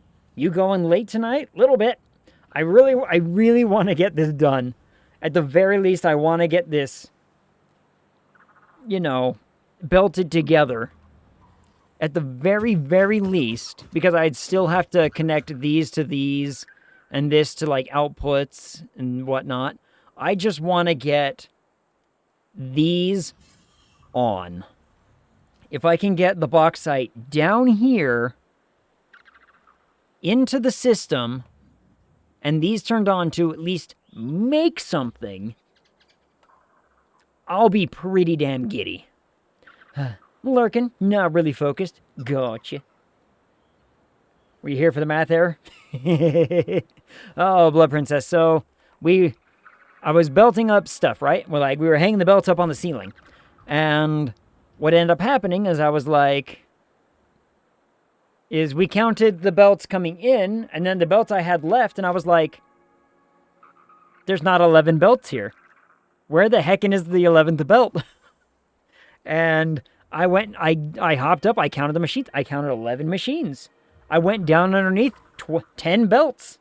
I was like, does it just disappear? Where does the belt go? And I went from machine to machine to look at the belts, and turns out this one at the very end was hiding its input underneath, and I had to go redo a bunch of stuff. I'm losing my marbles. So, yeah, there was a slight math problem that wasn't really a math problem as much as it was a location problem. But it kind of worked out. It figured its shit out eventually. I wonder if I should just have a different train. Guys, I have enough room right there. I could build a train station just leaving and going to a different part of the base. We could build a whole nother train.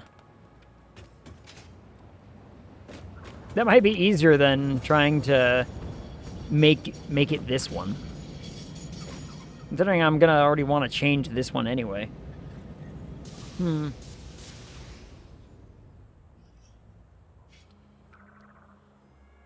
don't know. Or, ooh, even better. I could put a train station down there, put a train station right here, put a double rail right here, but have them still stay on the same one-track system of just going back and forth. But I would have a double rail system. This could work. Because I'm going to rebuild this one anyway, so I should tear it down. Gag track. Yay. Because I'm going to tear this one down anyway, right? So I might as well, if I'm tearing this down, just build the double track system to go from there to there and connect it all up. I can even bring this down a little bit because, let's be totally honest, it doesn't need to be that high up and pulling stuff up. I mean, it has to be this high up to avoid a bunch of crap, but generally speaking, I do not need,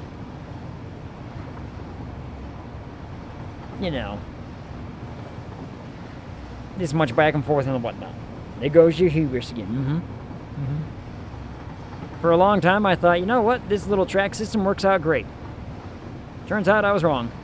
Turns out it needs some work. Needs much work.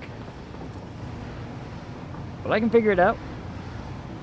I'm confident. Momentum! A property of portals. Right to the... Oh, dang. Almost made it. Almost made it to the place. Alright, that's only 300. 300's gonna go so fast, though. Let me sort out my inventory here real fast. We'll just, I'll wait on a few more. I could always... How many sloops do I have? Let's sloop it up. I'm gonna sloop up the what's-its here, actually. This is gonna be a good idea. Why didn't I think of this before? It's gonna cost a lot of power, but I don't care. I've got power.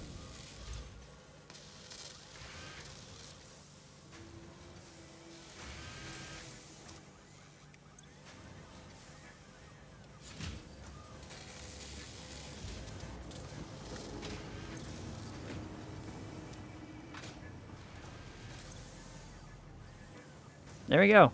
Times 2 outputs, baby. We're now making 12 per minute instead of 6 per minute. So, which means 12 times 3, 36 per minute. So now, shouldn't take very long to fill this bad boy up. So now those are slooped up. I could probably, honestly, also...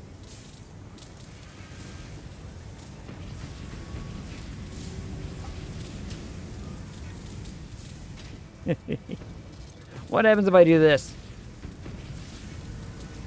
200%, doubled up. 24 per minute times 3, 60, 72. 72 per minute. Let's see how this goes. Do I have enough supply to make that function? So far, it looks like I do. Yeah, it looks like it's backed up enough.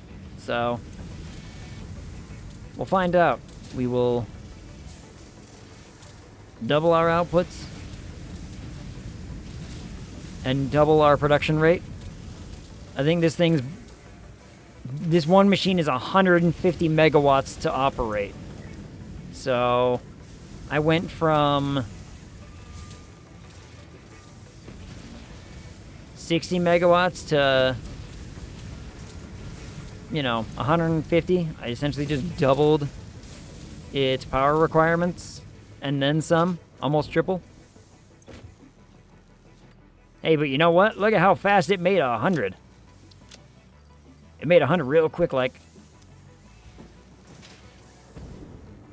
Keep it up there, machines. I believe in you.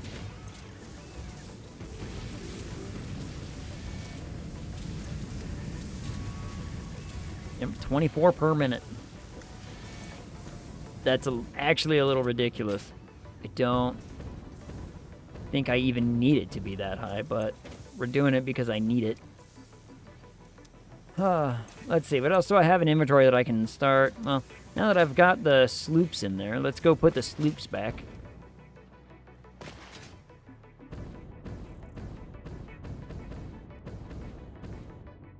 Put some sloops back, give us about a minute or so to get that sorted. Also, look, I have enough things here to do a research.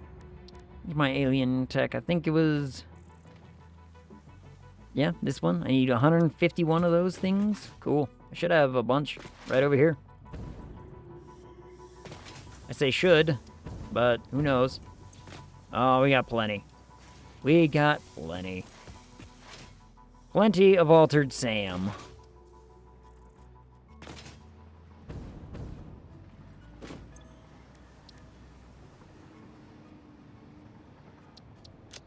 Start the research. 120 minutes, or 120 items per minute now. Dimensional upload speed increased. The dimensional shift now no longer cares how complex the components of the original part are, and will save each part as a single collection of particles that can be instanced easily. Grow shift the body core flow cycle song of the 5-layered shallow state. I'm working on it, but are you saying there is another layer? Is it a sensor limitation? Deepen. Helpful. Nah. Bye, train. Did that train just leave? Yeah, it did. Alright. In that case, we're gonna wait for a few more of these encased beams to get made. We're gonna need more than what we have here. I mean, it's making them quick, though. Look at that. 1, 2, 3, 4, 5. Almost 600 in just this short little amount of time. Alright, that's 600. Let's see what I can do with 600. Well, the train did just leave. You know what? The train did just leave. Let's wait. Let's see how much it can make in the time it takes the train to get there and back again. Oh, shouldn't be too bad, I would think. Maybe. Either way. Let me... While I have a moment, I can do this bit here. Don't do the... Copy the damn thing, me. Go here. Go to the... Let's see, where'd you go?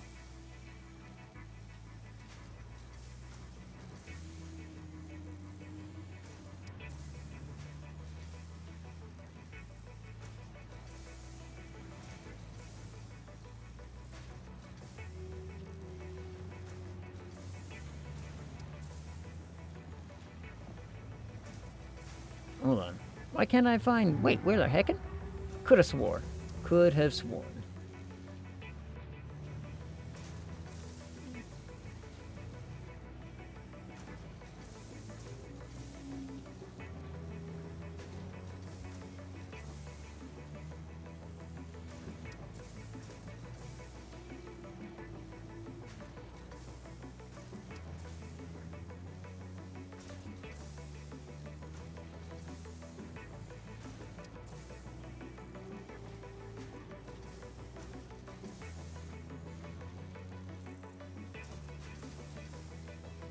Ah, there it is. Found you. Aha. Blood Princess, I sent you the thing that you need to read and get back to me on.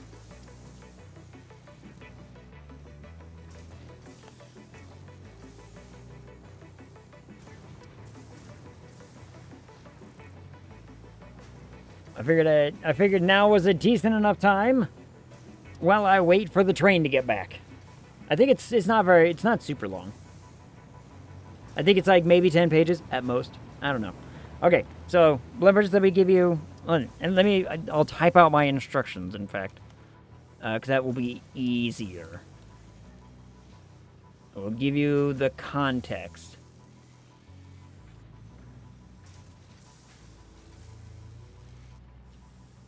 Where'd it go? I already wrote it out once.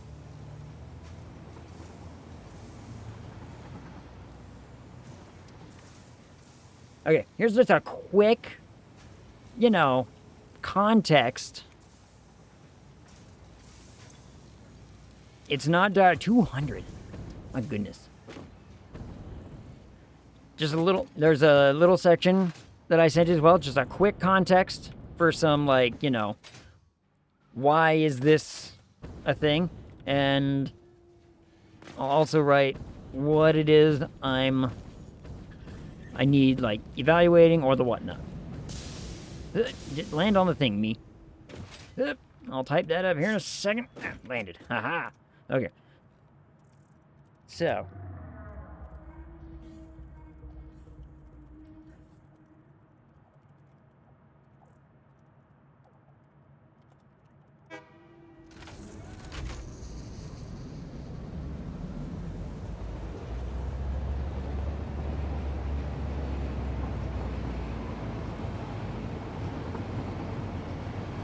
Let's see.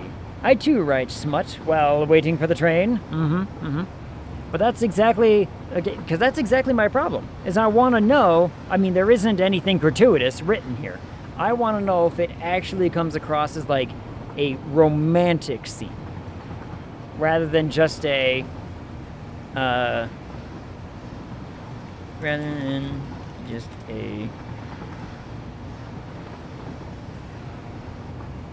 we go.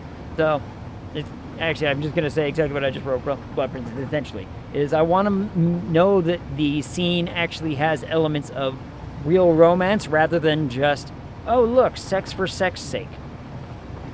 Because I hate, especially in fantasy settings, when writers do this. And they do it a lot. Where they're just like, just, here you go. Here's a thing. Romance greater than smut. Smut greater than erotica. Erotica greater than prawn. Yep. So that's why I'm trying to capture, an essence of emotion here. Rather than, because I don't want this to feel like, oh, he just put that there because, it needed to be spiced up a bit. It's like, no, I put this here to get a emotional reaction out of readers, right? I want the readers to look at this scene and go, this makes sense. We understand. Or right now, a lot of the reactions I've been getting are, it's very, very sweet. And I'm like, that's cool. But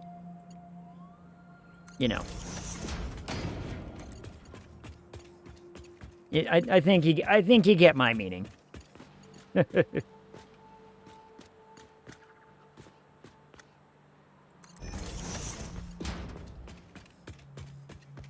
I'm not a romance writer, so... For all I know, nothing I wrote is actually, like, romantic in the sense that most people would be like, yeah, that's romance. I don't know. Maybe people would read it and be like, this just comes across as weird.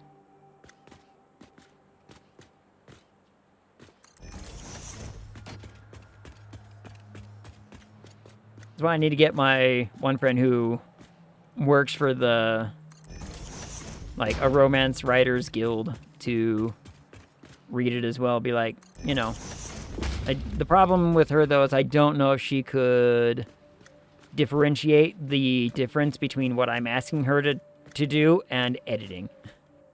Like, I'm not asking for an editor. I'm asking for someone to just, you know, read and tell me that the themes are on point.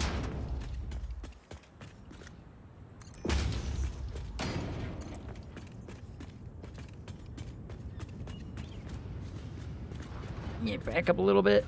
I think we're gonna have enough, belts now to finish the whole thing. Alright. Now. What the hell?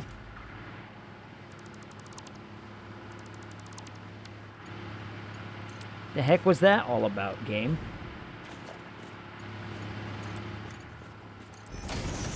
Alright. That's all hooked up now. Well, let's see. Okay. I know for a fact that these two systems are working fine. This is the next system to get turned on.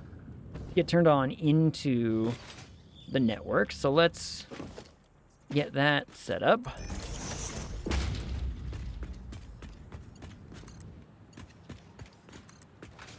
These two systems over here are going to be the next big ones. I can just, you know, we'll carry it all the way over here. It'll be fine.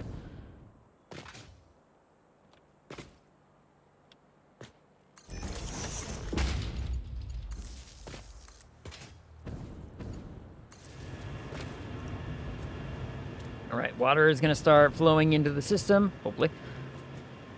I should probably put a pump. Right there.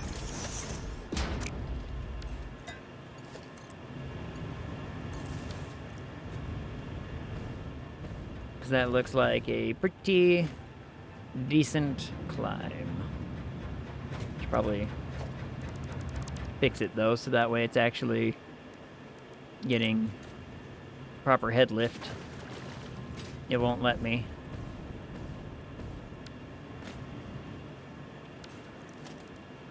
Alright then. Oh, down there it goes.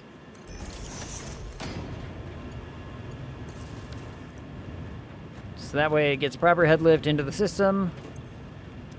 The water will flow and fill this in due time. It's going to take a while for it to fill every single one of these machines. So we're just going to leave here.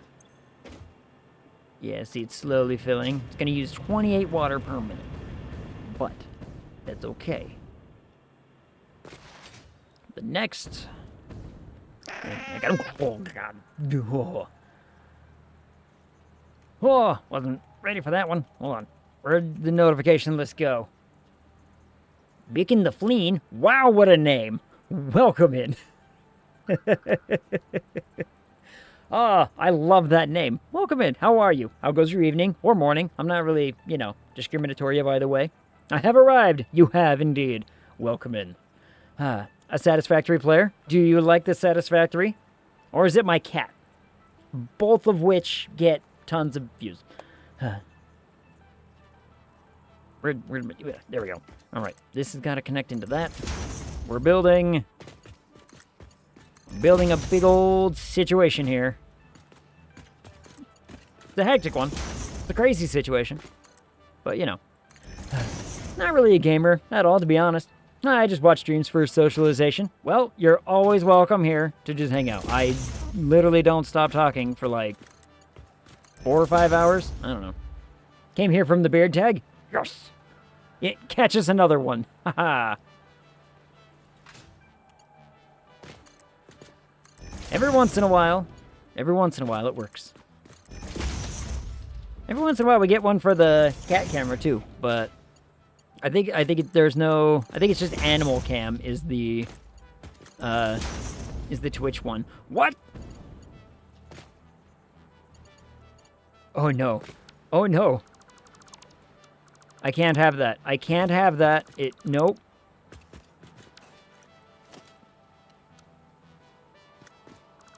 It was ever so slightly off. It was ever so slightly off. I do love me. Nice fluffy pussycat on the stream too. Oh yeah. Agreed. Look at that cat. That's Esper, by the way. She hangs out with me while we play the video games, and I am not gonna screw up this placement again.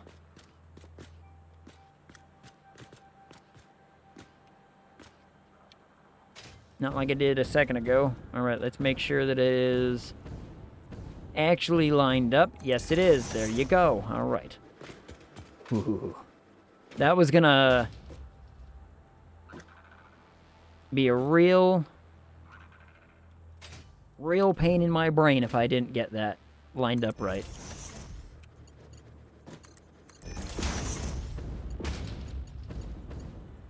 Let's see. There we go. Connect the powers. Connect to the powers. Fantastic. Okay. I am going to wait on a thing. Alright, so this is all belted up, ready to go. We need to get up to the top. How many cats do you have? I have 5. I want 5 cats. I have just the 1 cat right now. Mostly due to, like, living space constrictions. And, you know, problems. I was living with my brother for a while, who also had a cat. So at one time we had 2. But the cats started not getting along, and so we were like, well, that sucks. But I would have so many more cats if the... Wow, look at... This was our project today. It's basically building that. Cool. If the living restrictions weren't in place right now, because it's mostly just a rent situation, like I can't afford to pay that for that many pets in the rent situation, I would have more cat. Absolute cat person. But, yeah. She's such a good cat. She's a very, very loving cat. Very cuddly. Alright, now, the next fun thing. Cat supremacy. Agreed. Absolutely agreed. Alright. For context of what we're doing here. Oop, I accidentally clicked off the screen. Come back, come back. Alright. Line up with that, which is, what, right there? Is that right? Yeah, it looks right. If it ain't right, I'll fix it. Alright, that one goes. The bauxite is on its way. 1 bauxite down. Also love me some nice bearded Twitch guys. Oh, you. I mean, mine, honest to goodness, needs some work. I need to trim it down a little. It's getting a little too long. But I gotta, like, tie it up.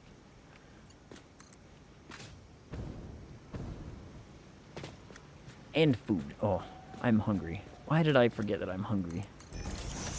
How do I forget that I'm hungry? That's a better question. Line it up proper. Nah, longer the better in my opinion. I mean, I like my beard long. I do enjoy the length that it's at right now. The problem that I have with it, though, is every once in a while it becomes a real pain to try and... I need to relocate this. Uh-oh.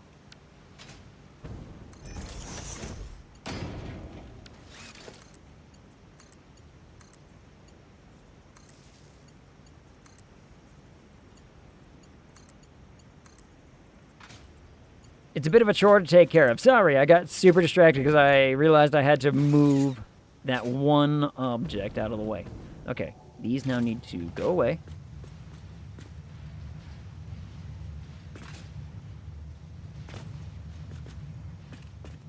Maintenance becomes very tedious, I guess is what I'm trying to say. Alright. No, I guess I need to probably get rid of these weird wonky belts as well. Rid of the weird wonky belt. Yep, leap.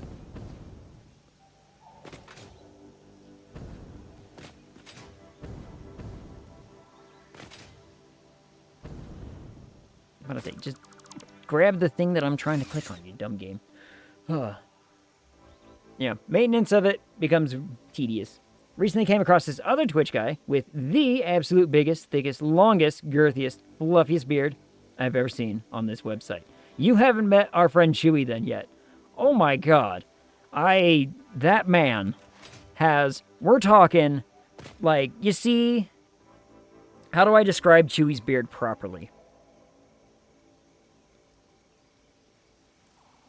You've seen drawings of, like, dwarves with, like, big old beard, just, and you see nothing through it. It's just solid hair. And it's, like, braided, and it's designed and everything.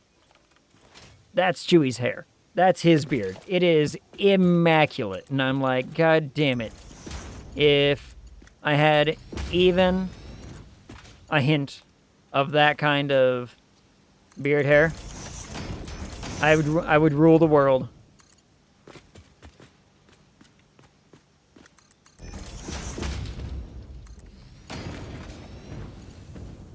Yeah, this is gonna look very, very spaghetti. But I don't care.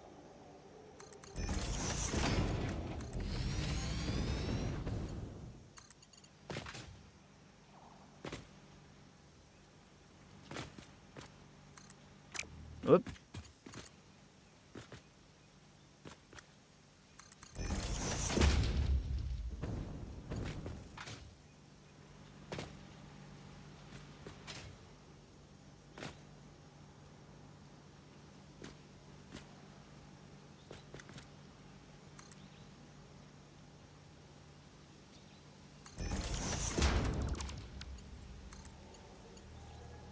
You know what? That's fine. It's gonna look awful, but I don't care.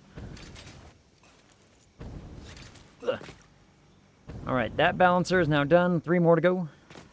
3 more. Where did you come from? Where the hell did this thing come from? How long has this thing been here? What the hell? What the fuck? Gotta look up this Chewy guy. He's a friend of ours who comes in and plays every once in a while over on our Plague Pals channel.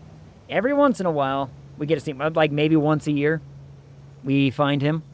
Yeah, seriously, what the fuck? Where did this thing come from? This changes so much. 1, 2, 3, 4, 5, 6, 7, 8, 9, 10, 11, 12. What the hell are you?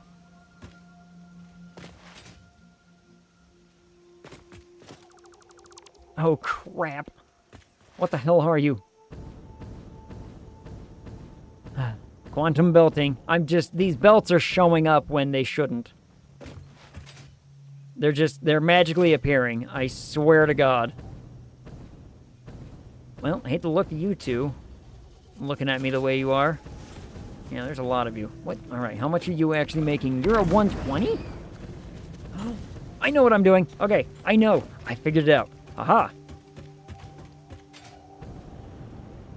Uh-oh. This might change a lot of my numbers, and it might make my entire factory completely moot. I'm not entirely certain. Shit.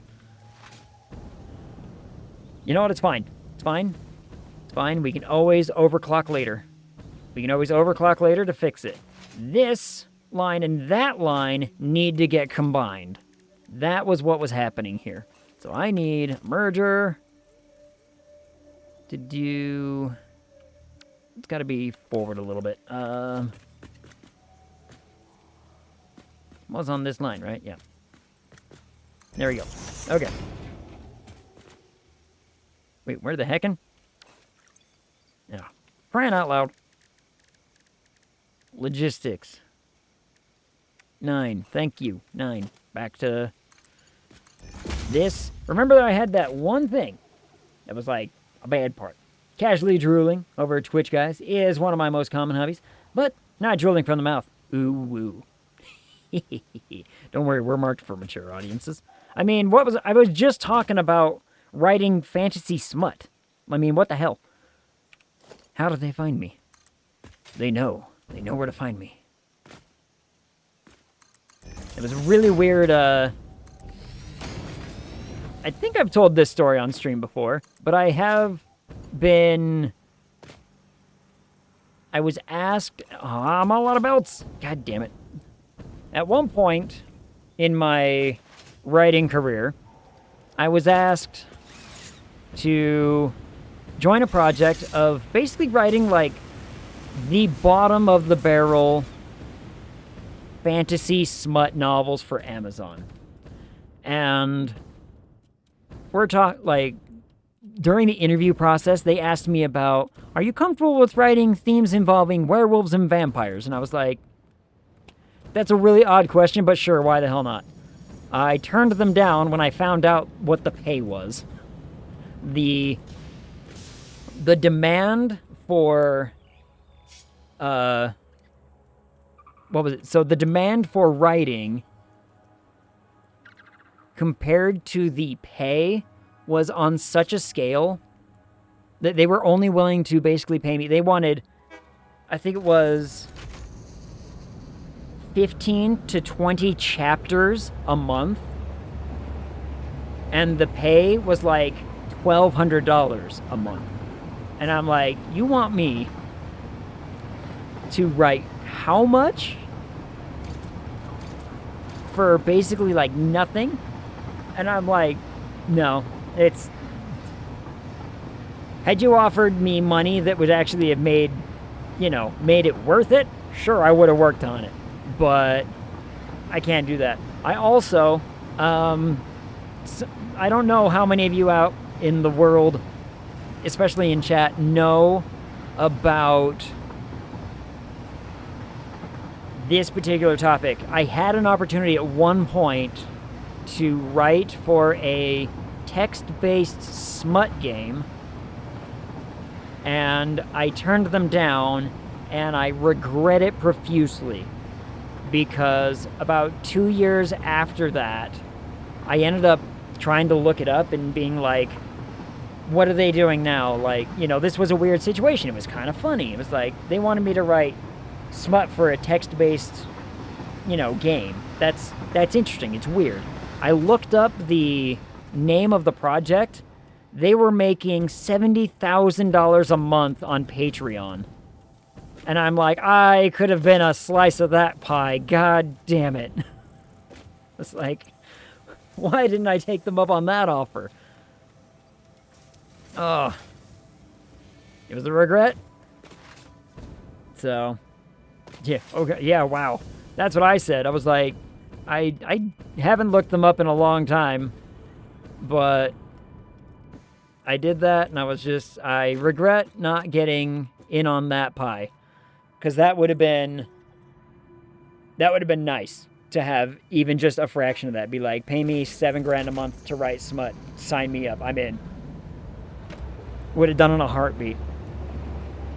But the whole premise of why I'm talking about writing smut is I'm writing currently for context, my D&D group, we play every 2 weeks.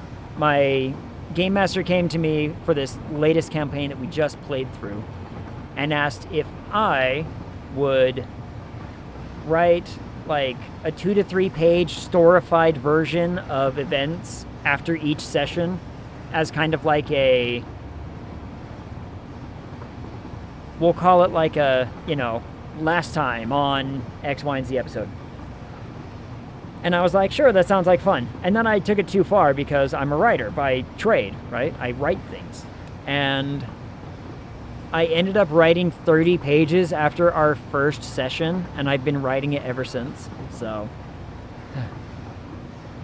I mean, the smut brings all the peeps to the yard. It sure does. Literally anything with smut is going to get eaten up by the right audience. Mm-hmm. Usually a large audience. Oh, yeah. Some of my I'm not going to say where or who or what or any of that, but I have had some commission work for some, we'll call it adult-themed video edits that I've worked on. And you know what? $50 for an hour's worth of work is fine by me. There's one thing I'll say about that community. Dem's got money. They have money. And I don't know how they get it, where they get it, but boy howdy, the people who want it, they're willing to throw down. So as a result, the stuff that I've posted for people who have paid me for that kind of stuff, we're talking 20,000 views kind of situation. I'm like, I don't know who you people are. I don't care who you people are. Just, you know, pay me. I am a man who works freelance right now. I have no shame. Shame is not in my vocabulary right now.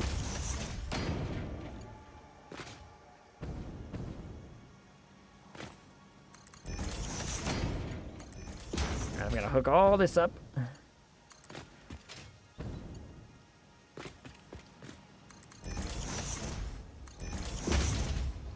And there's just the one left. Away we go. Everything should be filling to the brim here. This is gonna look really ugly when I finally get this put down, isn't it? Bam. Alright. Those are all set up. This should start balancing itself out real quick, like. Should, at any rate. There's a reason that OnlyFans and Fansly are so successful. Because horny rich people with disposable income don't have disposable sex partners. And prostitution is illegal in a lot of places. Yeah. And knowing a lot of people who have worked the industry, whether it be OnlyFans or otherwise, it's one of those... Okay, can I make this work? I might be able to make this work. The, you know, essentially like sex work nonsense going on in this country right now, I think is entirely overblown by too many people with too many opinions that don't mean a damn thing. I cannot make this fit. That is a real crying shame. Whoops.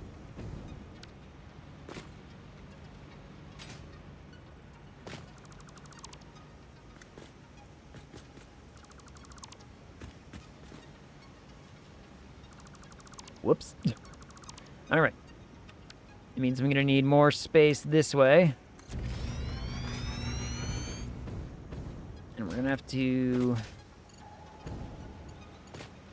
make sure that this does not interfere with the train at any point. So, that does not interfere with the train. That does not interfere with the train. Good to go. Fantastic.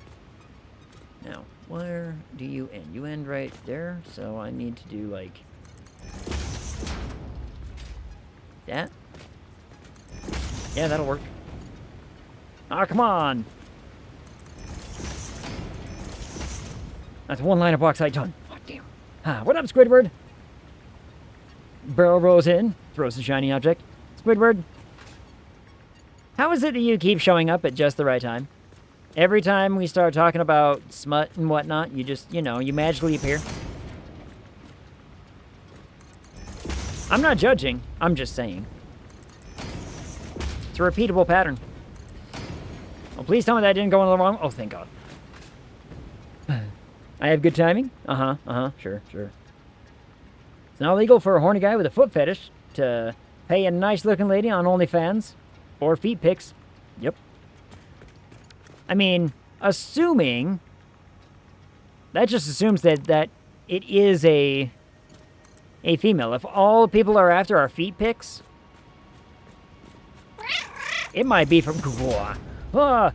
Leg Pals rating with a party of 19. Welcome in, everybody. Hi. Hi, Emily. How was the video game? Sorry I didn't make it. I'm running late because I'm building a thing and my math was wrong and I'm sad. My math was off by just a little bit. It was awful. Infecting with friends. What up, Choppa? How's it going? My distraction worked. Aw, man. Sorry, that was a terrible joke. Choppa follow. Thank you so much. Welcome in, official like. We're playing some Satisfactory, everybody. I am so close to being done with this next project. Look, it's taking me a second, okay? It'll be done. I'm gonna be giddy. It's gonna look great. This is... Oh, just line up. Oh, thank God. And do I have enough space there? I'm gonna have to move this again, aren't I? God damn it. Oh, fine. Wow. What is that? Linda HR. Linda at HR. Welcome in. Thank you so much for the follow. How are you? How goes your evening? How are the factories going? Just closing everything up, so I'll pop in officially in a few. Fantastic. You let me know when you're back. Even Blood Princess is here infecting, even though she was already here. I use incognito Google page. That's a good way to do it. That's a good way to find your feet pics. Opens file. Uh-oh. Uh-oh. You can't... I have a cat. Quick, Esper, distract. She's doing a great job. We are... this factory is going to be the bane of my existence right now. But it's gonna... We're gonna turn it on. This factory is gonna be glorious. Everyone is going to be so jealous of my factory. I swear. It may look weird right now because it doesn't really look like a factory. It just looks like a whole bunch of belts. But believe me, I'm not gonna... we're gonna clip through... We're gonna just clip through that power pole. Why? I don't know. What is that power pole even doing? What is this? What is the purpose of this one? What is this power pole's purpose? The hell?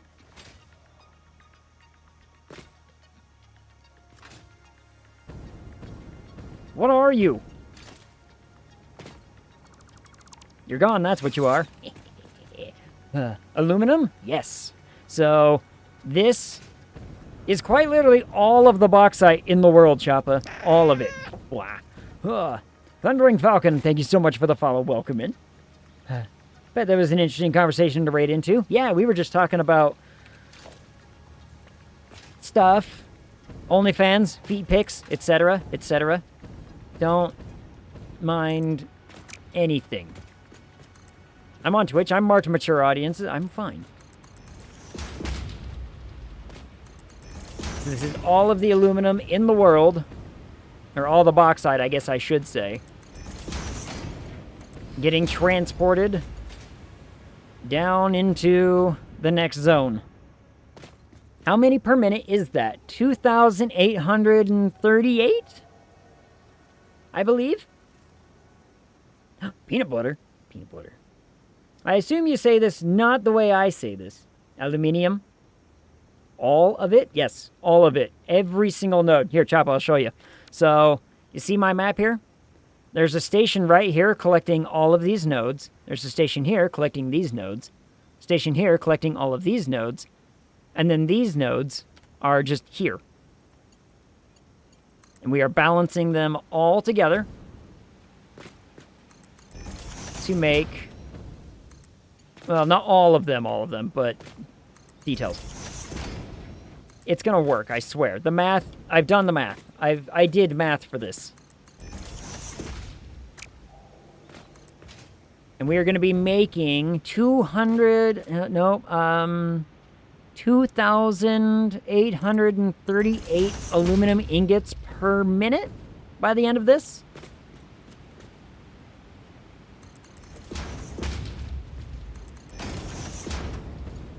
That should be right. That should be right. Violent and graphic depictions. We can only hope. It's the true sign of, like, good entertainment, right? We did have a small kerfuffle earlier where one of our belt lines just suddenly didn't exist. That was terrifying. But we figured it out, and it all worked out. Nope, not there. Nope, not there. All right. Fine, I'm just going to go over here and do it this way. And we're just going to clip into all of the power poles, and I'm not going to care, because I don't... As much as I want it to be looking nice, I also just want it to be done. Yeah. Yeah. Egg, I need to see you in my office after stream. Aw, man. Who ratted me out?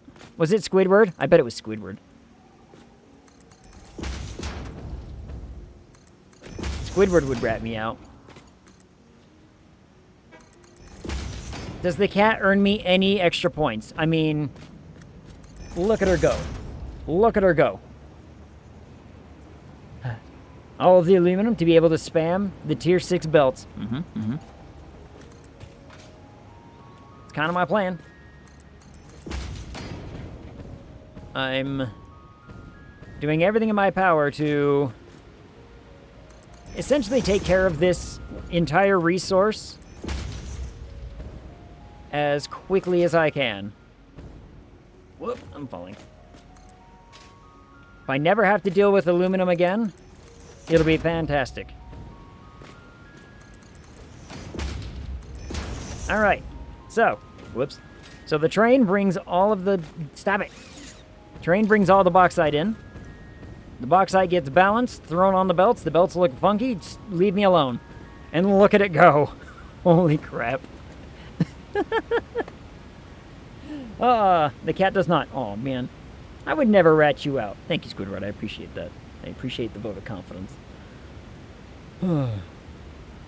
This year, it's aluminium, according to Dunk's poll.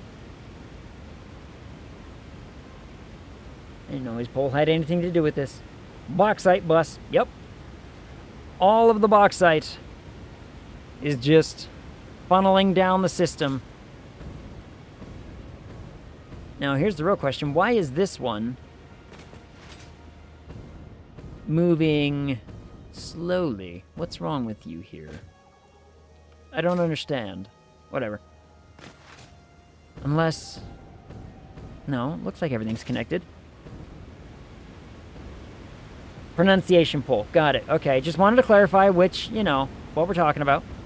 Just, you know, science reasons. Must just be the graphics trying to catch up to everything. All right. So here's the plan. Everything goes down the belt line all the way down to here, where our old power factory used to be. I don't need this power factory anymore, but you know, I'm not getting rid of it either. The bauxite goes up into this system here, over here. So the bauxite goes into the system, which it should be, in theory, starting to work. Why are you not?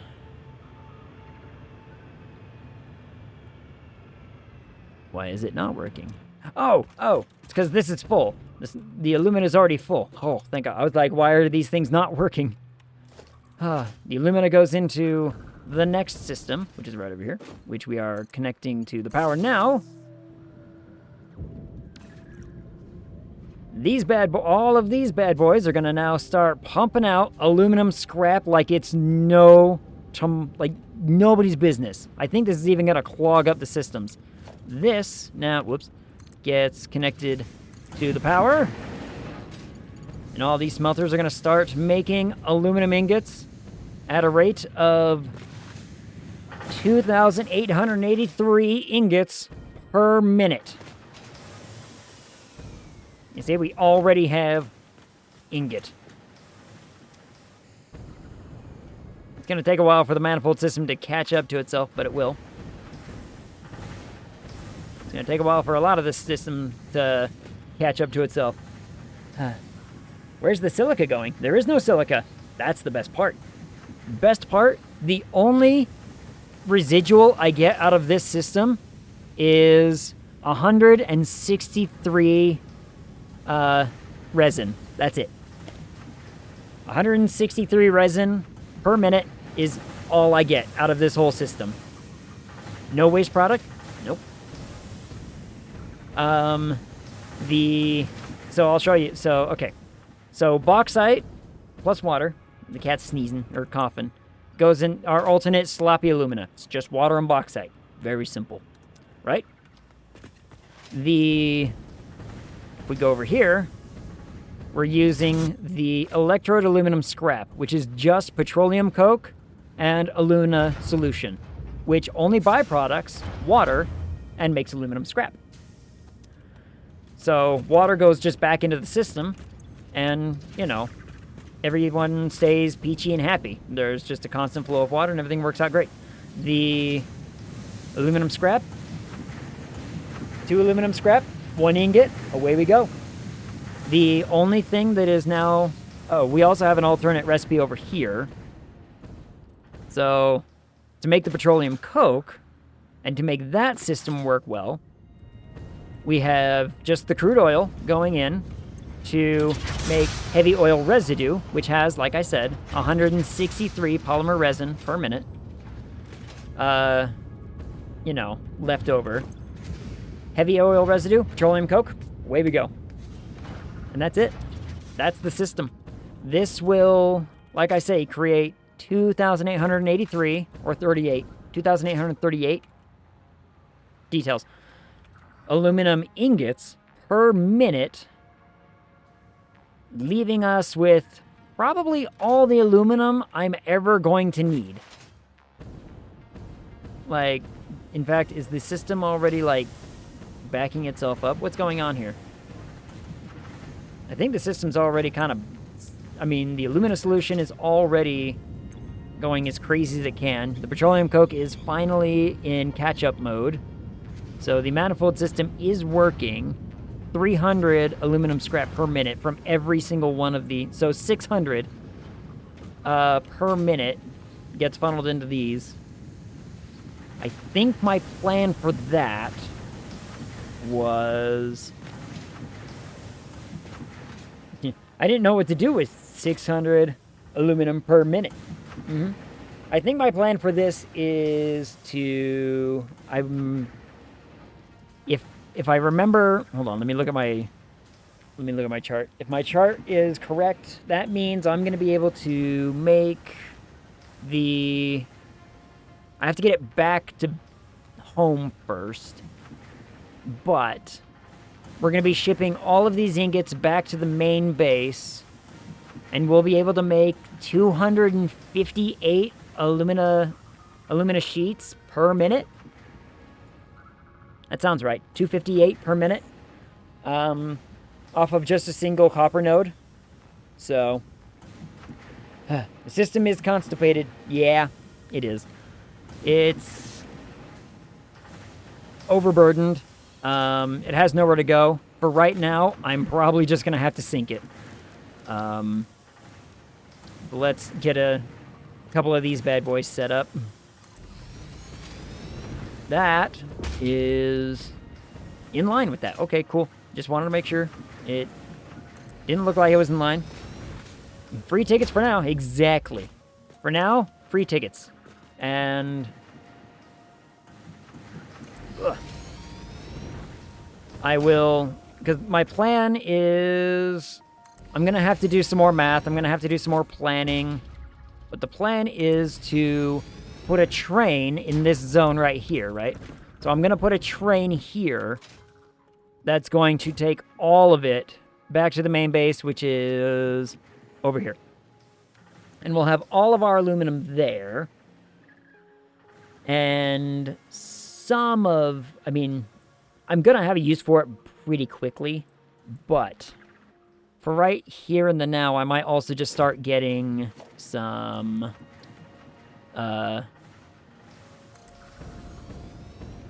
No, I'm just going to sink all of it right now. Just to make it so I'm not overburdening the system and nothing's getting backed up. We'll just sync it all. I will, like I said, I gotta go get my planner squared up again and done right. And there is an extra smelter right here that doesn't need to be here. How come this isn't working? Why are you not connected? Why are you not connected to the system? You're supposed to be connected to the system. It's all belted, right? Yeah, the manifold looks like it works. You're not supposed to be out here.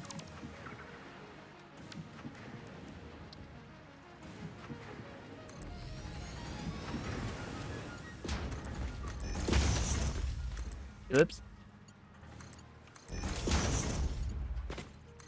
And then we'll start making our, we'll start making our stuff. I already have the access to Mark V belts. I just don't have the stuff to make. Hook it up, works better. Agreed. I think, oh, that's why. I remember why that one wasn't hooked up. It was off-center, and it annoyed me. That little Blueprint Factory bit was off-center by, like, a half, and so when I belted it, it had to bend, and I was exceptionally unhappy with it, so I fixed it. Tore it down, and I fixed the problem.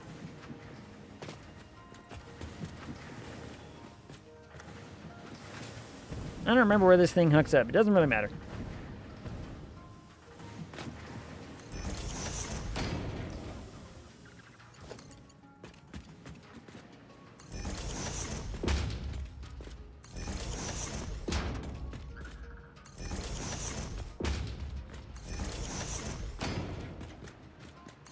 Like I said, for now, it's just going into the sinks. And then I've already got some plans ready for it, but I'm gonna need to figure out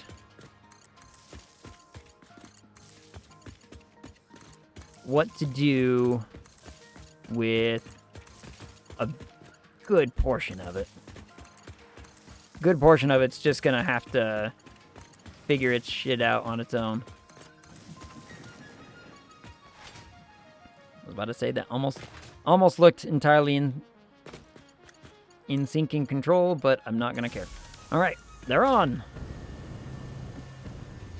Feed me all of your tickets, and now this system will have an outlet to slowly start to build a means of which that I can, get the manifold system completely backed up, which is the goal. All right, why are you guys not? Why is the Illumina solution not? That would do it. All right, well, I identified one problem already. I can sort of fix that. It might just be take a hella long time to get sorted situation.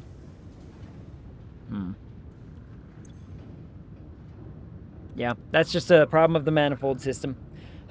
Amen. No crooked spaghetti. Agreed. I was exceptionally upset with the single, little belt that was all wonky, especially in my nice factory, right? Like, not just hey, we're getting a bunch of resources from somewhere, and so it just belted up willy-nilly. No. This is a nice factory setup. I got my nice factory set up. It looks good. I'm happy about it. The manifold system will take a long-ass time to catch up. For, like, the Illumina solution and whatnot. It's going to take a minute. It's going to take a lot of minutes. In fact, why are you idle? I might have to figure something out.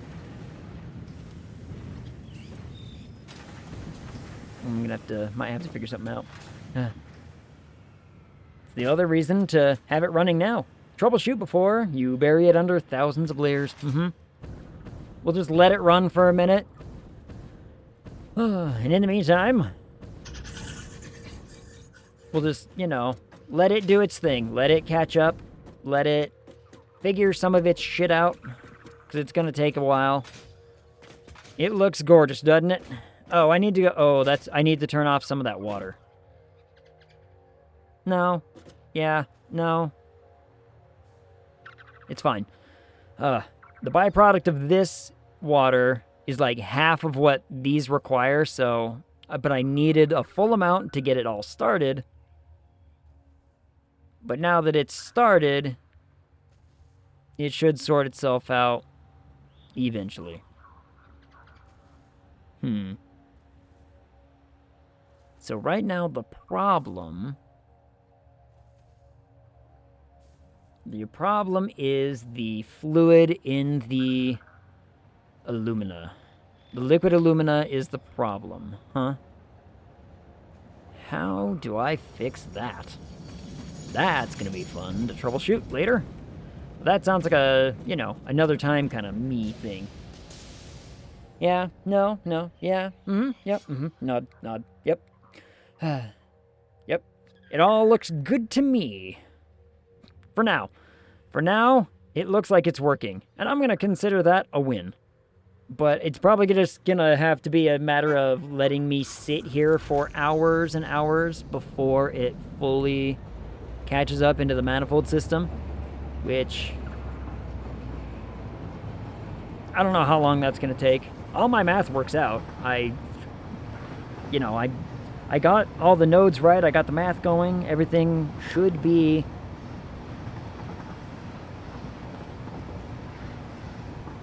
I think I know where the problem is. I think I need to go underclock some of the electrode alumina. Essentially the thing that's making the aluminum scrap. I think I need to underclock half of them. So every other one. If I underclock every other half... Let me look. What is my... Yep. I need to downclock those to 72%. And I need to downclock... I need to downclock a lot of things, apparently. So every other one of those things needs to be downclocked to 72%. And the last of all of the smelters need to be downclocked to 60%. And then the math works perfectly. Which, right now, it's just overflowing the system. Not a bad thing. Overflowing the system will work. Oh, here's the main base, by the way. Look at how pretty it is. Do you guys want to, before I, you know, wrap up for the evening, because I've already gone almost an hour and a half over my time. Do you guys want to see my power plant? My power plant is probably the thing that I'm the most proud of. Is my giant my turbo fuel factory. It's over there. It's on that train right there. That's the train that goes to the power plant, as it were. Still got my Fixmas stuff up, too. I need to take it down. It's past Fixmas. Start saving some space. Oh, it was this train. I was like, what the hell? Underclocking is the energy efficiency hack they don't want you to know about. Yep. There's a big old discussion. I think it's if you downclock everything to... I think it's like 59%. You get the same output for the same input with almost half of the energy usage. It's the weirdest little setup, but it works. And especially considering that, you know, it just requires more machines. That's never really a problem because you have so much space to work with. Then why does it matter? All right, we're going to take this train and go. I'll show you the power plant. The power plant is probably my pride and joy of this playthrough so far. We're going to have to ride the spiral, though. So, everyone who's a little motion sickness, I'm sorry. What's going to happen? And away it goes.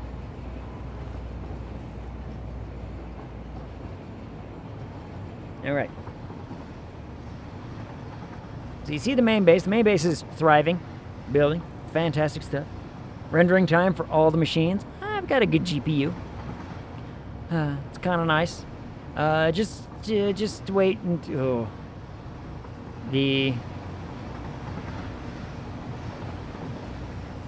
that thing? What is that going to? Is that coal? Is that... What is that? I don't know. Whatever. Here it comes. Look at it! It's giant.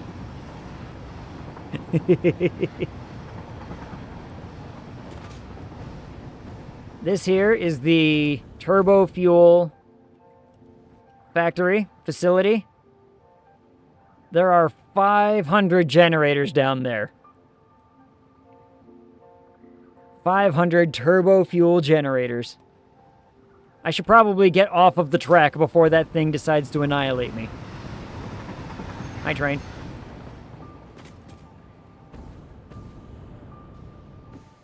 And the best part, 100% efficiency. We're talking like almost to the number, 100% efficiency in how this thing operates. It's so good. Feel like they should start chanting and doing military maneuvers. Look at them all. They're all, you know, spouting out smoke at the same angle and everything. This was such a setup. Holy crap. Are you going to do rocket fuel or nuclear? Nuclear. My plan is to do nuclear in the future. Right now, though, our turbo fuel factory is producing 84,000 megawatts. So, you know, I think we're pretty good for quite a while. I think I'm going to be able to complete phase 4 entirely without issue. I'll give you a quick grand tour of it. So, coal, sulfur, it all starts here. They go in their own, you know, particular directions, and they go up, and they do a thing. We'll get there in a minute. Oop. If I go down here, there's more factories. So we have all of these refineries making heavy oil residue. The heavy oil residue gets... Don't fall. Brought over to here. To all of these refineries to make... If I'm remembering right, it's diluted fuel. Packaged fuel. So, 1 heavy oil residue, 2 diluted packaged fuel. That's what we make here. All of that packaged fuel goes up. Gets equally dispersed between a whole bunch of, you know, spaces over here. Let me see if I can make it to the top with this. I'm not going to make it. Damn. So we package it all up. And we bring it up. And then we unpackage it. So we literally just, you know, put it in a package to move it 10 feet to unpackage it. The unpackage, well, the packages go back into the system, so that way it's constantly going back and forth without problem. Then all of these refineries make turbo fuel, which I can't remember exactly how much turbo fuel it was making. It was a lot. Which all gets dispersed into the 500 turbo fuel generators, all of which are working. Like I said, giving us a 83,000, you know, production rate. Beautiful.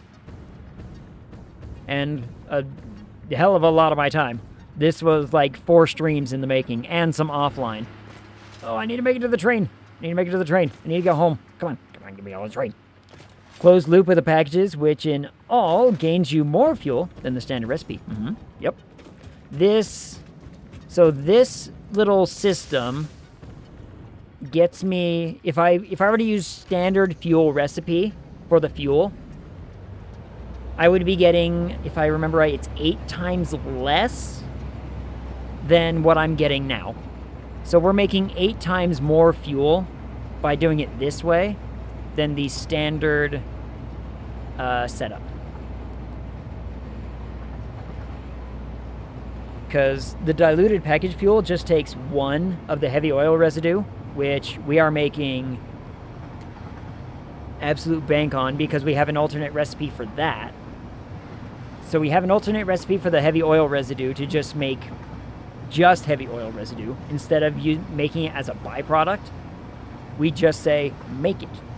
And we get a ton of that. 1 of that to 2 water makes 2 packages of fuel. And then we just unpackage it for free fuel, essentially. And we just cycle the packages back into the system and close loop it. And it makes all of the gains. And it's a little silly. It's kind of nuts to think about. Yep. It's hence why, like, even my aluminum factory, I'm actually pretty happy with, but it's going to take some time for me to, like, diagnose if there are problems or if there's things I can fix, solutions like that. Because, you know, it, in theory, should be gaining me a lot with how I'm doing those alternate recipes to the point where we have we're not using any quartz, we're not using any silica, we're using products that we have in absolute abundance of, and we're having it work out really, really efficiently. So I'm going to hop on this train, though, and make it so that I get back and I'll go downclock all this stuff, probably just in the off stream, because no one wants to just watch me run to a machine and get the percentage just right and walk away. Oh, especially considering I've already gone like an hour and a half over my usual time. And I have, what time is it anyway? Almost 12:30. I have much work to do today. I've got so much writing that I've got to get done in the next 2 weeks for this project. I'm doing I was talking about this, I think just before the raid, about I'm writing, while I'm on the train, I'll explain it. So my game master came to me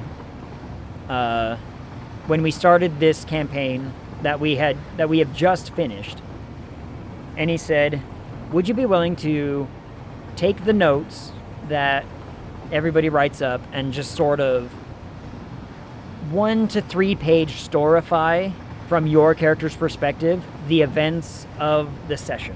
So that way we kind of had a fun little, like, last time on such and such, you know, kind of situation. And I was like, yeah, that sounds like fun. Except I went overboard, and rather than just, like, summarize, storify it, I full-on narrative wrote it. And I essentially wrote 30 pages after our first session, and I've been writing it out ever since. So we're up to, if I remember right, started making full books about the campaign. Exactly. And the campaign ended on Saturday. If I remember, I can tell you the exact word count of, we are 260,000 words.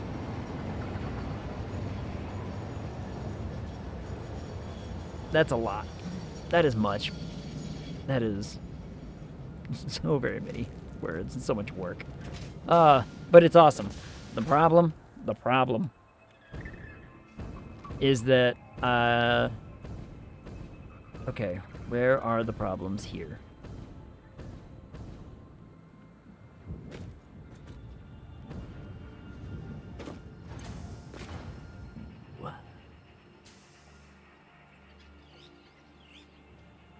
Why is this getting shut off? Is it the water?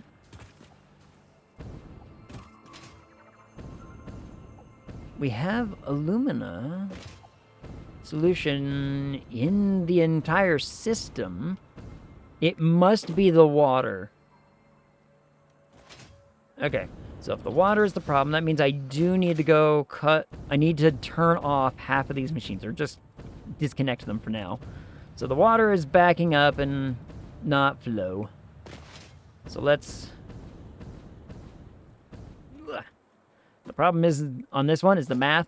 1, 2, 3, 4, 5. 1, 2, 3, 4, 5, 6, 7, 8, 9, 10. I think 10 is enough to run Because it originally called for 22.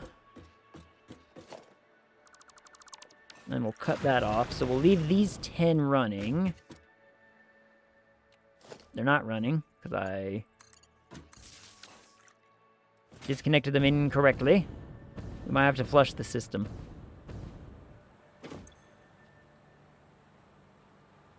If I flush this pipe segment...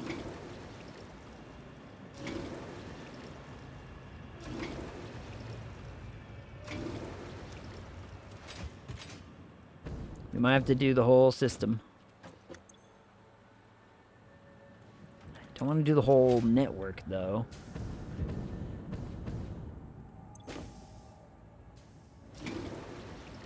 We'll flush the fluid buffer, and the fluid buffer should mean that stuff starts getting turned on again. And the buffer...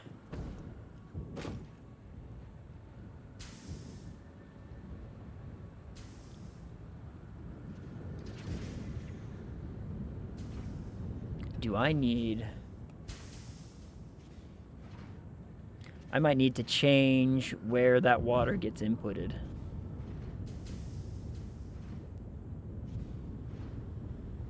I might have to bring that pipe up and put it here. It shouldn't make a difference.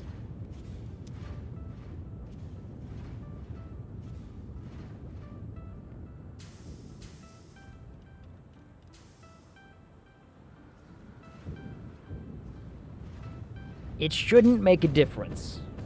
But we'll see. Let's see how it goes. Yeah. Yep. Because as it is now, you have 2 inputs going to the buffer, with 1 input being both in and output. Yep. Because if I have... essentially, what I need to do is I need to move this pipe, or that pipe, over here, so that way the flow goes that way to power these things.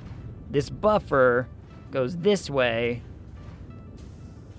to do that bit, which means that I'm going to need another buffer on the end here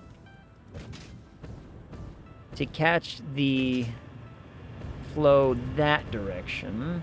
If I put another buffer over here to catch the direction this way, it would flow fine. We're gonna see how this holds up. Or is it already clogging up? Is it already breaking? Or what's the holdup over here now? Must be, I think it's the water again. Yep, it's the water again. Okay. Yep. I'm gonna have to move that pipe. It's gonna have to be over here. And then I'm gonna have to... oh, easy way to do that. Easy way to do that.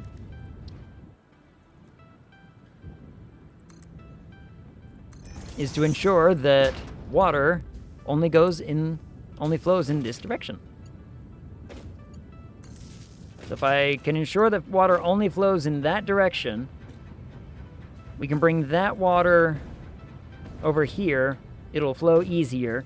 Thing will be pretty good. Excessive water retention problem. Yep. What up, Vader? Welcome in. How are you? Maybe just a valve? Because now you have pumps fighting each other. You could valve it. What can we do with a valve? Let's see. If I restrict...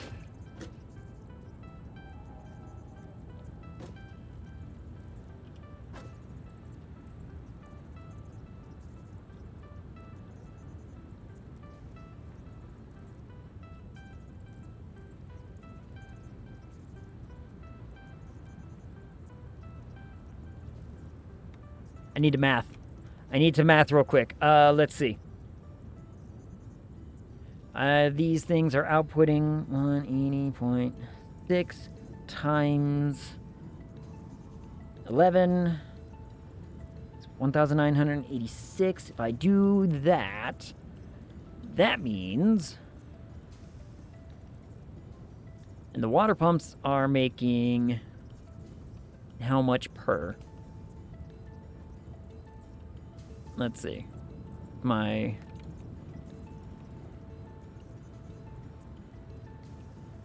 Bum, bum, bum. If I do... Delete that. Check the numbers. Let's see. So, pump is producing how much? Means...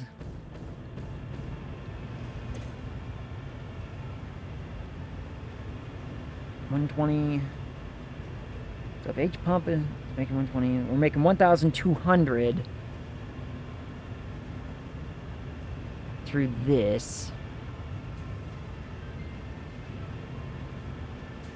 My numbers are way off. My numbers are way off. Okay, hold on. So if we're inputting... Okay, I'm going to write this all down. I've got a little notepad. Where's my pen? Pen! I don't know where my pen is. God damn it. Okay. Oh, there's my pen. I found my pen. Let's see. So, the flow of water going back into the system is 1986.6. Okay. We are producing 1200, essentially. So, how much water does the system actually need? That answer is 258 times 11, 2,838. Okay. 2,838. So, if I have 1986, we'll call it 7, just in case. Plus 1200. We're over by minus 2838, 349, which means divide that by 120. 3 of these machines need to be turned off.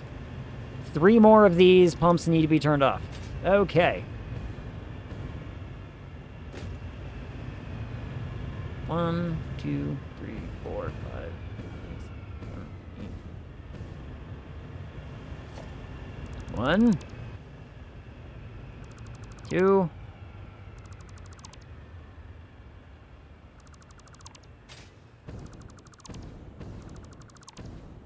all right, that should essentially disconnect enough of the water. So now,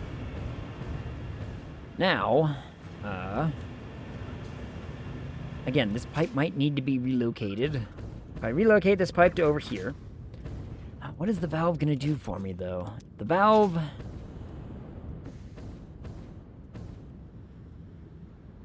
We can put a valve here to say that water can only flow in this direction.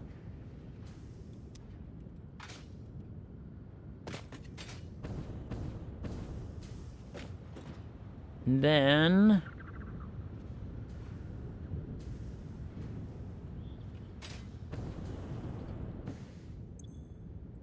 let's flush this real fast.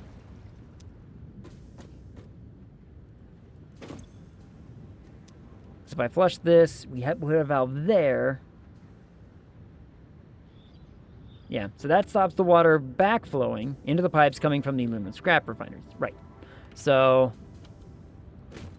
this essentially says water can only flow in this direction thanks to the valve. So if the valve is here, this means we're only going to have water going this way. The buffer is going to go that way. The buffer goes back into the system. With that amount of water getting pumped into this system, we should start to see a balance eventually. Question mark. So what's...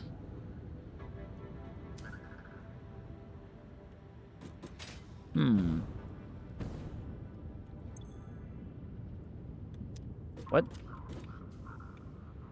No petroleum coke. What? What happened to the petroleum coke? See, this is exactly why we troubleshoot.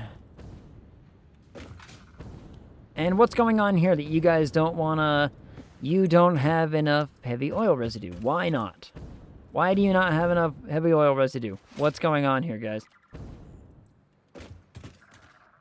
It's because you guys aren't running. Why aren't you guys running?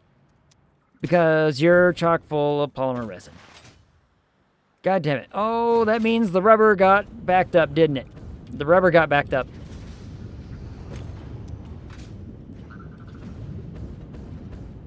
That means over here.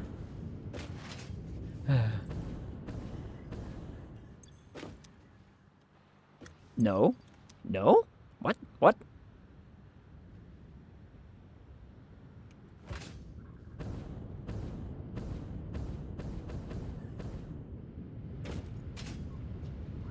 I never attached it into the system. God damn it. Ah, all right. That answers that question. All right, that should...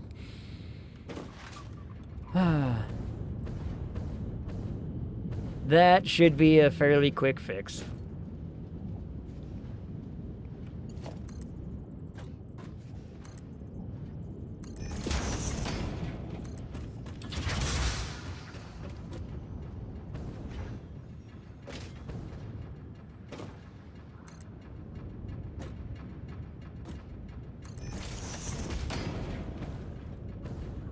This should be quick.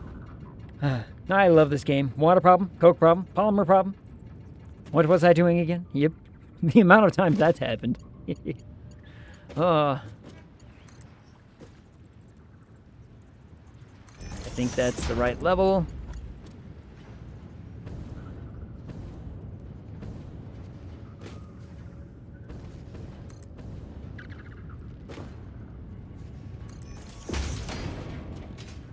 Super was not, but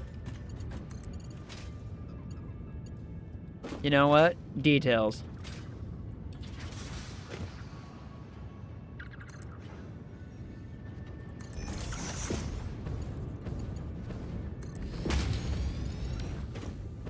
And away that goes. Okay. Well, that's gonna hopefully fix some of this problem. Let's just grab it all.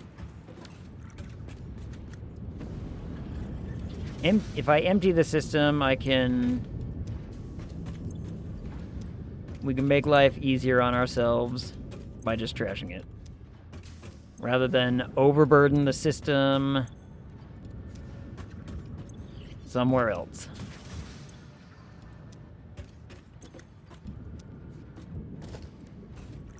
Nope, hit tab, me. Alright. These should now start going again, which means we should start getting...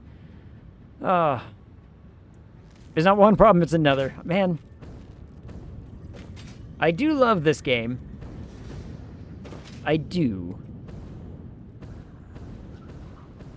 But people have to understand that it is quite the interesting little burden.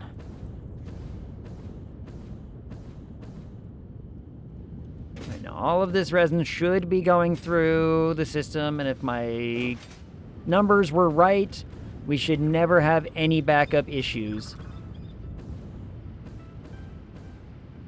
It's just going to take a while to balance itself. Step 1, make sure everything has a place to go. Yep. I mean, it had a place to go. It was going to go into this system. My only problem was I didn't have, you know... I just didn't connect it to that system. That was my first problem. Actually, no, my first problem was math. That sucked a lot. But this should be to a state of catching up, and it looks like it is. Looks like it's not having any backup problems in the refineries themselves, which is good. Okay. Well, this one's kind of starting to back up. Sort of starting to back up. About the same. Okay. Well, You know what? The problem will solution itself eventually. The problem will solution. Oh, man, I meant to stop playing this game hours ago. Almost 2 hours ago, and I haven't stopped because reasons. And now, there's no Illumina solution. Of course there isn't. Why is there no Illumina solution all the way down here? This is another part of the problem. I have a sinking feeling that I'm going to have to divert this and bring it over to the other side to make sure that it has an equal in and whatever flow.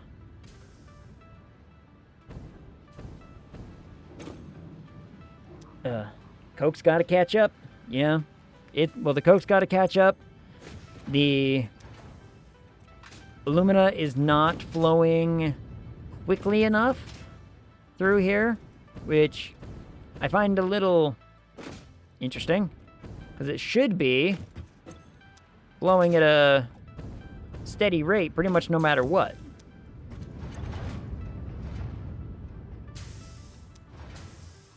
Oh, right, I do need to underclock these. I do need to underclock every other one of these, so let's do the not output one. This needs to be underclocked to, what was I saying, 72? 72.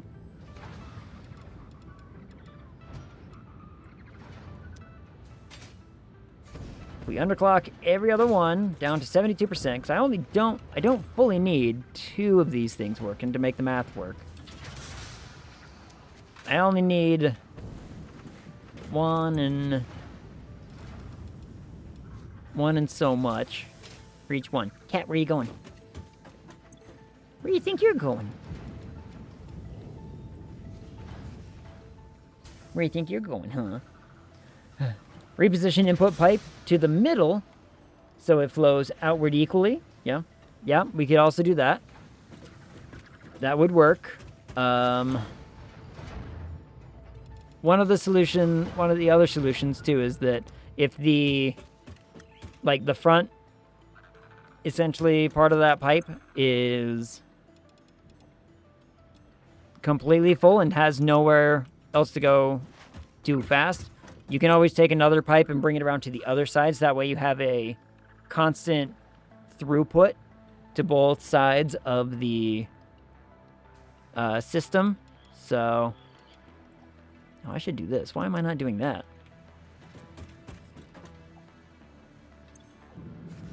Yep. Why am I collecting petroleum coke in my inventory now?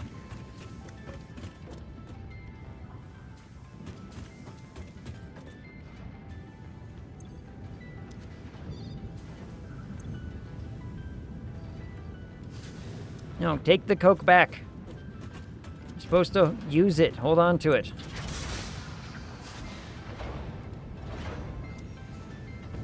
I fell. Let's see. And the rest of it's catching up just fine. So, let's see. These are all overclocked to be producing solution faster. So see, here's another issue we might have, is since this side, yeah, it's not pushing Illumina fast enough. So, what do I do about that? Well, there is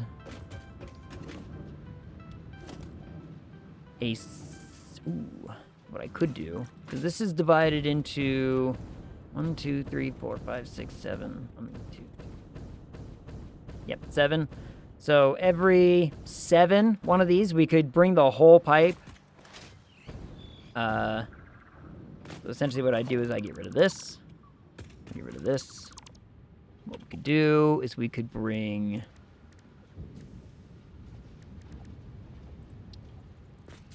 this whole pipe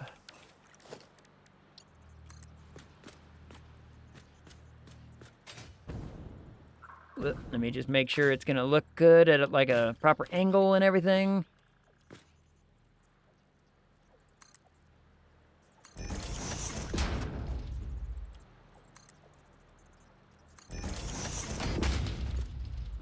What we do is we just bring it all the way down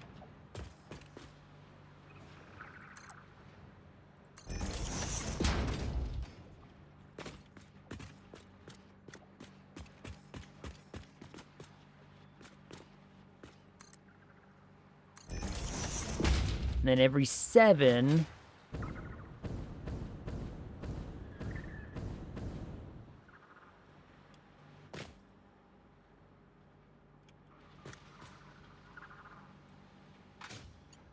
Or I have a clever way to get around this problem.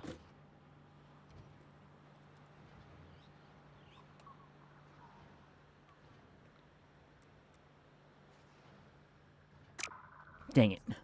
I thought I had a clever way to get around that problem. Well, it doesn't look straight, but you know what? It's fine. Manifold to meet the manifold, yep. Have a good night, Egg. Good night, Shade. Sleep well. Gotta go to bed. Should have been asleep 2 hours ago. Agreed. I also should have been asleep a while ago. I am not. Why? I don't know.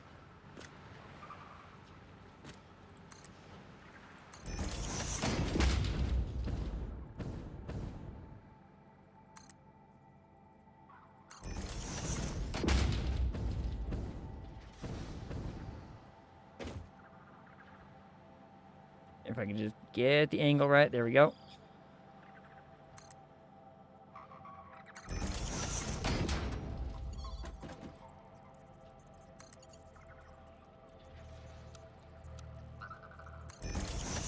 Make it look decent at least.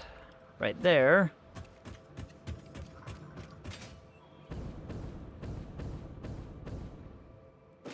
Now I can...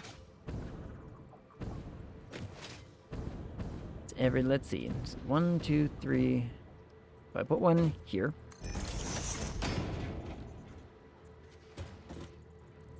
Then count 1, 2, 3.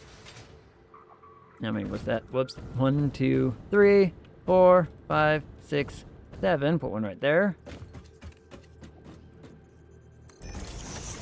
1, 2, 3, 4, 5, 6, 7. Put another one right there. This should help us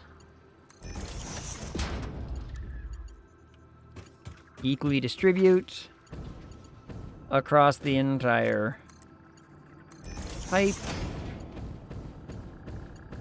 In theory.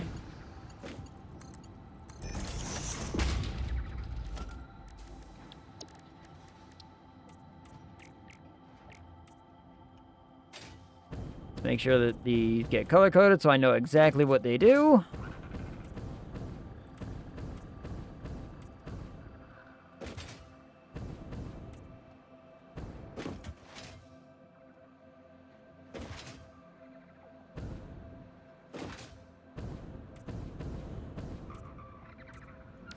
All right.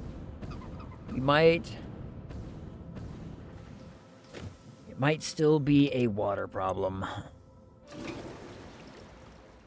It might still be a water problem. So, I will need...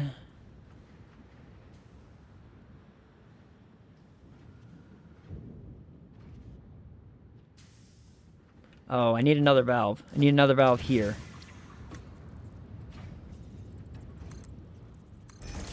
To make it so that way this extra water's not getting funneled into that. This makes it so all the water that we make here goes into only these machines. You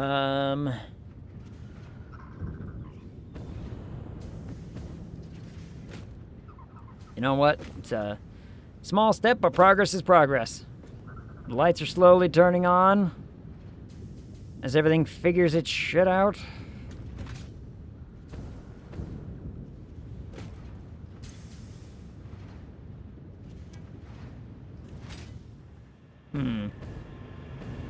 As long as that water flowed, I've been playing for 6 hours. Oh my goodness.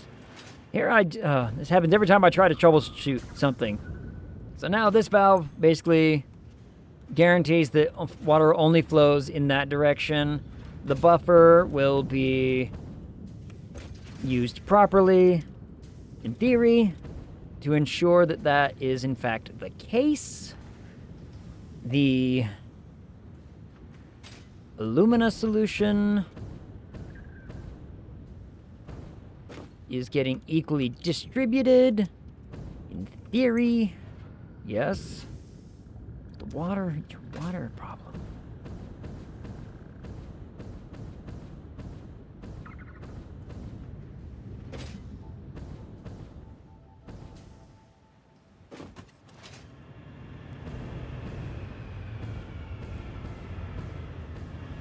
Yeah, 7 machines should be right. Unless these are doing more than I think they are. No, they're really not. They're really not.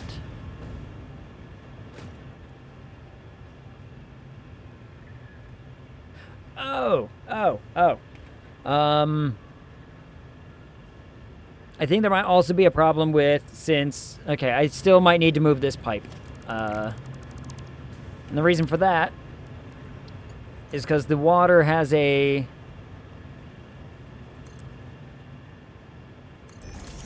desire to only go in that direction. So we need to augment that.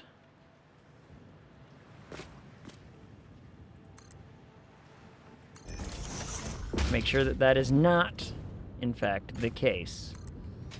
Well, that looks awful, but whatever. Then, so now the water is only inclined to flow this direction. We might need to... I don't want to do the whole pipe network, because if I flush the whole pipe network, it'll include other things. So we might need to... This is actually balancing itself out. See? Okay. Progress. It's starting to slowly balance itself, but let's flush it again. Just in case.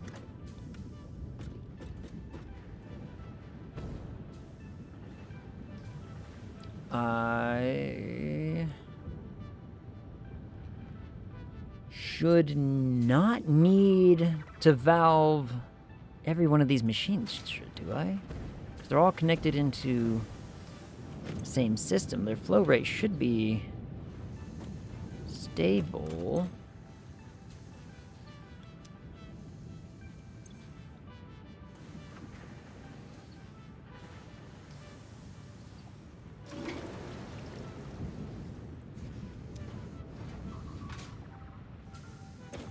What if I just do it?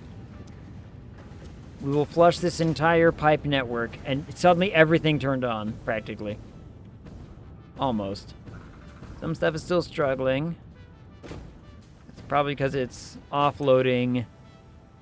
Nope, it's just trying to get caught up on the solution.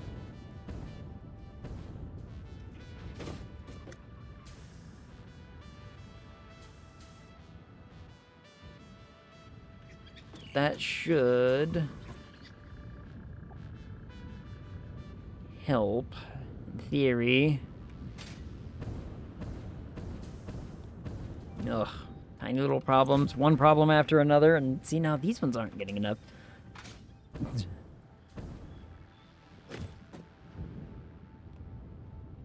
I guess I could put a junction here as well.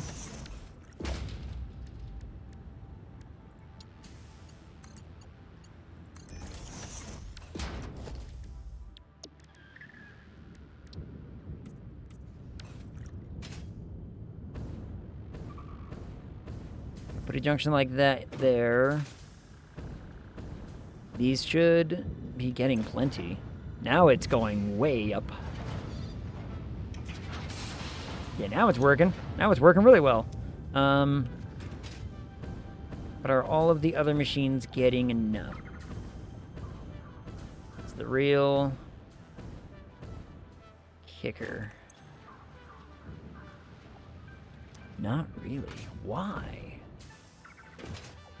Huh.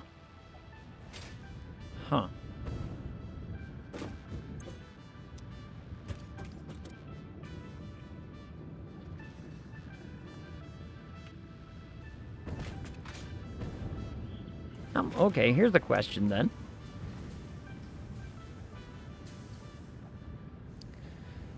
Oh, all right. Well, I know how to fix it. I can see a solution, actually. I see a solution. Oh, the problem. The problem. Y'all ready for the problem? Every one of these machines is producing 309 alumina solution every minute, which means that there's too much water in the system. It can't move all of it fast enough. That's why we're having the problem. So that means is I'm probably gonna have to make it so that every one of these things gets funneled into 2 of these things. Oh boy. All right. That's going to be some infrastructure because there's no way I'm doing that above ground. There's no way I'm going to be doing that above ground. That's going to have to go underneath. Woof. Yep. That's going to have to go underneath and piped, you know, back up into the system. As a single Mark II pipe flows a max of 600. Yep. Since we have a max flow rate of 600, it's trying to, since I'm producing over 600, it's overcompensating, it's throwing too much into the front of the system and not distributing through the rest of the system. So, the best solution that I can come up with is that every one of those machines, every one of those pipes is going to have to be piped individually to the proper machine channels. That's my only true solution to this problem, to make sure that it has equal distribution, because see, we're still having like tons of problems. The water is sort of working itself out. Like it's a bit of a back and forth. This is gonna take more needing fixing. Why are those lights yellow? Hold on. You try to make something nice and the game is like, but what if? Go fuck yourself. And I'm like, well, I'd appreciate it if I didn't, but you know, what can you do? Yeah, since those aren't running fast enough, we're getting backed up over here now. The water sort of fixed the alumina solution. Yeah, sort of fixed, but the alumina solution is the biggest problem. Yep, because if the alumina solution's not getting to the system fast enough, it's not producing fast enough. If it's not producing fast enough, these get backed up, that gets backed up. That's part of the problem. So, yeah, that's an infrastructure thing. I'm going to have to deal with that another time because I have already gone 2 hours over my stream time. So I am going to find a raidable. We're going to find the raidable. I think we're going to go hang out with Maddie. Maddie is playing, what is he playing, Rivals? I think he's playing Rivals. Let me find out. Apex Legends? I thought he quit Apex for Rivals. Whatever. It was okay. We're going to bug Maddie anyway. Let me hit this charge rate. Okay. And then I'll talk a quick schedule. Schedule is really, really quick, actually, because tomorrow, Persona 5 Royale. It's going to be fun times, because Zariah couldn't make the day. GG, enjoy the pipe dreams. Boy, howdy will I. It'll be a nice distraction from all the other dreams I've been having of trying to figure out how I'm going to write this final chapter of our campaign situation. It's coming along nicely. Very, very fun. But then I get to go back and I get to do a whole bunch of edits and additions and subtractions. And that's going to be a task all on its own. The editing process is going to be daunting, but it'll be fun. So, yeah, Persona 5 Royale tomorrow. 7 o'clock usual time. Shouldn't be any different. I haven't figured it out for Friday yet. I haven't figured it out. I will, though. I'll figure out Friday's game plan. Shouldn't be too crazy, but either way. All right, I have to thank like a bunch of people. Bicken the Fleen. I still love that name. Thank you so much for the follow. Plague Pals, thank you for the raid. Choppa for the follow. Linda from HR for the follow. Thundering Falcon, also for the follow. Thank you all so, so much. I appreciate your support so very dearly. The thing's already about to happen. The timer's about to go away, so until I see y'all again, talk to you.